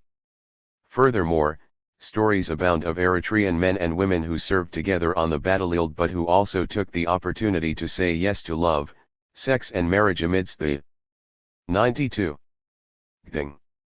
However, where are the poems recounting this personally romantic aspect of the war? While Kajari focuses on the requisite dowry, it becomes, however compelling, a political and nationalistic abstraction to see freedom as well as a call to arms to destroy any invader without our culture, hardly an appeal to answer an erotic invitation. Most contemporary Eritrean poets who write of war certainly register a greater awareness of the beauty of their natural surroundings than Silas, even if they also serve as battlegrounds. A similar awareness must exist that they served well as trysting places, too. However, Bayani Haile Mariam, like the bird the poet hears, chooses to break these poets' silence so deep about this fact of life and so want. Ing a mate that they sing loud and clear / I'm here / for you. Equally realistic if also focusing on the inevitability of love and romance, Haile Mariam's Let's Divorce and Get Married Again picks up the oft-told, universal story of men and women at a different point, after the lustrous early days of a marriage where to reveal an irresolvable incompatibility between two people that ends in divorce. In a brief narrative, the speaker recounts the birth of a couple's RST child and their estrangement soon thereafter. Making the young husband the poem's speaker and its primary focus, the poet constructs a manic, poetic, idealistic, naive, self-centered if not wholly culpable or unusual persona. The poem only records the feeling of the husband, although he also articulates what he thinks may be the feelings of his wife. Such a presentation inescapably implies that solely emphasizing the husband's perspective on the relationship reveals the root of why it falls apart. With a marriage counselor's precision and lack of embarrassment, although not adverse to lyrical light, the RST half of the poem focuses on the birth, the second half on the breakup. Beginning with the husband's fear, I worried about you / having your RST child, Haile Mariam portrays the overwhelming elation that the everyday miracle of a wife giving birth can inspire in her husband, rising like the star the wise men saw you overcame my fear and I bowed to your light. It felt like an earthquake as thunder led the sky and the seas seemed to part. The husband literally invokes heaven and earth, God, and nature to describe his delight. What man can be faulted for hyperbole and histrionics in such a moment? My world went wild. 93. Making my poetry soar. In the ululation of your opening life store. Nevertheless, the husband's poetry lacks one vital part. The wife may be like a star, light, an earthquake, thunder, parting seas and life's door, but the entire description reduces her to an unspeaking, unfeeling, passive, inhuman object, and little else besides how the poet sees her. Such monumental terms leave her well-being, that should surely be a concern, too, out of the picture. Unlike in Silas, love is never mentioned in relation to either spouse. Perhaps the marriage is merely arranged and not based on either individual's passion or choice. Or perhaps the marriage is forced because the girl became pregnant. Haile Mariam's discreet focus requires that such questions remain unanswered. However, his scenario, absent of any real mutual feeling between the couple, renders the second part of the poem, socially if not poetically, predictable. Not long after the birth and christening, did someone make you change, threatening and pushing me away? The husband might think his wife has changed in her actions for him, but the poem provides no evidence that she has had any such actions in the RST place, beyond her duty not to run away but to remain in the marriage and give birth. Furthermore, The poem similarly provides no indications of the husband's actions for her instead of for his poetic descriptions of her and his comparatively far less fervent worry about the birth and delivery. He can only sound deluded, paranoid and whiny when he cries, "Could anyone give you more of his heart than me, and giving it for your sake?" The self-martyring tone based on little if any indication that he has given much of anything, and certainly not his heart, which also includes his mind and practically his whole being in the Tigrinya sense of the word, prevents him from seeing much less understanding that his wife seeking someone else to provide human companionship when he has failed at it is a perfectly natural impulse and even what might have led the two of them to go ahead with the marriage in the RST place whatever its conditions. Nonetheless, he may not be solely to blame for the lack of communication between them since the poem, even if it is written solely from his perspective, nowhere records her trying to communicate with him. Yet too young. 94. Inexperienced people forced to marry due to custom or circumstances might be expected to suffer from such a problem. Nor should they be necessarily blamed without any better instructions or examples or even their most intimate feelings to guide them. Clearly, both the wife and husband have reached a desperate state in their relationship and what little he has, which he barely grants her, the power to express what one is feeling, deserts him. So now what can I say? The answer, which is the title of the poem, whispered/in her ear sounds ever more desperate and absurd, suggesting that the wife before she agreed to be married was unhappy then, too, with or without him. The poem reveals a husband whom neither a marriage nor a child has matured but who realizes that if he assumed responsibility once before he might be able to try to do so again, notwithstanding the lack of any guarantees. At least by the end of the poem he is concerned for the rest time with how his wife feels. But again, Hailemariam's discretion prevails, allowing the reader only to imagine what she might say. Based on the evidence of the poem, the couple seem to have little choice but to continue their struggle and hope for the best, despite the wreckage, in their case, emotional, piling up around them, a little like the Eritrean nation itself, were this poem to be read as a political allegory, needing to rededicate itself more than once to its birth as a nation if it is to survive not being choked in the cradle. Bayani Hailemariam's for 20 Nakfa recounts a brief, humorous anecdote that sounds almost like an expanded Tigrinya proverb. Another poet of peace, Risam Haile, also makes many a poem out of mere nuggets of proverbial Eritrean wisdom. The incident Hailemariam describes might take place in any culture, but the poem has an Eritrean appearance. Ironically, it functions as a kind of parody, subverting the sense or message of Solomon Tsahe's The Tithe of War, a deeply more serious work, in which the poet likens the swearing and death as a result of war to the act of tithing and the price for peace, yet a payment to be free of guilt and damnation rather than to be condemned in them. 420 Nakfa involves another kind of payment rendered to provide its speaker another kind of moment's peace. Hailemariam begins, "An old friend of mine, a big boar and a wild liar with long hair like a monk, asked me for 20 Nakfa." Using the Eritrean monetary unit of the Nakfa, Hailemariam signals that his poem takes places in the new Eritrea, after independence, when the country 95 has issued its own currency rather than still being dependent on the Ethiopian birr. In a kind of political allegory, Eritrea has become responsible for its own nances and, with its own money, requires the use of no one else's. The speaker in the poem who has his own Nakfa seems to be in step with the new order, but his old friend appears as someone whom the revolution has left behind. His appearance with long hair like a monk suggests that the new sectarian basis of Eritrean society, since the war included an effort to eliminate religious divisions between and among the Eritrean people, has passed him by, as if he is a particularly eccentric Orthodox character who belongs in a mountaintop monastery like Debrecen rather than on the cosmopolitan streets of Asmara. Or might the old friend be a veteran, unable to adjust to the contemporary realities of civic commerce and discourse in an Eritrea at peace, perhaps due to conditions beyond his control? Yet described as a big boar and a wild liar, clearly he can be seen as trying to justify or compensate for his self-marginalization.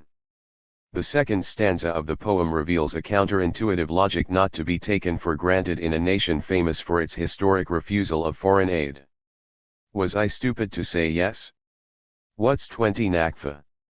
It's a small price to pay. God bless him, now he stays away. On the surface, the poet solves the social dilemma of having an old friend who wants to borrow money without paying it back, as if the friendship between them is strong when it is really strained to a breaking point. The poet knows that he might appear stupid to the reader, even more so than the old friend, because of the implication that in saying yes the poet has been conned either as a soft touch, someone too weak to say no, or as naive in not realizing that the old friend will only waste the money anyway, as the poet's description of his friend suggests he is wasting his entire life. Nevertheless, the real condensed game, as the last two lines of the poem indicate, is the poet's in airing the 20 nakfa as a way to get rid of the big bore, if not once and for all, then for a good while, since 20 nakfa, at least at the time the poem was written, is more than spare change. Moreover, the poet's irreverence and disrespect in giving the money goes against the Eritrean grain of discouraging public begging, Kedane's your father notwithstanding, as being counter to Eritrean values of self-determination, hard work, resilience and survival without asking for aid. From another perspective, however, the poet's giving his poor friend, who might not be poor if he had a greater sense of personal responsibility. 96. Resembles the actions of rich Western nations and NGOs rewarding corrupt African governments with foreign aid. Such money also buys a little peace for the lenders, since they might be bothered by bigger, more substantial problems in these nations if their governments were not so easily bought and allowed to continue in their irresponsible ways. Eritrea's oft-stated official foreign policy has been to be diarrhent, neither asking for nor accepting such aid, hoping to appear more self-reliant and dignified than the prototypical big bore and wild liar whom so many African dictators resemble in their courting Western powers for financial assistance. Such a misguided, dependent foreign policy fails to establish any real, long-lasting friendship, at least as demonstrated in 20 nakfa between the poet and his old friend, and probably by modern political history, too. Precisely imagining the communication in such a relationship between an aid donor and his nation client, the Tigrinya poet, Risam Haile, also typifies the profound bitterness, although from a slightly diarrhent angle, underlying such a relationship in the poem, foreign aid, a brief, staccato and sardonic dialogue. Beg. I give. Beg. I give some more. So why insult me for giving? Because you make me beg. More the model of discretion than highly, and keeping his vision local rather than global, yet its politics implied and not explicit. Haile Mariam does not explore but only mocks the discontents and pathos of his old friend that drove him to such ruin. A poet and scholar with a PhD in communications from New York University, Risam Haile is Eritrea's best-known poet in the West. He returned to Eritrea in 1994 after exile that included teaching and lecturing in Western universities and working for international NGOs. His RST collection of Tigrinya poetry, Waza Ms Kum Neger Antensi Hager, won the 1998 Ramak Prize. His other books of poetry include We Have Our Voice, 2000, and We Invented the Wheel, 2002. Voice and We Have Our from We Have Our Voice. Born in 1946, he died at the height of his poetic powers in 2003, and hundreds of his poems still await translation and publication. Haile reveals a powerful wit throughout his work, perhaps the most of any contemporary Eritrean poet with the possible exception of Germay Yohannes, San Diego. Two of Haile's most famous poems, Voice and We Have. 97. Challenge his audience to join him in a powerful embrace of a free Eritrea and an incorrigible faith in its thriving as a modern democratic state. With none of the hesitation, letdown, or disappointment of Angesem Isaac in a poem like Freedom's Colors, Haile writes in a near constant, elevated state, appreciating his long-swearing, little country's achievement of independence, in Isaac's words, as unbelievably bright and like a powerful wind encompassing the sky mirrored across the sea and pouring freedom all around me. The poem Voice identifies what, after Eritrea itself, is Haile's greatest arena, the internet and speech online. The Tigrinya title of the poem, Dihe, alludes to the very popular, mid to late 1990s Eritrean website that contained a frio of all kinds of news about Eritrea in its early growth as a nation and that spontaneously accumulated as a forum in which Eritreans exchanged views, often eerie, about how their nation should act. For years Risam Haile submitted his poems regularly, often day after day, sometimes even twice a day, and they became a welcome, integral part of the national online dialogue, as palpable as the daily bread of Asmara, be it fresh injera or Italian pain. Through this work, the reader and the poet are readily conceivable as saying together. Speech online can set you free. It lights my voice on a screen like the sun. Haile's poems appeared on Dihe as strong and regularly as the sun in Eritrea, from incredibly bright in the rarefied air of the highlands to scorching on the shores of the Red Sea and in the Danakil Desert Depression. With Dihe, Risam Haile went from being someone who wrote very little poetry and almost no poetry in Tigrinya to an unofficial yet not only self-proclaimed poet laureate writing verses on nearly every aspect of his country's development and history. In a kind of perfect storm, his genesis and liberation as a poet emerged simultaneously with Eritrean independence and the growth of the internet, two sea changes, one national and one global, coinciding with his own personal transformation and prompting him to sing, Voice. Voice. The net sets me free to think in poetry. For Haile, such a beginning both in personal terms and national terms signaled an almost biblical momentousness, fooling a promise like the Beatitudes of Jesus. 98. Included in the poem, that the sad will rejoice / the weeping will laugh. Yet the voice of Dihe itself as well as of Risam's poetry both functioning as a kind of daily bread together raised to the heights of a daily communion, in the news like food and drink / in the dark with a candle to think, became an instant and reliable source of solace and gratification as Eritrea faced problems in its few years of peace at least as great as in 30 years of war, in the dark with a candle to think. One could say that Haile's voice picked up in reality, at least virtual reality, with the triumphant vision that Germe Gebremskel left in candles and more candles / coming from all directions / restoring, adoring / and rejoicing in life. Haile did not merely dream or imagine but he actually saw and heard Eritrean sisters, brothers, citizens, drums. Furthermore, he had them moving to the fundamental beat of Tigrinya music and dance, as in the group circle of a festive gala, a kind of two-step with one step forward and a half shwee back, onomatopoeically and anapestically expressed by the poet as ezem, z-ezem, ezem, z-ezem. / a bum. Be a bum. A bum. Be a bum.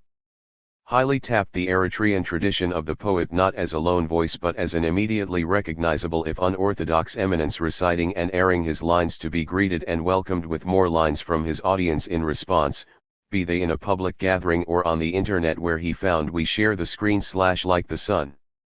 Moreover, airing his poetry so prominently and frequently online embodied a fundamental principle of his work, our freedom of speech, as an end in itself but also as a means through which he with all his Eritrean sisters, brother, citizens and drums would read, the poetry in thought. An even more powerful national armation, we have, is one of the most popular poems of post-independence Eritrea, a kind of anthem for an Eritrea rapidly developing and widely admired as a newly independent kind of African country. The poem's refrain, Aluyuna, Alwana, we have became a metonymy for the poet himself, since wherever he went in Eritrea and at whatever hour he would be greeted with the words, Aluyuna, Alwana, instead of his name, as if they were his name. We have made Risam wildly popular in Eritrea. He attained a kind of rock star status, reciting his work at cultural festivals, rallies on national holidays, on television and radio, seemingly everywhere. The poem extols a reputed essence of the Eritrean spirit, self-reliance, resistance, resilience, steadfastness, triumph, men and women, against all odds, working together. We have men and women who sacrifice their lives. We have a nation. 99. We have women and men to gather and provide. Men and women who lead. We have independence. We have equality and justice. We have black, white, and red. We have men and women without end in the struggle to grow, study and persist. The enjambment of the struggle to grow insists on more than a wartime struggle. The poems repeating we have men and women we have women and men emphasizes the power of those who have lived through the war to transform their society into a nation of peace, yet recognizing that the power of women makes them absolutely equal partners with men. The poet enjoins all Eritreans neither to hesitate nor to be held back, swearing none of the doubt, again as seen in Isaac's freedom's colors, nor any of the guilt of being survivors, as portrayed by Solomon Tsahay in his Tithe of War. Continuing with, we have women and men without the lust for power, who stand up or down with our consent, The poem envisions an Eritrea at peace and a democratic order replacing the military hierarchy of the armed struggle. The poet leaves the listener or the reader to decide whether such a change requires a change of leadership or in leadership style. The poem maintains almost an inscrutable simplicity on this critical point, since those who stand up or down with our consent might refer to the status quo or its opposition, impatient and frustrated to govern. In fact, the poem maintains the utmost simplicity throughout, so much so that it can function as a projection of whatever party might like to claim it for their cause. We have has very few diarrhent words, with the same words repeated in slight variations like a litany or mantra. In this manner, the poem accumulates great strength, although far from being a poem of force. Nevertheless, we have hardly insists, like Fortuna Gebreghi Orgis in Help Us Agree, on a kind of privacy or self-knowledge separate from the concerns for the independence of the nation, since for Haile, we have men and women who belong in our nation and we belong with them. The poem arms the presence of an informed and dedicated citizenry as avid to win the peace as it was to win the war. In the poetry's inexorable rhythm and repetition we have also implies 100. That Eritrea's people are fully prepared to rule themselves and that no one should think they might not be. Counter to any impression that Eritrea in the mid-1990s was a desperately impoverished, conflict-torn nation, worn out and wasted by 30 years of war, we have reveals a poet in peacetime leading a charge of all kind of Eritreans both in country and in the diaspora, writers, children, artists, young professionals, publishers, homemakers, business people, working people, the elderly, government officials and more, fully content to be building Africa's newest nation in the simple faith that they have God and a future. Performing the poem aloud, Haile's rapid re-recitation epitomized what he idealized as the rush of Eritreans from every walk of life to have a nation, have independence, have God and a future. As a poet, Resum Haile thrived whether he was fooling the role of rallying his nation under the auspices of its ruling party or, upholding the loyal opposition, as a gaddy of the state, as Plato in his dialogue, Apology, described Socrates. Either way, he exemplified a kind of irrepressible spirit, not necessarily the rule for all contemporary Eritrean poets, be they of war or peace. Certainly Mohammed Adam in a poem like The Invincible displays a similar kind of individualistic, unmanageable temperament in praise of his hero's devotion to war. And at another extreme, Abdul Hakim Mahmoud el-Sheikh writing in Arabic and Mohammed Said Osman writing in Tigray, both in the role of frustrated lovers, present an irrepressible spirit of erotic love as the core of their being, Abdul el-Sheikh in highly elaborate terms and Mohammed Said Osman in very basic. Born in 1996, the poet, journalist and younger brother of Mohammed Madani el-Sheikh, Abdul Hakim Mahmoud el-Sheikh won Eritrea's Prize for Arabic Poetry in 1992. At the height of his career, he died in Ari in 1998. His poem, Breaths of Saran on Broken Mirrors, was RST published in 1994. With its RST line, even with its title, an erotic irrepressibility confronts a reader, lust won't leave me alone. Unhesitating, a scene of a masturbatory, poetic fantasy immediately unfolds, confused and wanting you bathed in juicy colors we fall on each other and I bathe like a hero in your body full of desire.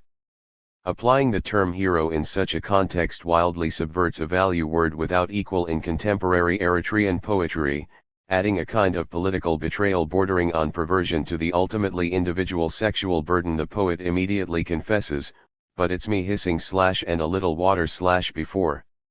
101. I'm feeling guilty. The poet sets himself a problem, how to connect a private, intimate, potentially embarrassing and some might think shameful moment to the all too public values of self-sacrifice, war and the cause of Eritrean nationalism. Moreover, while one cannot imagine such a problem being unique to the poet, his focusing on it seems uniquely, irrepressibly bold. He makes his erotic obsession not the problem but the solution by shifting his focus from himself to the natural world around him, of which he feels almost mystically a part of, reinforced through his synesthesia. 2. I see these notes / echoing outside and not unnatural / but as joy with passion. The poet recognizes the irrepressibility in himself and the world as a key to personal renewal, turning me upside down. He must become oblivious to any niceties / of the thin water of reason and remember love again.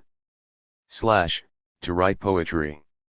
The poet unequivocally if conventionally states which side he stands on in the traditional opposition between passion and reason, but he goes on dramatically to reconnect a poetic creed and visionary style to the Eritrean Revolution itself by recovering the concept of its heroes and martyrs and applying it to the female object of his erotic fantasy.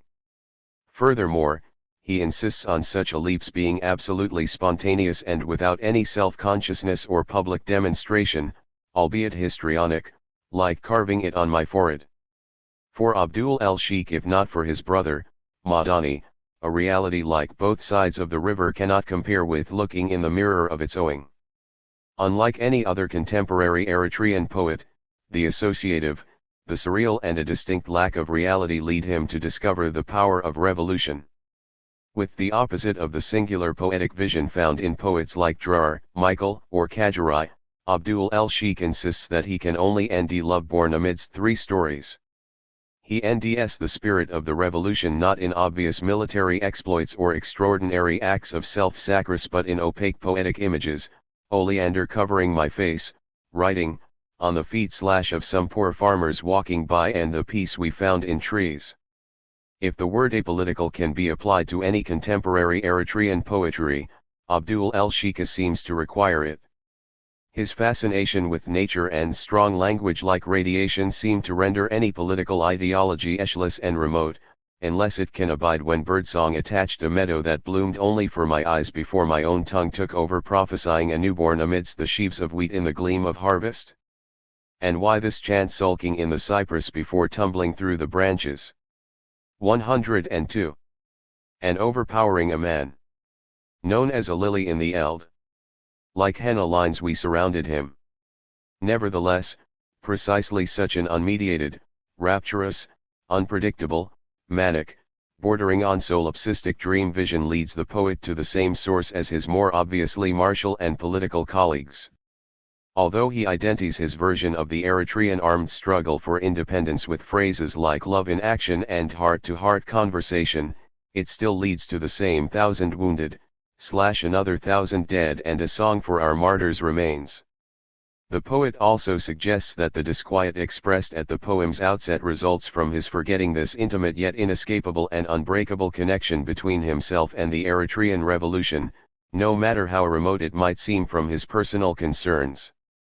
Ironically, he goes on to determine that the basis of this connection is the one particular woman he fantasizes about at the beginning. Not at all a personal, sexual fantasy of escape, her imagined beauty embodies in one instant no less than the power of Eros and the Eritrean Revolution combined. The poet reveals that he has been compelled to fantasize sexually about her because she has been killed in the war and has passed away forever to that far shore. Caught now between, wanting and leaving her, whether she be herself or the embodiment of the armed conict he might have been thought to be escaping in the poem's initial as well as its subsequent dreamy images, the poet has nothing else besides his own irrepressibility to carry him forward.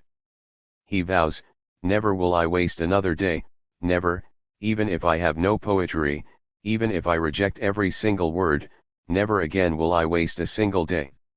His consternation and mistake at the beginning of the poem are in thinking that his fantasy is an escape from rather than just another expression of his love, which cannot separate between his dead lover and the Eritrean revolution in its continuing aspirations. Although with breaths of Saran on broken mirrors he writes the poem to remind himself of this condition, he concludes that he should not even need a poem to remain aware of it, at least, as long as he has the power of imagination, including sexual fantasy as in the poem's beginning. Confirming at the end of the poem that he sees her smile so clearly and nds her body's wild curve in the waves crashing to shore, the poet once again conjures a sexual image of his lover, but now he realizes that indulging his fantasy need not leave him confused, hissing, feeling guilty and angry but 103. Smoother than a lentil and full of nurture overowing since she makes her love, his love, and their country's love like three stories in one. Similarly irrepressible, the poet in Mohammed Said Osman's poem in Tigray, Joket, confesses his erotic frustration, but he achieves a more basic, less transcendent resolution than Abdul el-Sheikh. Instead of joining erotic love to a love of the revolution to express his conict, Osman more simply resorts to the conventional poetic form of the lament of a spurned lover hoping that the witty portrayal of his swearing can win back his beloved. The Tigray Joket might as well be Lesbia in the Latin poetry of Rome's Catullus or Charis in the Renaissance English poetry of Ben Jonson. A poet and a journalist born in 1967, Mohammed Said Osman has also served as head of the Program Development Unit for Educational Mass Media in Eritrea's Ministry of Education. He won the Ramak Prize for Tigray Literature in 1995 and wrote Joket in 2000. He is the author of Atri Wonushi, My Surroundings and Myself, 2003, a children's book in Tigray. Notwithstanding Joket representing a long-standing and wide-ranging poetic tradition of erotic poetry, Osman's poem also reads like a song, a pop song on the universal theme of boy loses girl and wants her back again. The poem also includes, slightly more originally perhaps, the interlude of a song within a song in the form of a praise poem mostly devoted to Joket's body. The persona of spurned, abject lover, reduced to a faithful dog lamenting his fate could be heard singing from a radio in any language. Joket broke up with me and left. I don't know why. Not enough love? Another guy? What can I do? His strategy to get her back is just as universal, from Mozart in Don Giovanni to James Brown, making a song out of his complaint and performing it for his beloved to obtain her pity and get another chance to be with her. Will she ever want me again? Maybe one of my poems would make Joket listen. Nevertheless, the details of the poet's song within the poem create a distinctly Eritrean portrait or idealization of a physically beautiful, young Eritrean woman, eyelashes long enough for the poet to hold onto, eyes as sharp as a gazelle's, teeth, and smile. Like milk, long hair, round breasts, narrow waist, wine dark, narrow neck and cheeks like chocolate cake. Unabashed in his description, the poet is similarly bold in expressing his overwhelming desire to taste, drink, breathe, nibble, and bathe in all the sexual pleasures he sees his beloved can owe. Yet he might just as well be speaking elegically of his powerful love for 104. And spontaneous embrace of the Tigray language to express the uniqueness of his love, realizing that his language is as unique as she is and must be the focus of his greatest passion. After all, the best erotic poetry must be, at least in its composition, about loving nouns and verbs at least as much as the sexual parts of the body they refer to. Moreover, the poet thinks in a kind of libertine way that by being so explicit in his praise she cannot decline and can only embrace him. She is seduced by his erotic language to sing, second to playfully express her pity, and third, which is left to the reader's imagination, to let the poet physically perform what he has poetically promised. Maybe something like this will bring my Joquette back and she will sing I see you swearing. Enough. Swearing, of course, is not a word to be taken lightly when considering contemporary Eritrean poetry and the life experience of its poets of peace or war. However, the swearing Osman conceives of is the result of being devoted not to Mars, a god of war, but to Venus, a god of love. Yet the poet expresses this result in a way that manifests itself, were the different contexts of war and love not apparent, in language similar to what might be heard from a poet like Isaiah's Tsagai in Lamentation or Fessahazian Michael in Nakra. Osman suggests that if Joquette does not respond to the poet's blandishments, he can only be stuck out in the cold with no one and nothing to make life worth living. Precisely such an application of the same kind of language of despair and lament to a love affair rather than to a national epic struggle for independence reveals the imaginative leap of a poet of peace like Osman who can create such a transformation, again as if the war never happened. Born in 1961, Girmay Yohannes is an actor, poet, and writer.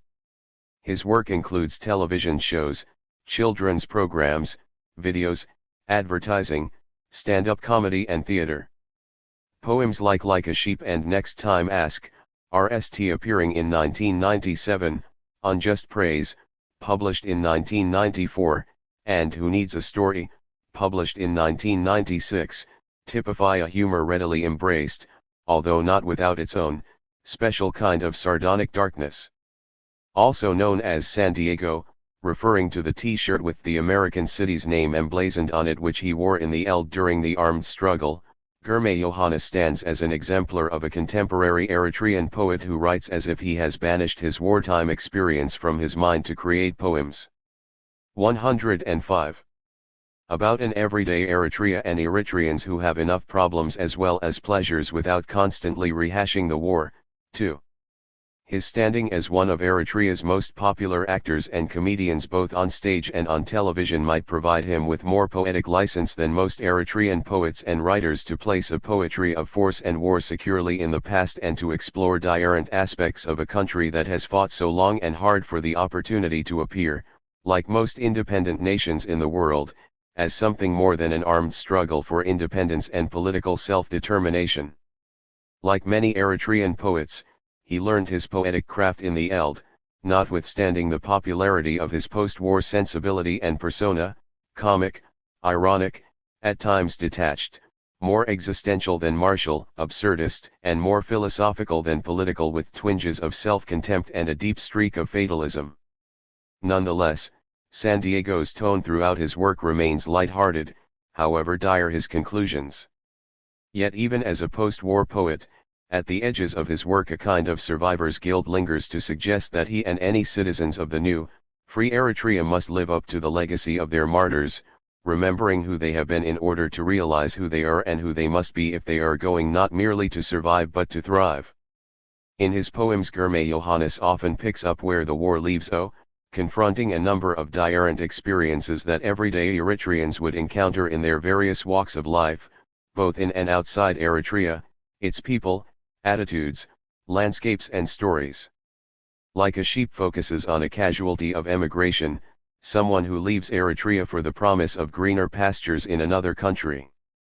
Blithely innocent, like a sheep, he is led with a rope around his neck, blindly following the trader and the butcher.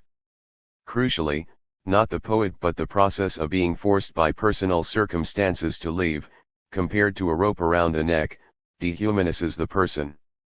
He is blind because he doesn't know or even suspect that those he pays for their assistance in his journey care about him only as a piece of meat to be delivered for a price. Neither a butcher nor a trader dare have any personal connection with his commodity. Although they might owe an Othiel seal, it is fraudulent and or forged since Othiel would mean the emigration was legal, that is, through proper government channels. Furthermore, his status as an illegal immigrant does not even come up to that of a refugee who, at least, maintains some Othiel recognition. The poems adding that those who help him say they have simply forgotten or lost his documentation and that he never would have bothered to get it anyway reinforces the irresponsible basis for such a con game when unscrupulous human trackers prey on someone clearly desperate but also innocent. In this respect, the poem portrays a situation worse, perhaps, than the all but hopeless situation of Tsagai's Lamentation or Fessahazian's Nakra. The former at least. 106. Retains the value of personal identity with I'm an Eritrean, and the latter at least can hold on to history. The situation in Like a Sheep awards neither. The illegal immigrant is stuck. What will he do? Are they his biggest problem? Back home he's forgotten.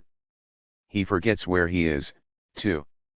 Such hopelessness can ultimately be traced back to the devastation of the war, resulting in a huge exodus that results in a diaspora of refugees and immigrants, legal and illegal, but now the war is no longer the biggest problem.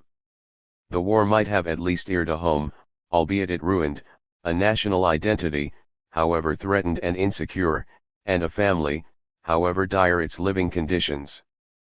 But the illegal immigrant has none of these, perhaps the proverbial fate worse than death in a country like Eritrea where tradition and family ties retain a supreme importance despite their battering by war. Yet even worse, he lacks any awareness that he has lost them.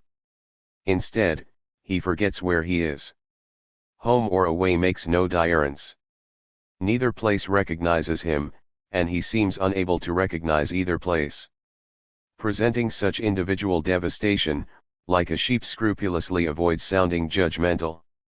The tone remains objective, matter of fact, even hinting that such an end's inevitability should not arouse one's emotions and might even lead one to a kind of dismissive if rueful laughter, if only because the scenario is a common story.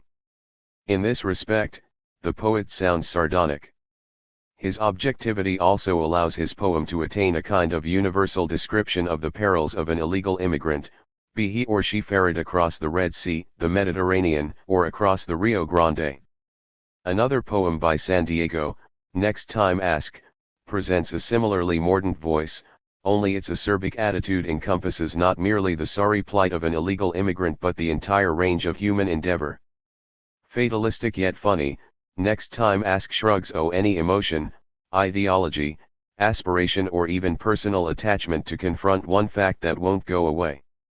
Tomorrow or today you know you have to die. Don't think of asking why. A reader might be tempted to identify such an inscrutable conclusion with a quintessential Eritrean spirit that has survived wave after wave of invasions since ancient times. But a hard-bitten attitude that one's death is inevitable and that its time is predetermined no matter the circumstances reveals a sentiment. 107. Or lack thereof that can be heard anywhere.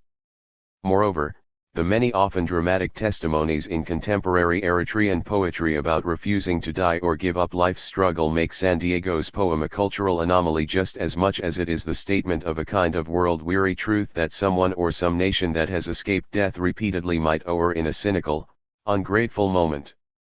Most of all, Next Time Ask portrays a mood that could be experienced any time and anywhere, amidst a war or at peace, as if in a moment's reaction while sipping a cappuccino and reading a newspaper in a cafe, be it in Asmara, Amsterdam, Atlanta, Alice Springs, or anywhere.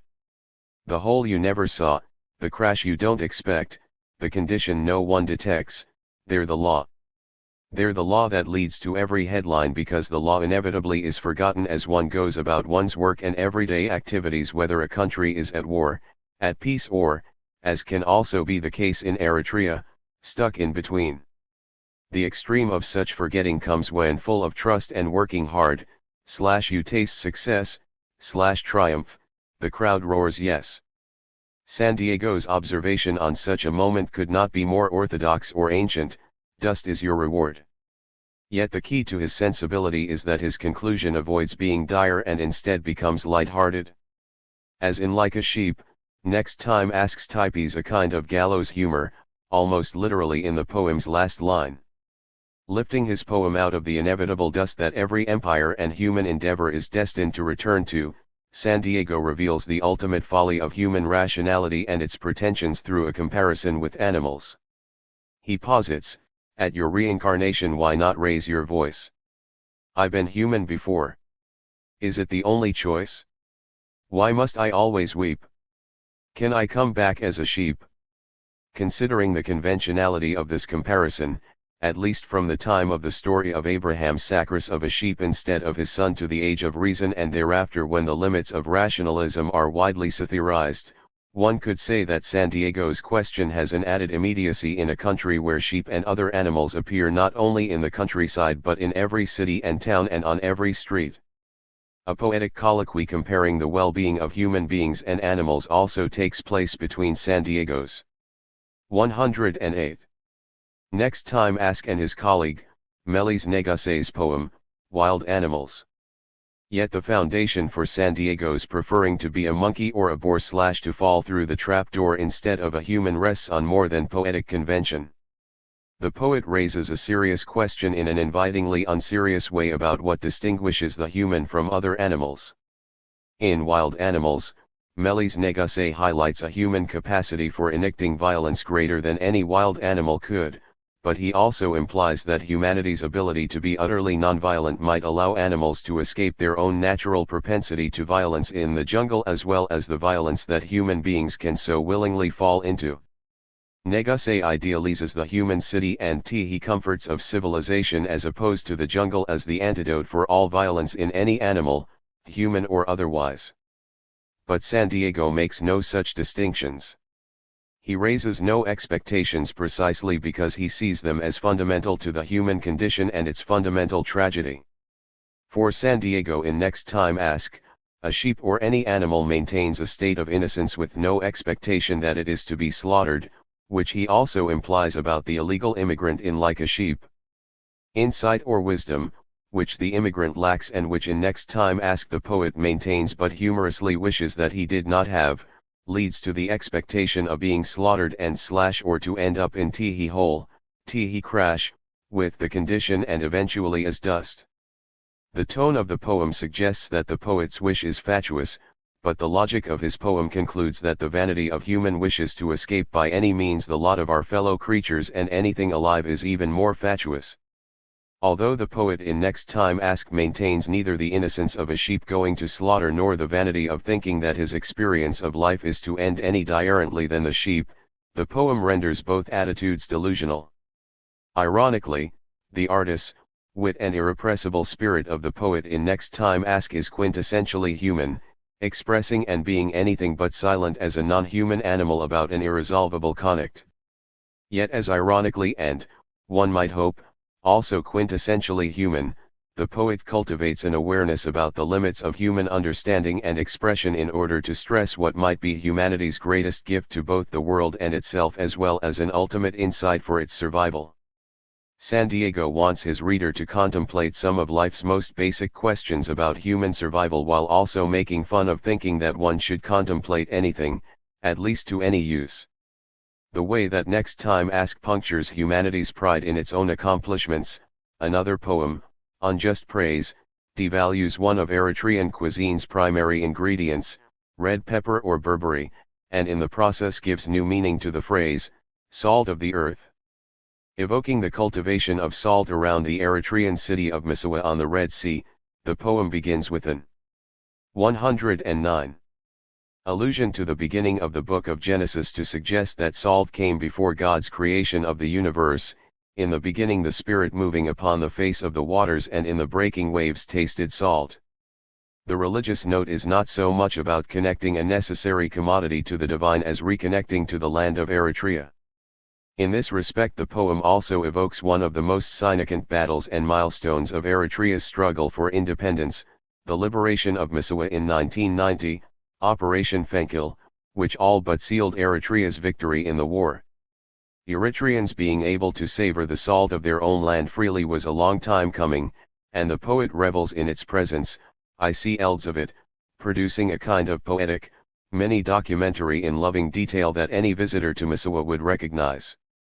Recounting a technology that could be as old as Eritrean poetry itself, Santiago beholds salt drying on the shore and considers himself a part of the process, too, we let in shallow lakes of sea to evaporate and the salt accumulates along their edge thanks to the sunlight. Glorying in the simplicity, naturalness, and beauty, from sun to sea to land, with which salt is obtained, the poet also sounds a note that cannot be taken for granted in a country frequently identified with bare subsistence: the salt is plentiful. Crystal white, enough for every one, harvested and sold in every shop and on the roads, salt. The way that San Diego's imagery of animals in Next Time Ask has an everyday immediacy in an Eritrean context where they can be seen roaming almost any city or town, so does his focus on Eritrea's salt or a readily identifiable and accessible image to provoke a reader or a listener again to reflect on life itself. 110. In proper measure. Bringing out the taste, the avor and spirit of our food, hot or cold. Salt for San Diego resembles the Eritrean people, the masses in Eritrean government parlance whose victory all of the nation's eorts should uphold, or to use another popular phrase, the salt of the earth, the Eritrean earth. In this respect, the poet establishes a kind of fundamental equation: the Eritrean people give life and spirit to the land of Eritrea, not vice versa. Eritrea itself might be considered a sparse, harsh, and inhospitable place, able to sustain very little of anything, much less a nation, but such a merely practical account fails to recognize Eritrea's greatest resources, its people. As salt, they may even be considered a minimal resource themselves, but behind San Diego's poem and within his image of salt there dwells a history of Eritrean self-determination as primary, profound, and timeless as the power he calls to mind in his poems, beginning with the spirit moving / upon the face of the waters, a spirit of the Eritrean people. Nevertheless, as the poet concludes, the unjust praise of the poem's title still goes to pepper. Eritrea's most famous form of pepper, berbere, which is red, can seem almost as ubiquitous as salt in making a strong impression in Eritrea's cuisine and its culture, and the quality and quantity of berbere in a meal can certainly provoke much admiration among the diners. Ironically, many Eritreans even consider themselves not black like much of the rest of Africa but red. But even if Eritreans are red and thrive to no end on their red berbere, the poet's greatest praise, albeit in proper measure, locates their true spirit in the crystal white salt. Elemental as the Eritrean people on the shore of the Red Sea, salt spreads from Eritrea's most towering highlands to its deepest, interior lowlands. Praising Eritrea's salt, San Diego focuses on an element that he identifies with the spirit of the Eritrean people. Similarly, he uses the consciousness, or lack thereof, of animals in Next Time Ask and illegal immigration in Like a Sheep to express other kinds of situations and predicaments that, with Eritrea's independence established and its war fading into a memory, still large segments if not most of the Eritrean population must confront. In the poem, Who Needs a Story, however, San Diego contemplates the situation of a much smaller group, and one to whom this entire study has been devoted, Eritrea's contemporary poets. The incisive universality with which he dissects their position in their country and the world makes the title of this poem a perfect sort of questioning characterization to designate most contemporary Eritrean. 111. Poetry, thus the title of Eritrea's RST Anthology of Contemporary Poetry and what the present study is based on, Who Needs a Story. The stated subject of the poem Who Needs a Story, is not unique but conventional. I needed a story / and asked myself all day, / what can I write? The poet ponders wanting to write a poem while not knowing what to write, a rhetorical or poetical occasion marked many times and in many languages. In the 20th century, the Anglo-Irish poet, William Butler Yeats, provides a famous example, as in the RST line of a poem he wrote late in his career, The Circus Animal's Desertion, I sought a theme and sought for it in vain. Yeats explores the theme by ipping through a variety of poetic subjects, from Irish mythology to contemporary Irish politics, that have obsessed him over his long career, before he concludes, maybe at last being but a broken man, / I must be saddest with my heart. Writing this kind of poem leads Yeats through intensely personal, poetic introspection, narrowly to discover, I must like down where all the ladders start, slash in the foul rag and bone shop of the heart. Similarly, Santiago in Who Needs a Story, also engages in an intense, extensive, it kept me awake all night, form of personal, poetic, and sometimes painful self-scrutiny to end out what do I have to say. However, in the midst of his career, unlike Yeats contemplating the end of his, Santiago does not present a catalogue of his poetic accomplishments thus far but focuses on the writing process. Unlike Yeats, yet unlike many of his Eritrean poetic contemporaries, Santiago wants no story of Eritrean myth or politics through which to project his own poetic concerns. Moreover, his situation suggests why he is so thoroughly a poet of peace and not of war and not even of war and peace in Eritrea. Santiago's Who Needs a Story provides a perfect focal point to consider all of the stories that his contemporary Eritrean poetic colleagues employ in their work, most of whose choices of a particular narrative in some way typify an aspect of the story of the Eritrean nation coming into being during its long and violent struggle for independence and thereafter.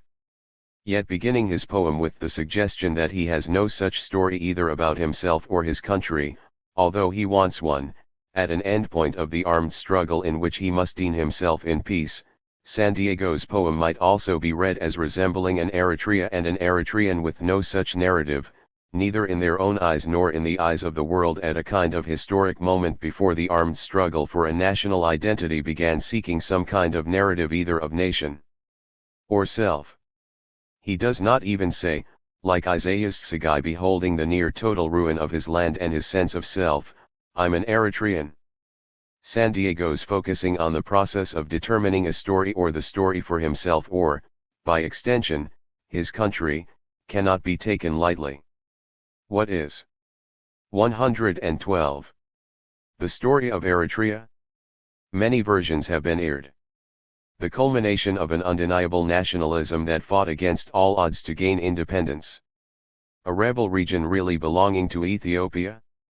An ancient yet a new, one-party state with a prickly attitude towards its neighbors and the rest of the world? Who determines the story of Eritrea that is most widely recognized? Who seizes what story and makes it stick? The same question might be asked about any nation. What is the story of the United States? The land of opportunity? A melting pot? Lone superpower? Immigrant nation? Incorrigibly imperialist, fundamentalist capitalist democracy exporting war all over the world? A poet's story is likely to be different from a journalist's story.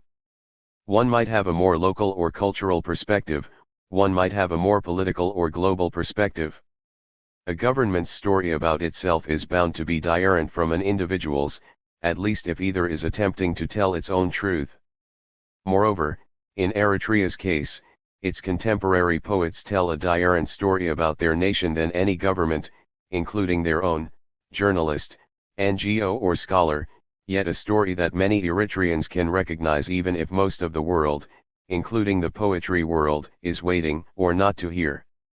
Santiago brings contemporary Eritrean poetry to a point where it can recognize its own story, a group of stories, yet ask if any of these stories are or should be the story instead of it being something more and in the future. Yet if it is, what will that story be? What will be its source? Neither Santiago nor anyone knows, beyond the fact that it begins with the poet, a fact that Santiago, more than any other Eritrean poet, insists upon. Let 1,000 stories bloom, he implies, but let none of them deny, and here Isaiah's Tsagai's refrain can apply, I am also a person. I'm an Eritrean. Santiago urges an absurd tragedy of illegal immigration, perhaps the equally absurd fact of extinction and oblivion for any person being as inevitable as any animal's, and the elemental reality of salt drying and accumulating on the Red Sea shore as some of his stories of who he is and the Eritrea he comes from. Just as important is his story that he needs a story and doesn't know what it is, because it is his story and Eritrea's, too. One might say that every person and every nation needs such a story to succeed. He struggles to end it, confessing that he has emptied so many words and ideas out of my brain it would have oded away if not tied to my heart. Uniquely identified not only with feeling or emotion but also with thinking, the Tigrinya word for heart, libi, introduces a distinctly Eritrean quality to 113. San Diego's quest. As Alam Seg Tesfaye, Eritrea's premier historian and one of its greatest writers remarks in the documentary, Against All Odds, in most of our Eritrean languages, the heart is not just a life-giving organ. In Tigrinya, a wise man or wise woman is called Lebam, and wisdom is Lebana.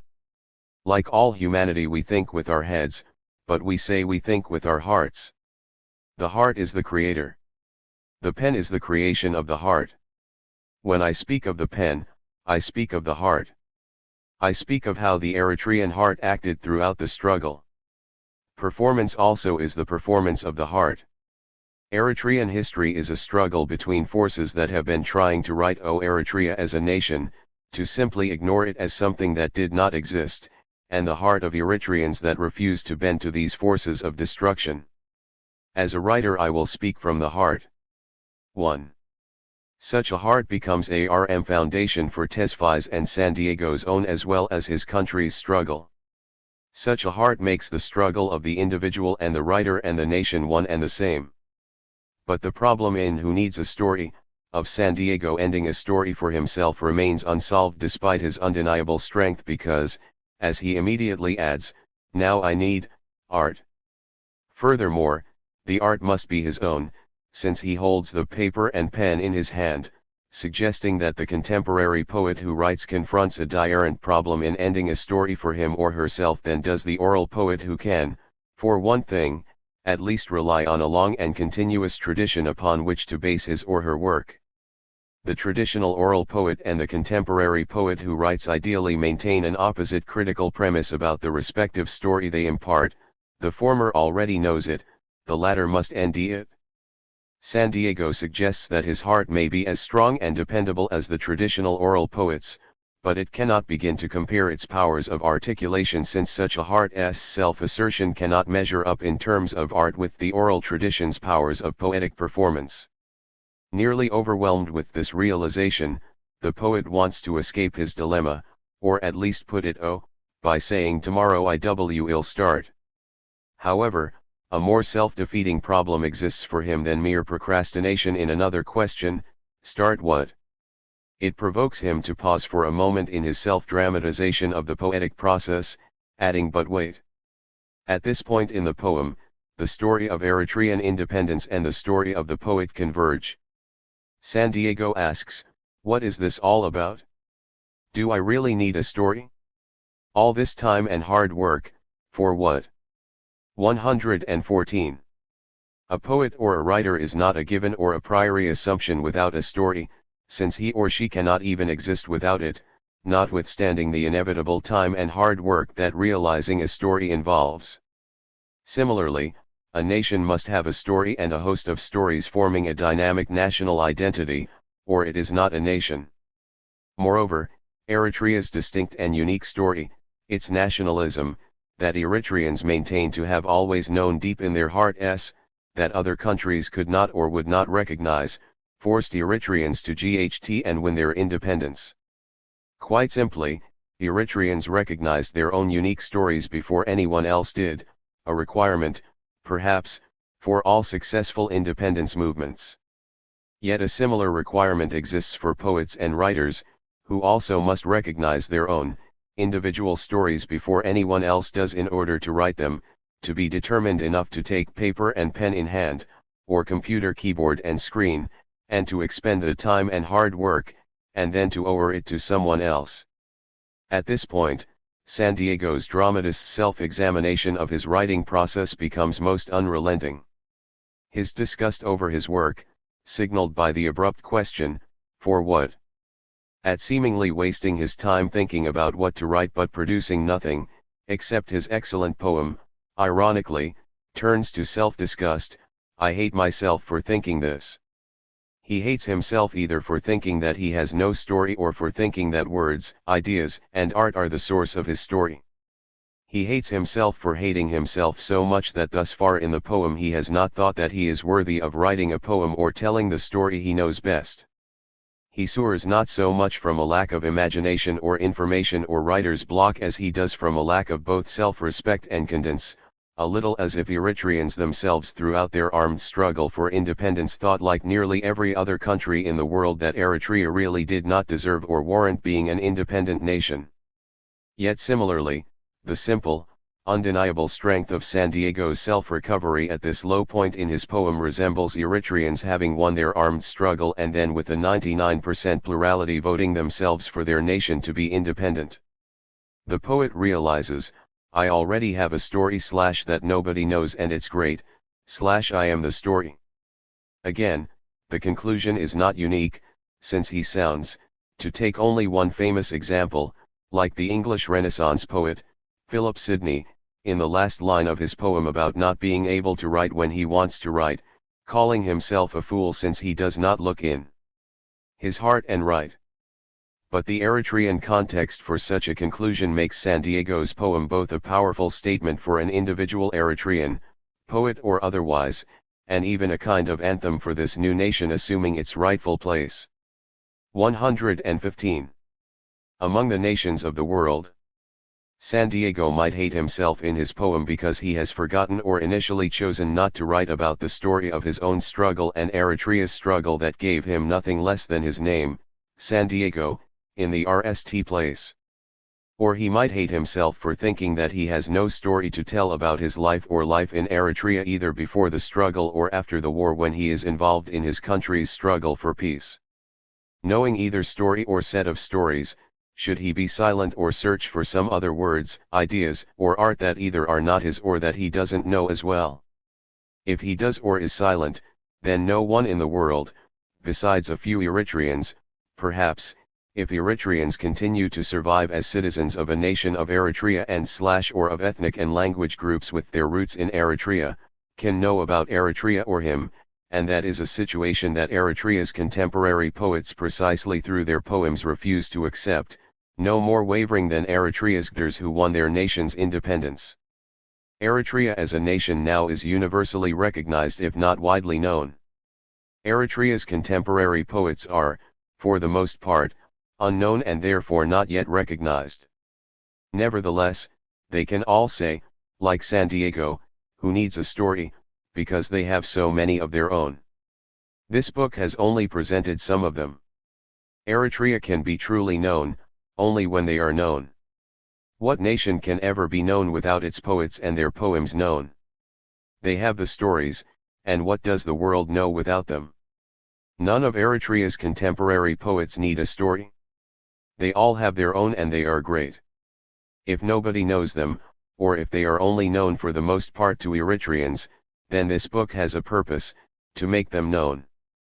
Germe Gebremskal is the story, prophesying towards the end of Eritrea's armed struggle for independence, a multitude of Eritrean poets writing in a burst of light not only about war but war and peace. Solomon Drar is the story, asking repeatedly and demanding, who said Murhai is dead, as he urges his war hero and those whom he inspires to be the conscience of the nation as they hold their candles and walk in the mass procession down Liberation Avenue in Asmara on Martyrs' Day in late June.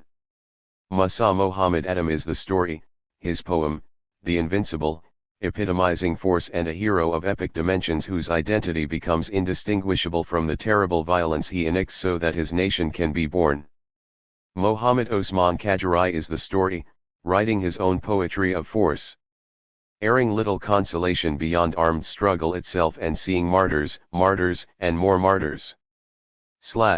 No greater glory or victory and, challenging any expectation that poetry or singing, the landscape, the elements and friendship provide a kind of transcendent moment. 116. Or serve as a kind of respite amidst war, still he sings.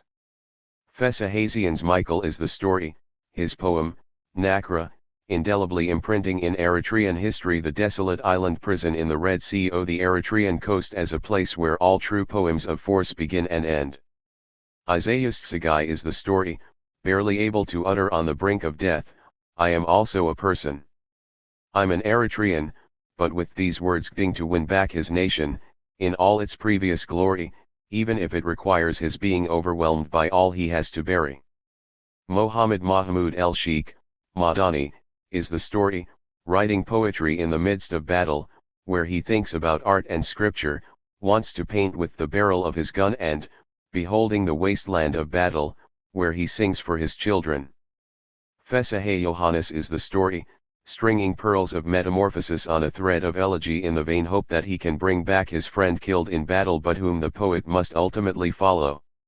Ribka Subhatu is the story, remembering her cellmate during the war and a basket, a thing of beauty but as difficult to contemplate as Nakra, that she made for her parents, as her last act before she was executed. Solomon Sahay is the story, happy to be back and simply working the land after the war but, haunted by an Eritrean mother crying for those who have not returned, struggling to pick up his life again without feeling guilty that he still has it. Paulos Nidabe is the story, remembering the war by lovingly pronouncing place names of Sahel, as if their sound might be the only way to deal with the pain he still feels when thinking about it. Ahmed Mohammed Saad is the story, barely able to imagine anything but war yet unable to continue if he doesn't at least try to imagine something constructive, like building a road, when all he really sees is the pain/of humiliation, prison, and chains. Ahmed Omar Sheikh is the story, a kind of biblical Abraham with Eritrean scepticism, reading the beauties of the natural world as a promise that the nation whose existence he ghts for seems destined someday to thrive, but knowing that the promise can be broken, no matter how strong his voice or how hard he ghts. And Jessim Isaac is the story, dazzled by the unbelievable brightness of Eritrea in the dawn of its liberation, then crashing into an everyday reality blacker than a crow's eye but still seeing more than I have ever seen, / more than I have ever heard, / and more than I can explain. Melis Negase is the story, surveying the wreckage of his country, reduced to a smoldering state of nature which even the animals eat, and invoking the traditional Eritrean muse, Mamad, for her to reconsecrate it with poetry and more of the fruit of a peaceable civilization. Fortuna Gebreghi Orgis is the story, stalked by a kind of inner violence, at war with herself amidst the most inescapable of battlefields. Sabaki Dane is the story, a poet who can focus on 117. An everyday Eritrea at peace, providing scenes of a mother watching her child grow up or two young people flirting with each other in the street without the specter of war hovering over them, although a young Eritrean mother and her baby son must beg to survive on the same street since their father, or is it their government, has abandoned them, and this same mother's determination can spur a poetic call for all Eritrean women to return to the battlefield if necessary. Bayani Haile Mariam is the story, another poet who has left the war behind him, once and for all, to write about everyday matters of love, divorce, and reunions with not always desirable old friends. Risam Haile is the story, ending the local and the global in the voice of Eritrean poetry and airing his refrain in Tigrinya, Aluyuna, Alwana, we have, to crown an anthem of self-confidence and self-reliance based on true self-knowledge. Abdul Hakim Mahmoud el-Sheikh is the story, surreally hymning a love both profane and sacred, devoting his love and unable to separate longing for his dead lover and the aspirations of the Eritrean revolution. Mohammed Said Osman is the story, in his lament of a spurned lover hoping that the witty portrayal of his swearing can win back his beloved, but all the while revealing a love for Tigray verbs and nouns at least as much as for her round breasts, narrow waist and cheeks like chocolate cake. Germe Johannes, San Diego, is the story, seeing Eritreans become the itzum of illegal immigration when they are really the salt of the earth, comically but bitterly identifying human beings as the most proud and vainglorious of animals despite our pretensions to be more, and mock asking the question, who needs a story, when he knows that he like all contemporary Eritrean poets of war and peace have plenty of stories to tell each other and the world. Chapter 5. Risam Haile, G.E. Tami. IRST encountered Risam Haile in Asmara in 1998, one evening during Eritrea's annual, outdoor, 8-day cultural festival in Asmara, a highly popular event, thronged with people from Asmara and from throughout Eritrea, and featuring all of the arts, agricultural, domestic, industrial, language, performing, technological, and visual. Taking place in the extensive fairgrounds called Expo, the festival's theme was inheritance. It encouraged Eritreans from all walks of life to experience their new nation through the many forms of its long-standing and highly valued multicultural and multimedia expression.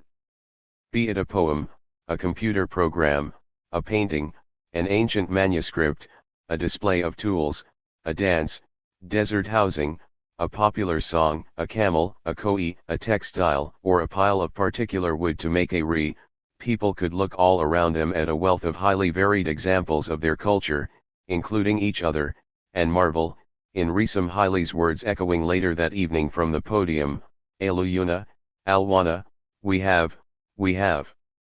I was following the crowd to a poetry reading. The area where it took place seemed to be shaped like a basin, with children, whom I did not expect to see at such an event, seated in the middle, the poet and the audience at opposite edges. Actually, the arrangement was a mere platform with a podium and the audience gathered in a place in front of it, but my initial misimpression was telling. To lament the marginalization of the arts in education, commerce, government, and many forms of globalization is a commonplace, albeit confronted indeed by many artists, advocates, and critics. However, the Expo Festival situated the arts at the center of a national culture in a way that I had never realized, because it included so many different kinds of arts and people, and never had experienced before.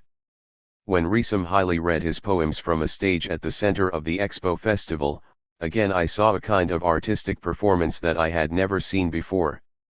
The communication between the poet and his audience was total and on all levels, banishing any questions of accessibility, aesthetics, purpose, and relevance.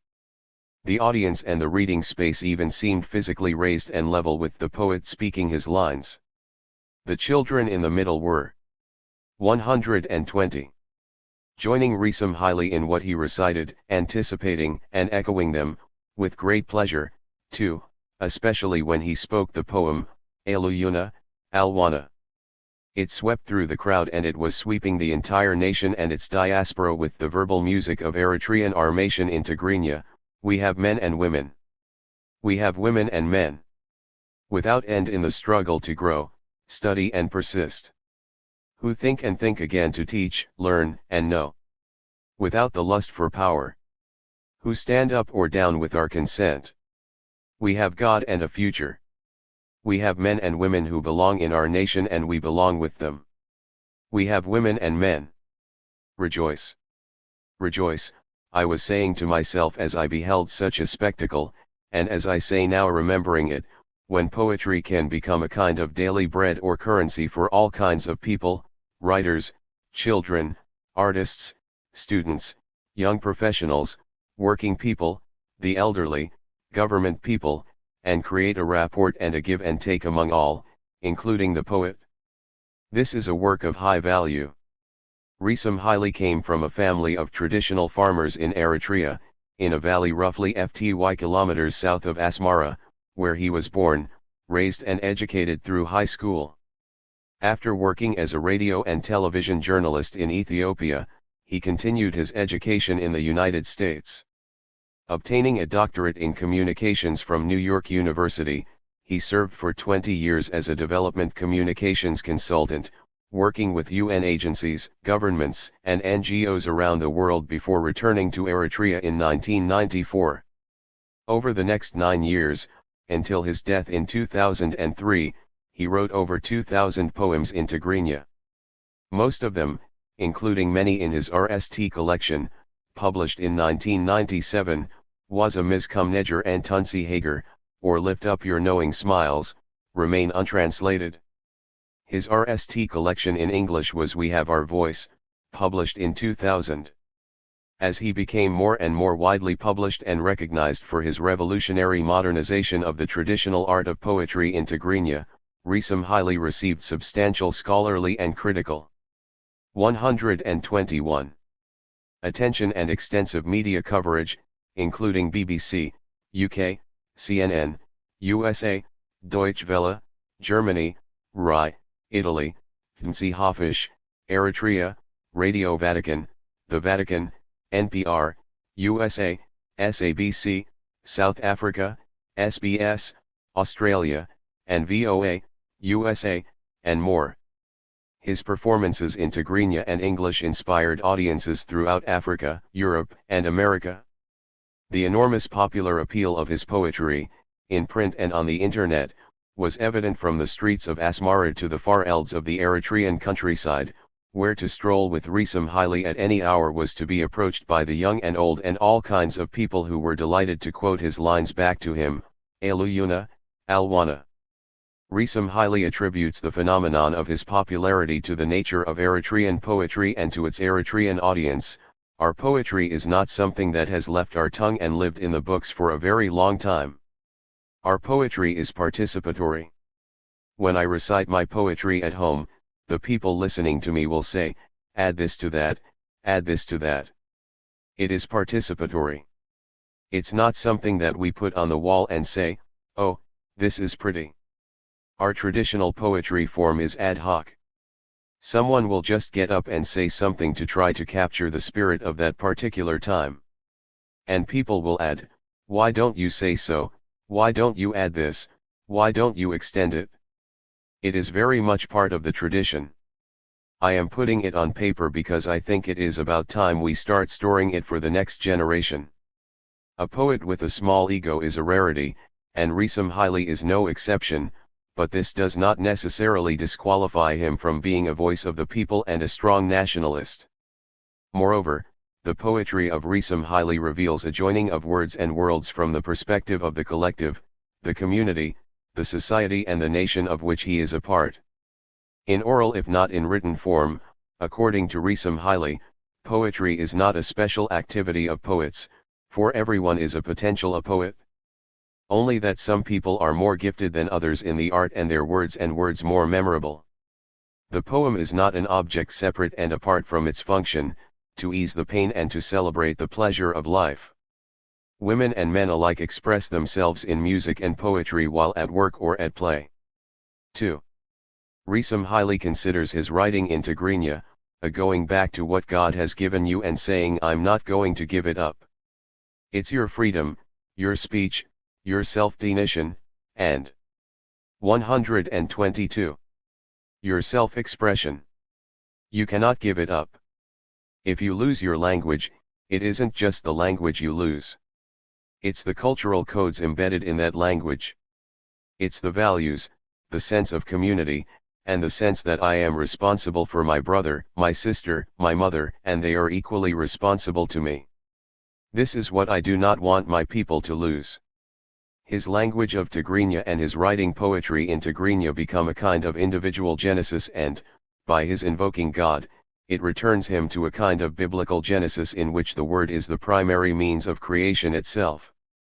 Risam Haile also writes in a spirit that is inseparable from Eritrea's century-long struggle for independence, so that Eritrea's genesis adds another dimension to his own, and vice versa. He contends, the Eritrean struggle for independence is the primary motive force for my art. We Eritreans have taken on all comers for our right to self-determination, and my art is but a continuation and an expansion of that struggle aimed at self-definition.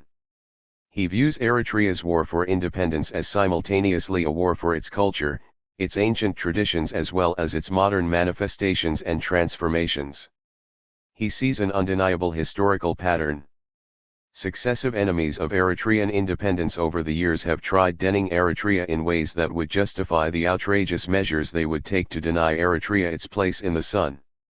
They have tried to diminish Eritrea politically, economically, militarily, and culturally into non-existence except as an appendage of the builders of colonial and neo-colonial empires.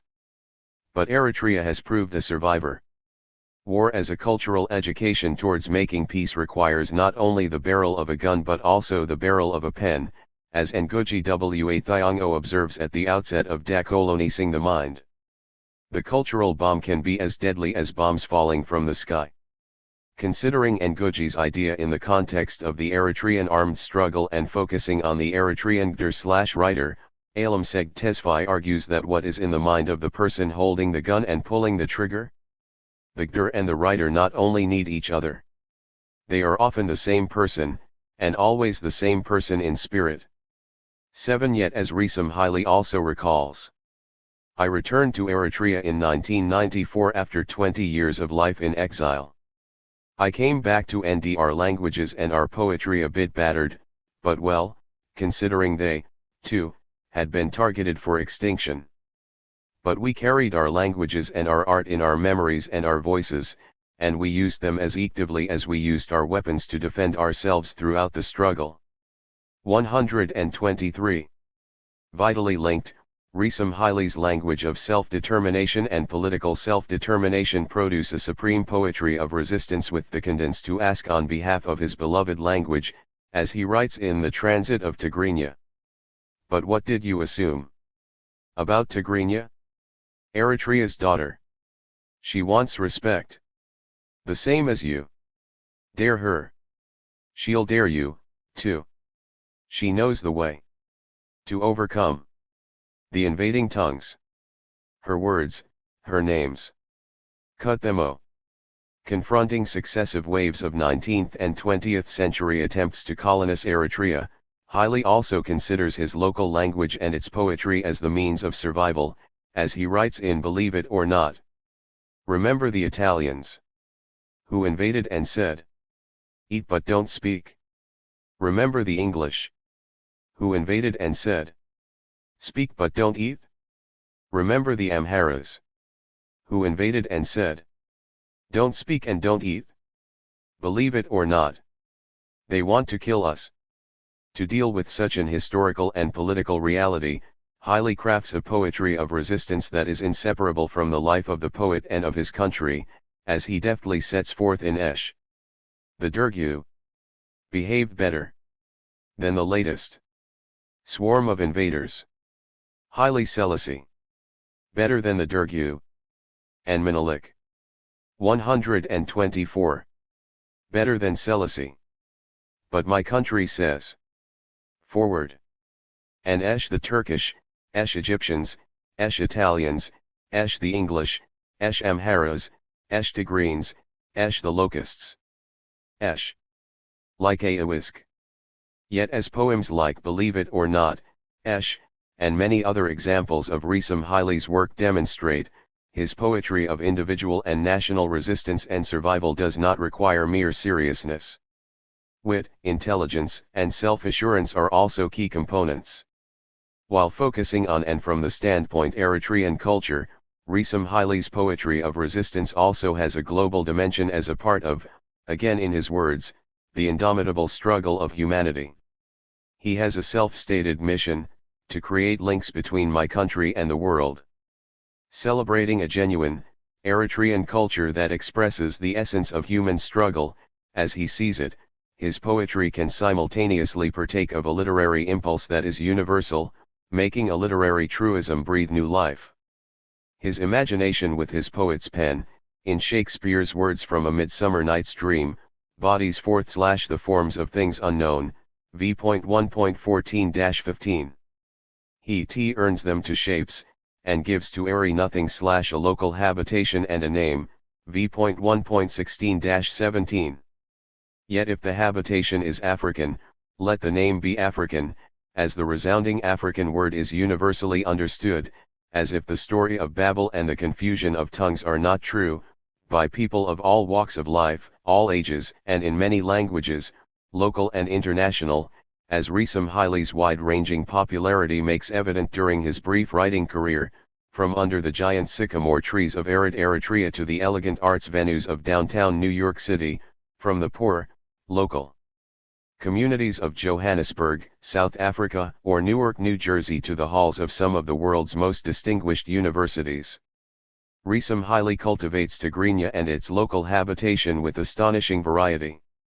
His two bilingual, Tigrinya/English, collections of poems, We Have Our Voice and We Invented the Wheel, present a myriad of subjects, including gender equality, colonialism, foreign aid, the use of knowledge, bureaucracy.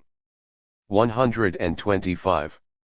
History, crime, priests, travel, daughters and sons, sisters and brothers, camels, books, education, homecomings, exile, money, computers, braggarts, religion, political leadership, hopes, delusions, bravery, civic responsibility, stars, God, illiteracy, ambition, divisiveness, survival, Satan, democracy, old friends, mothers and fathers, cities, small towns, cruelty, soccer, intolerance, impulsiveness, love, language, nightlife, freedom, writing, indecision, non-governmental agencies, learning, sex, superpowers, bread, marital responsibility, competition, snails, American foreign policy, democracy, women's rights, global politics,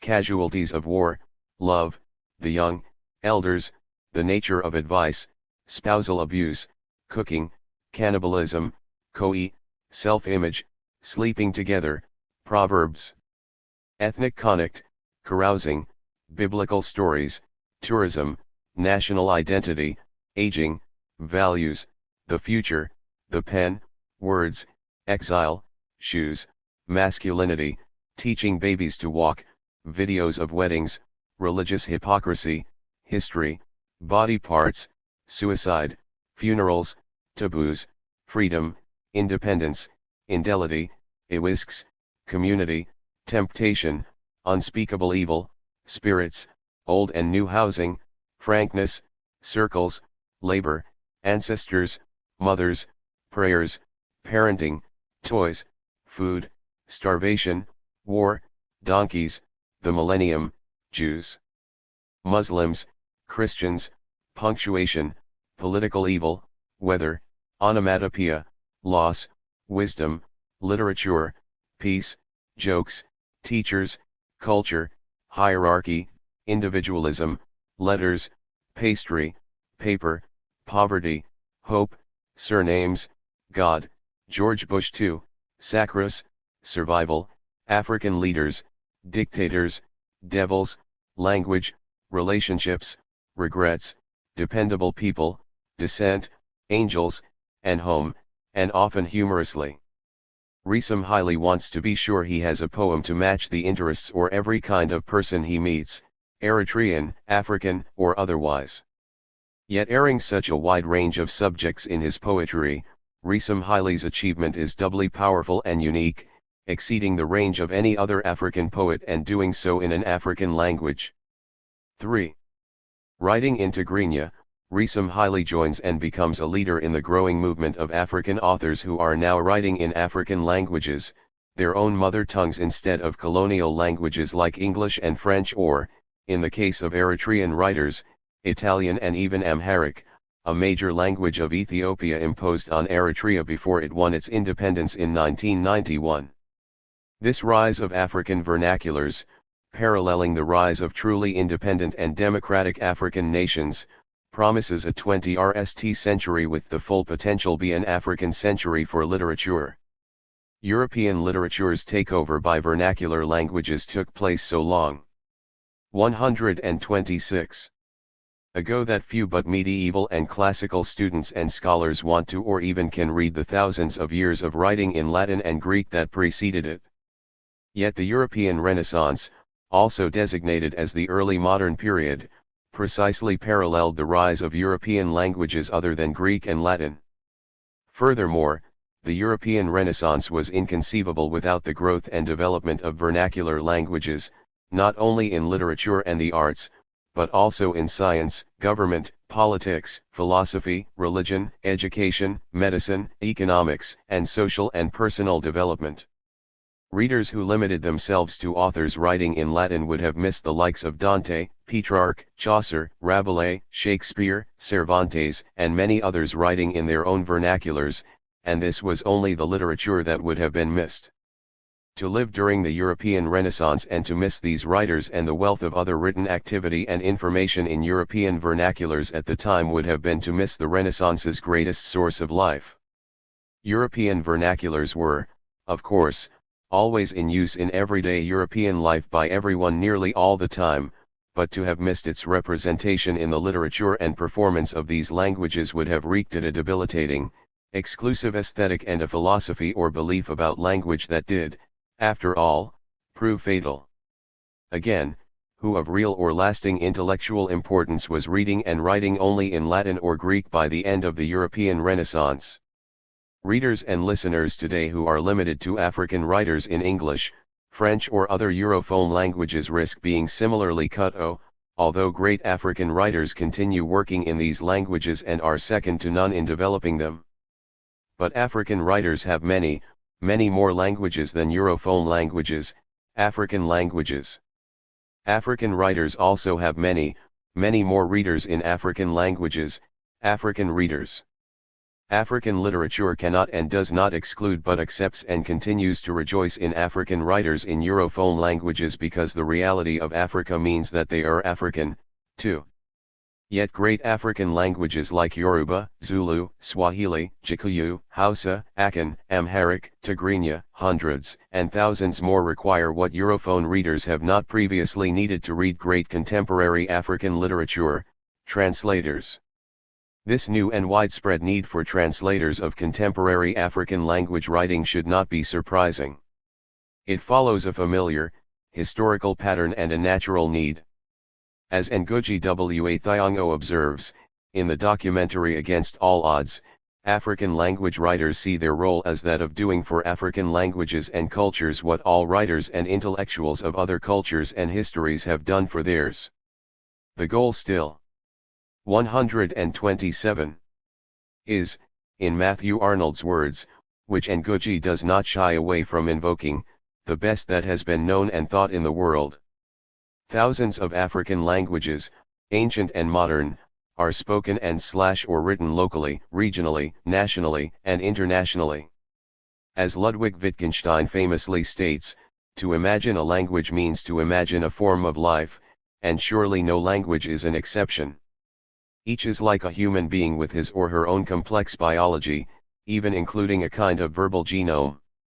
Would anyone who contends that some languages are not vitally important because they are spoken by too few people from tiny geographical places say the same about similarly sized and remote cultures that originated the Old and New Testaments of the Bible, or the manuscripts of Homer and Sophocles?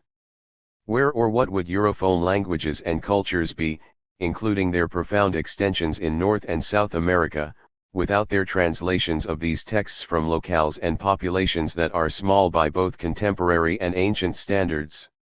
The answer is inconceivable.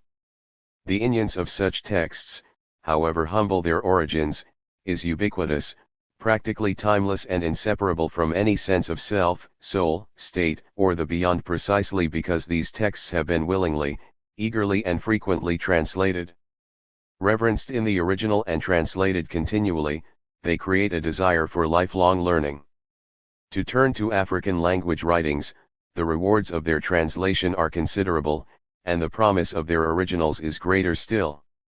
The simplest, fairest, most democratic, economic, and achievable way to improve African lives and livelihoods through the application of knowledge, science, technology, research and analysis is the empowerment of African languages.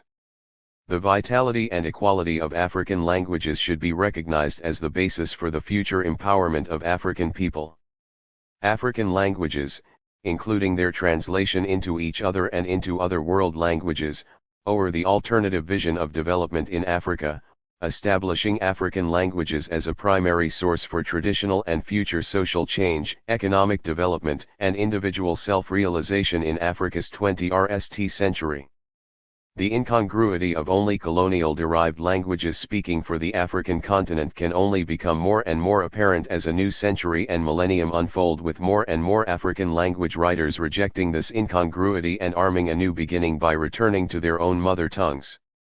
Furthermore, the question of culture, literatures, and languages cannot be separated from the economic problems caused by colonial and neo-colonial forces and their local allies.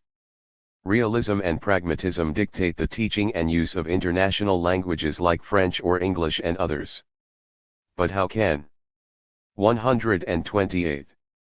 They connect and not disconnect, with all of their resources and information, with the vast majority except through their own mother tongues? As European vernacular languages feed a vast array of creative res that burning into each other became the European Renaissance, So the African Renaissance simply and directly addresses the most basic demand and reaches out to a natural constituency of writers, teachers, readers, and speakers in local languages, the vast majority of Africans, to encourage and enable all kinds of information dissemination in African languages. They are the keys to the development of a culture of peace and prosperity in Africa.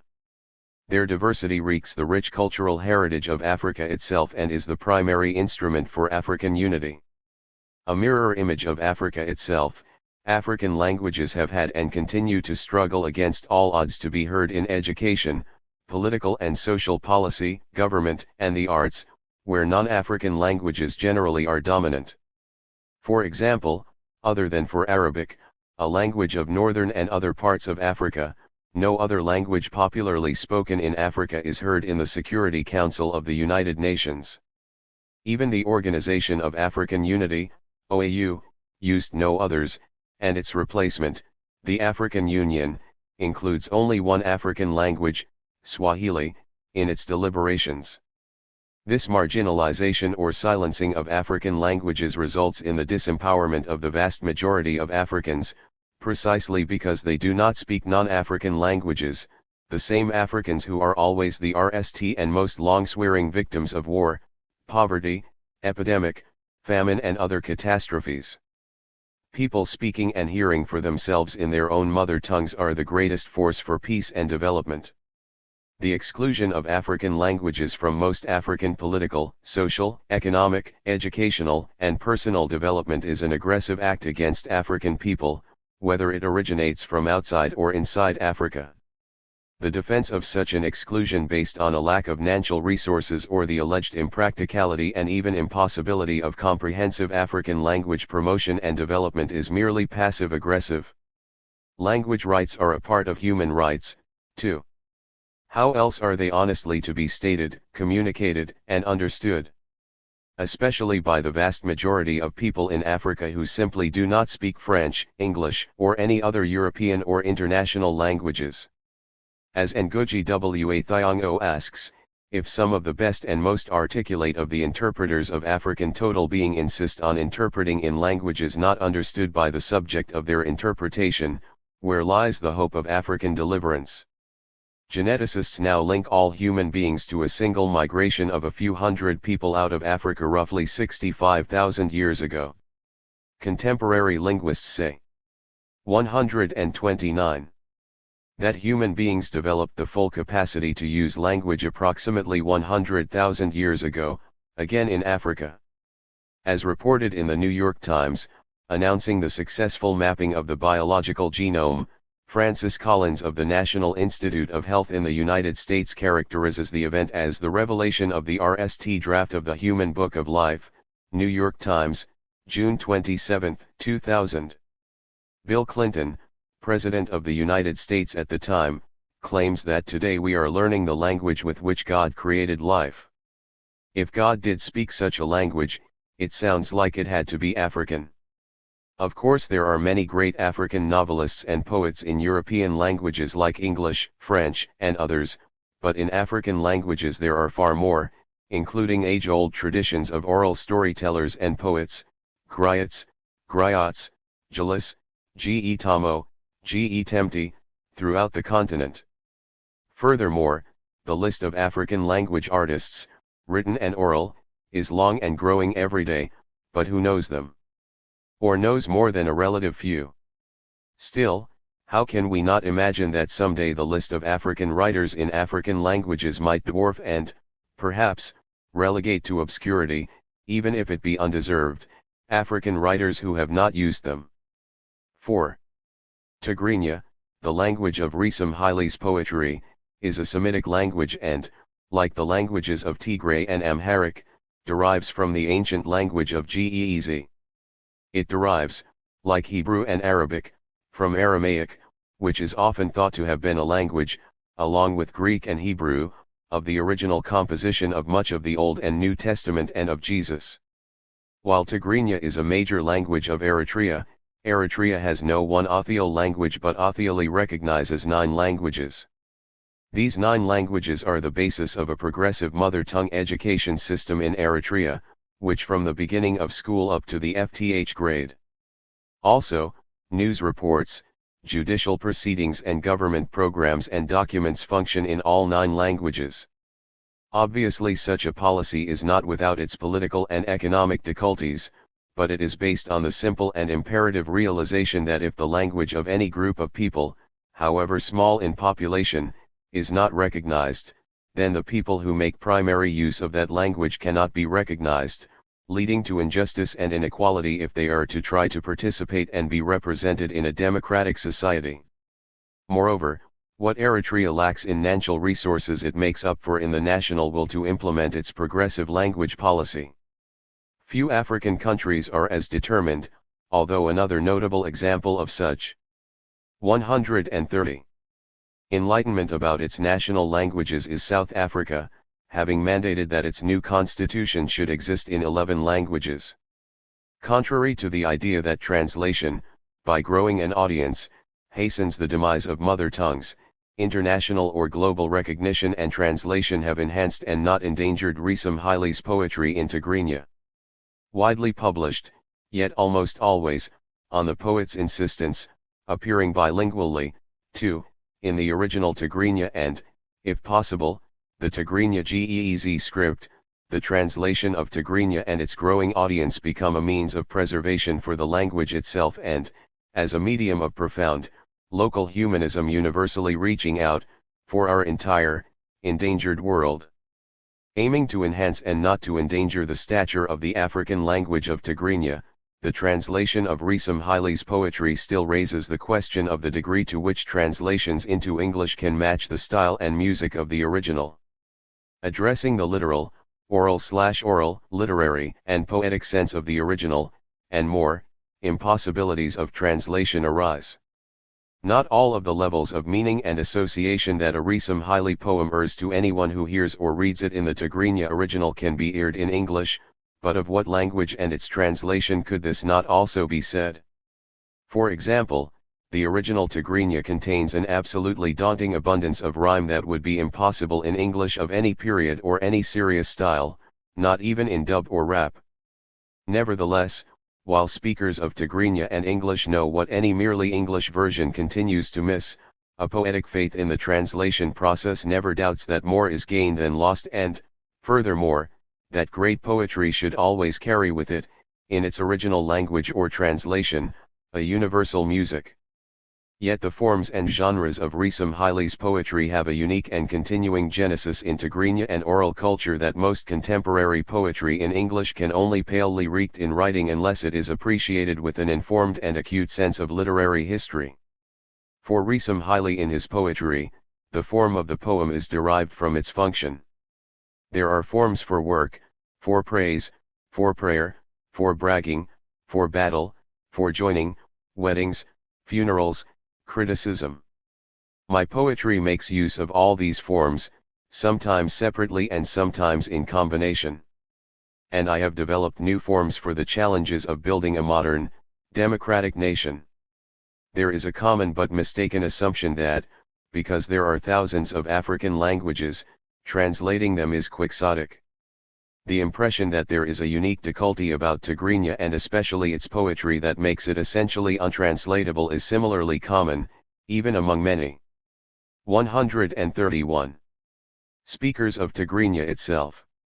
But guided by the humble conception in Tigrinya of GTMI or joining, and the poet as Ge Tamai or Ge Tamit, a joining kind of translation resembles a transmission, with its own special wavelength of poetry itself, a joining translation and metamorphosis of poetry to poetry, poet to poet, primarily and intrinsically themselves yet not without the mechanics of literal translation, a process of communication that is a distinct way of thinking in itself, applying the knowledge of two poetry traditions, in this case Tigrinya and English, and realized in the verbal music or rhythm. It is a universal impulse understood at root with or without translation and a plausible connection between any two languages and among any languages of the world, particularly in their exchanges of the art and craft of poetry. Politically, Risam Haile is first and foremost a poet of conscience, like all great political poets. Without it, Joining poetry and politics only produces propaganda. Furthermore, his poetry ranges freely yet artfully from international to national to local targets, from the politics of bedrooms to the politics of presidential OCs. Because he frequently uses allegory, thick and thin, the local can be readily seen as universal and the national as a redemptive paradigm for the international.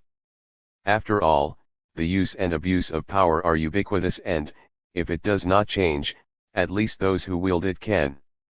Yet everywhere the stakes are high and hotly contested, justly so, since the prize is nothing less than individual, national, and spiritual survival, as in the poem Freedom of Speech. Like animals, people can agree. But to argue seriously or for fun we have speech. If we fail to keep it free, not giving everyone a say, remember Babel, it fell. Rhysum Hailey's strong and prevailing sense of political struggle and ideals might be considered romantic if they were not so realistic, accessible, and rooted in the unassailable Eritrean political experience of standing alone and winning its war for independence.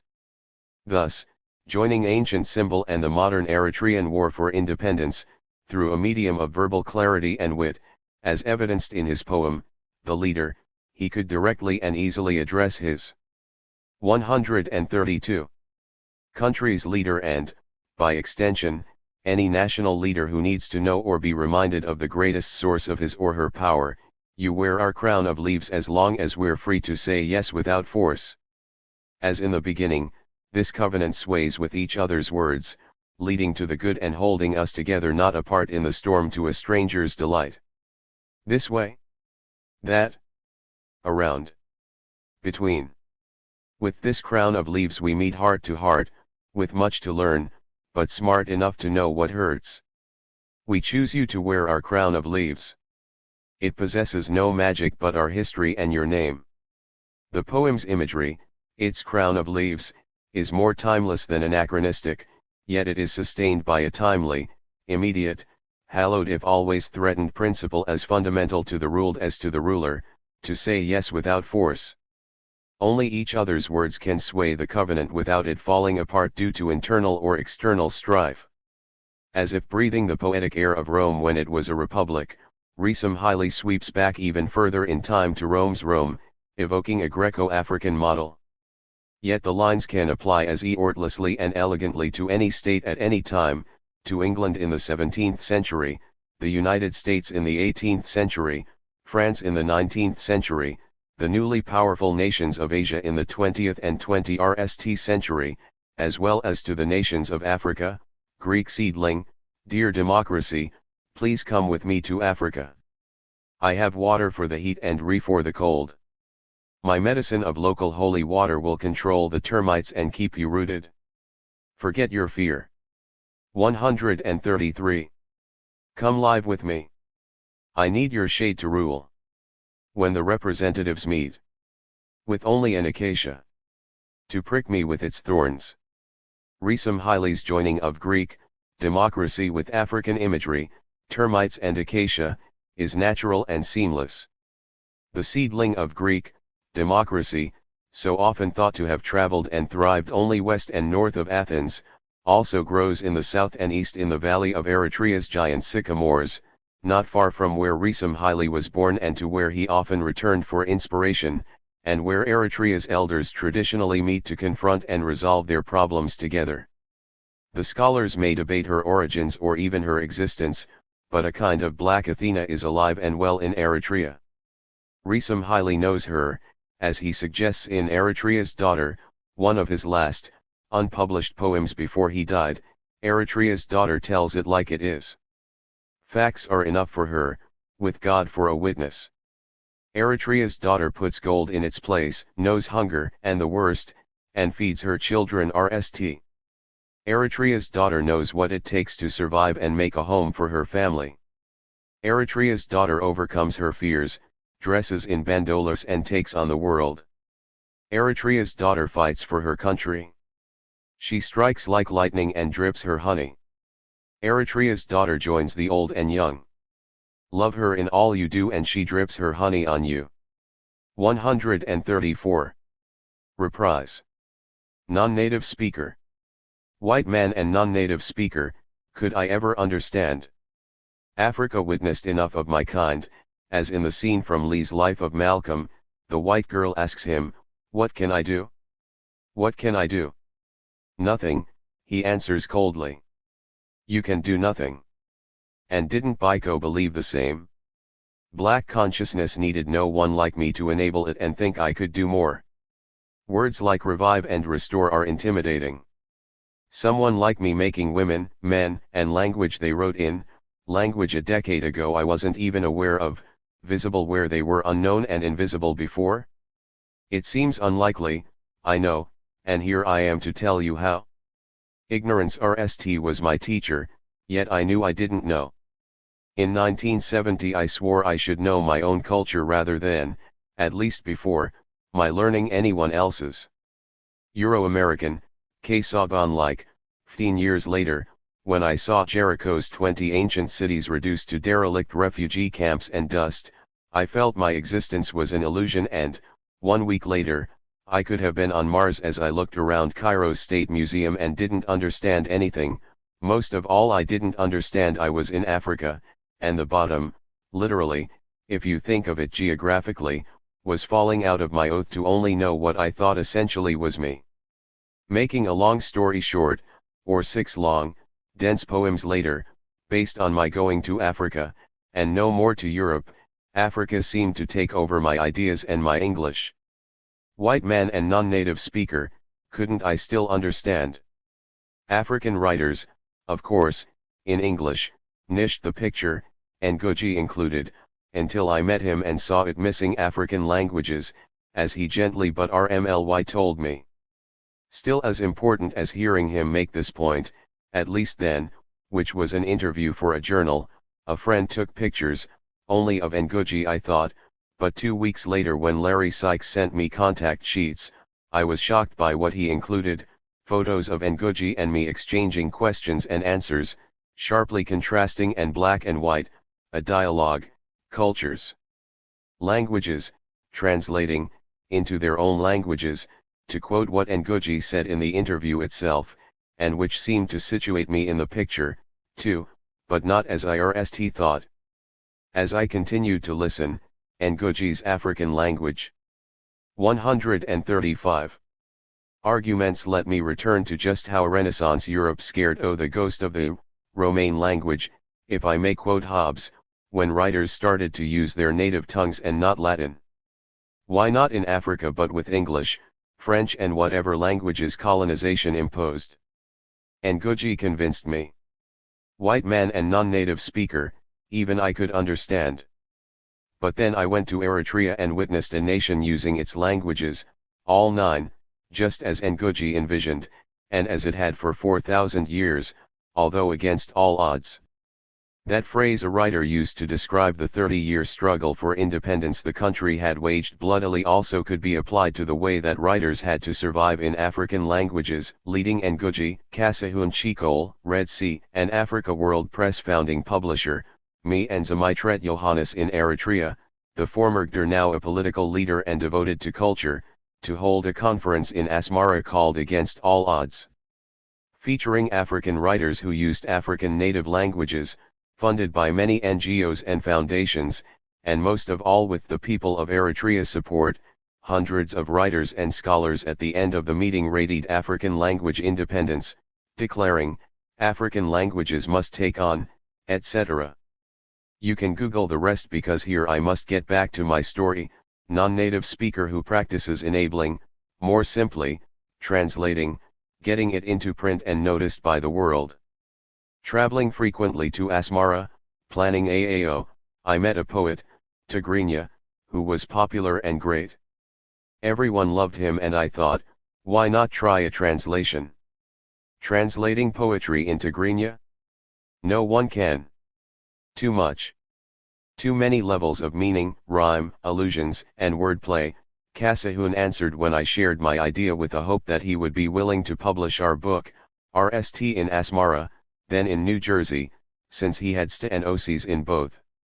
Hearing him say I would love to, was enough for the speaker with no Tigrinya to go to Risam Haile, the poet. No, he said matter-of-factly. It's too difficult. I've tried. Our tongue has too much to get across. Our poetry has not lived in a book for a very long time. But I can email something if you really want to try, and half a year later, Aluyuna showed up in my mailbox, Risom's best poem, at least his most widely known, presenting me with the double challenge in poetry too great for translation and language also uniquely beyond translation, or so it was claimed. 136. Aluyuna seemed to teach Charles Olson's Eld theory of verse, or so I thought as the poem in translation projected energy onto the page, ARST draft Risom rejected. But we got better and better, settling into a style half-beat poet, half-Greek anthology, at least that's what I heard, not knowing oral traditions of Tigrinya performance. Risom addressed me as joiner, mighty joiner, I'd reply. Poetry had no Tigrinya word but joining for the art. Now let an obvious point be made, a non-native speaker first is empowered by native speakers, never the reverse. Otherwise I wouldn't be here, frankly. Kasahun, Risom Zamitret, and Ngugi revealed a way I couldn't nd alone. They controlled any reviving visibility, not me. Happily I played along and handled matters in English. Risom and I nished one book, then another but always printing the poems on facing pages, even in journals. Finding an idiom and poetics both of us could share, my job as translator also meant I had to appeal to my target audience, English speaking. What the Tigrinya actually sounded like or exactly meant could come second, on the condition that RST the English had to be measured next to the rhythm of the Tigrinya's comprehensive sense. Making a poem sound good in English was my RST calling, still only half of the bargain. I knew, but Risom didn't, how to get published in journals, garner invites to readings, festivals, rich US colleges and line up reviewers. In brief, I handled the cultural production and its means, other than publishing itself. Maybe call this enabling? White man and non-native speaker, in a country still lacking such opportunities, I could understand at least how to get Risom's poetry known worldwide, and he became the RST poet who wrote in Tigrinya, and who was Eritrean, famous outside of his country, poet laureate, some said, of Eritrea, although there really wasn't one, of course. Yet this claim bothered a lot of poets from Eritrea good in their own right and speakers of Tigrinya, yet other speakers of languages also widely used there, like Tigray, Arabic, Bilan, remember, there are 9, and when Zamitret told me the problem had bothered him, too, I was persuaded that it was real and not merely ego, jealousy, or worse, politics stemming from Risom's recent change of heart, joining parties opposed to the PFDJ government, which had formerly held him in high esteem. Especially Zamitret. 137. Now he invited me back to Eritrea to translate, edit, and publish a new book, an anthology, poets writing in Arabic, Tigray, and Tigrinya, for a start. To include every language wasn't possible. My co-editor, Germay Negish, a really great Eritrean scholar, and I made the tough and still questionable choice not to include any oral poets. They deserved a book unto themselves. We agreed and planned on doing it someday. Who Needs a Story, the present project, would be the RST book of Eritrean contemporary poets in local languages and in translation, published locally, too, by Hdri, which Zamitret directed in Asmara, yet, I hoped, marketed globally and not only in Eritrea. I wanted readers to enter bookstores, and the shelves labeled poetry, go to anthologies, and there, with the standard German, American, French, Italian, English, Chinese, or whatever else has been there for ages, reach out for the book that should have been there before but never was until today. Who Needs a Story? What's that? She says in some Barnes and Noble. I never heard of this. Let me buy it. I kind of like it. BACK to reality, or what led to this dream coming true. You'll be a symbol, just used for propaganda and seen as evidence freedom of speech is guaranteed by the regime. Growling at me through the phone from Brussels, Risom said fuck you, ending our partnership. Others also told me not to go, except for Larry, who said, "The door is open, so go in." Post 9/11 and Eritrean politics aside, I went and worked with great poets who knew beauty and said so. Anyway, I couldn't translate propaganda if I tried. Poetry, yes, yet the way things worked with Resum, producing cultural means for the work's dissemination, came up, too. This time the challenge was even greater, with which I'll conclude. Doing the book in Asmara was a story in itself. Seemingly half of Asmara's university taking part in the translating process with Tigrinya and Tigray, Gurme Negish was in charge of getting good RST drafts to me. Arabic poems were RST sent to a translation center set up in Lebanon. Zamitred handled this, and instead of feeling as usual like an author writing a book in private, I seemed like one person in a Renaissance workshop doing my part on a massive painting, only the subject was war and peace in the Eritrean struggle to survive, pictured in 2 local and 2 global languages, worked on over and over by many people's hands into poems. 138. Many got published in journals, good ones, too, and the map of poets worldwide now includes the poets from Eritrea, heard and made visible outside Eritrea in their own languages and in translation. Okay. But let me tell you, getting the Arabic and GEEZ scripts right where they belonged, recto from Latin, drove Gurme crazy. Hudri had problems figuring out how to use its new technology shipped from I don't know where and with God knows what directions. But even stranger, at least so it seemed to me, were some other issues. White man and non-native speaker, would I ever understand? Copyright in Eritrea was discouraged since the war, smacking of ego and counter-revolutionary, too. Gurme insisted I make sure Zamitret knew we must have it. Globalization required a book have an ISBN. No Eritrean book ever had it, with one exception, Kasahuns. When I was certain Hudri got us our number, I thought our problems were solved, but Zamitret also assigned me to ND distributors, of which I knew nothing but learned fast, getting rejected by mega RMS like Boker, who didn't recognize 999, Eritrea's national number, first on its ISBN, since no book came from there before. I never heard of it. Where? The Horn? In Africa? Really? Said the nice customer service rep who didn't believe me. Then there's the time when I went to pick up proofs in Asmara. Crossing AL to the building of the printer, Saber, led also to peacekeeping UN soldiers camped right next door. Barbed wire and 6 satellite dishes made them happy, I didn't. 4 of them cocked their machine guns, aimed, and Saber's gate opened. Entraki, an old attendant with a smile welcomed me in. In Joining Africa, my RST memoir, many more stories like what I've already noted reinforce what I've said here. Call it enabling, but it must go 2 ways and back and forth. Postscript, remember Hobbes's phrase, the ghost of the Romane language. I chose dactylic hexameter, the epic line Virgil's in the Aeneid and Homer's in the Odyssey, for this statement, ironically, using Greek and Latin poetics in my vernacular English, claiming African language poetry can be enabled by a non-native speaker. Politics might say I contradict my argument, using some other language's forms of beauty not really my own, arguing African language poets should be more widely heard in their languages, meaning their unique poetics, too. But here I have to confess my doubts. Political power comes from whatever enabling I do, it's about beauty. Appendix. A selection of poems from Who Needs a Story? Contemporary Eritrean Poetry in Tigrinya, Tigray, and Arabic. Mohammed Osman Kajirai. Wind and Fire. Victims claim my country as their mother. Free of humiliation and betrayal. And sacred, yet broken and bleeding. They greet her with poems, love, and ours. As my blood fertilizes the land.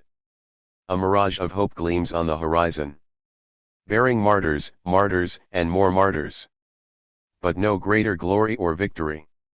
Understand. No more prison, chains, beatings, and bleeding, thanks to the gun giving me the courage to GHT with blazing and raging wind and win, embracing the dawn to GHT again. You thugs, invaders, mercenaries. I'll never stop revenging my land. Struggle and determination. Dean my being Eritrean. The fronting for my liberation.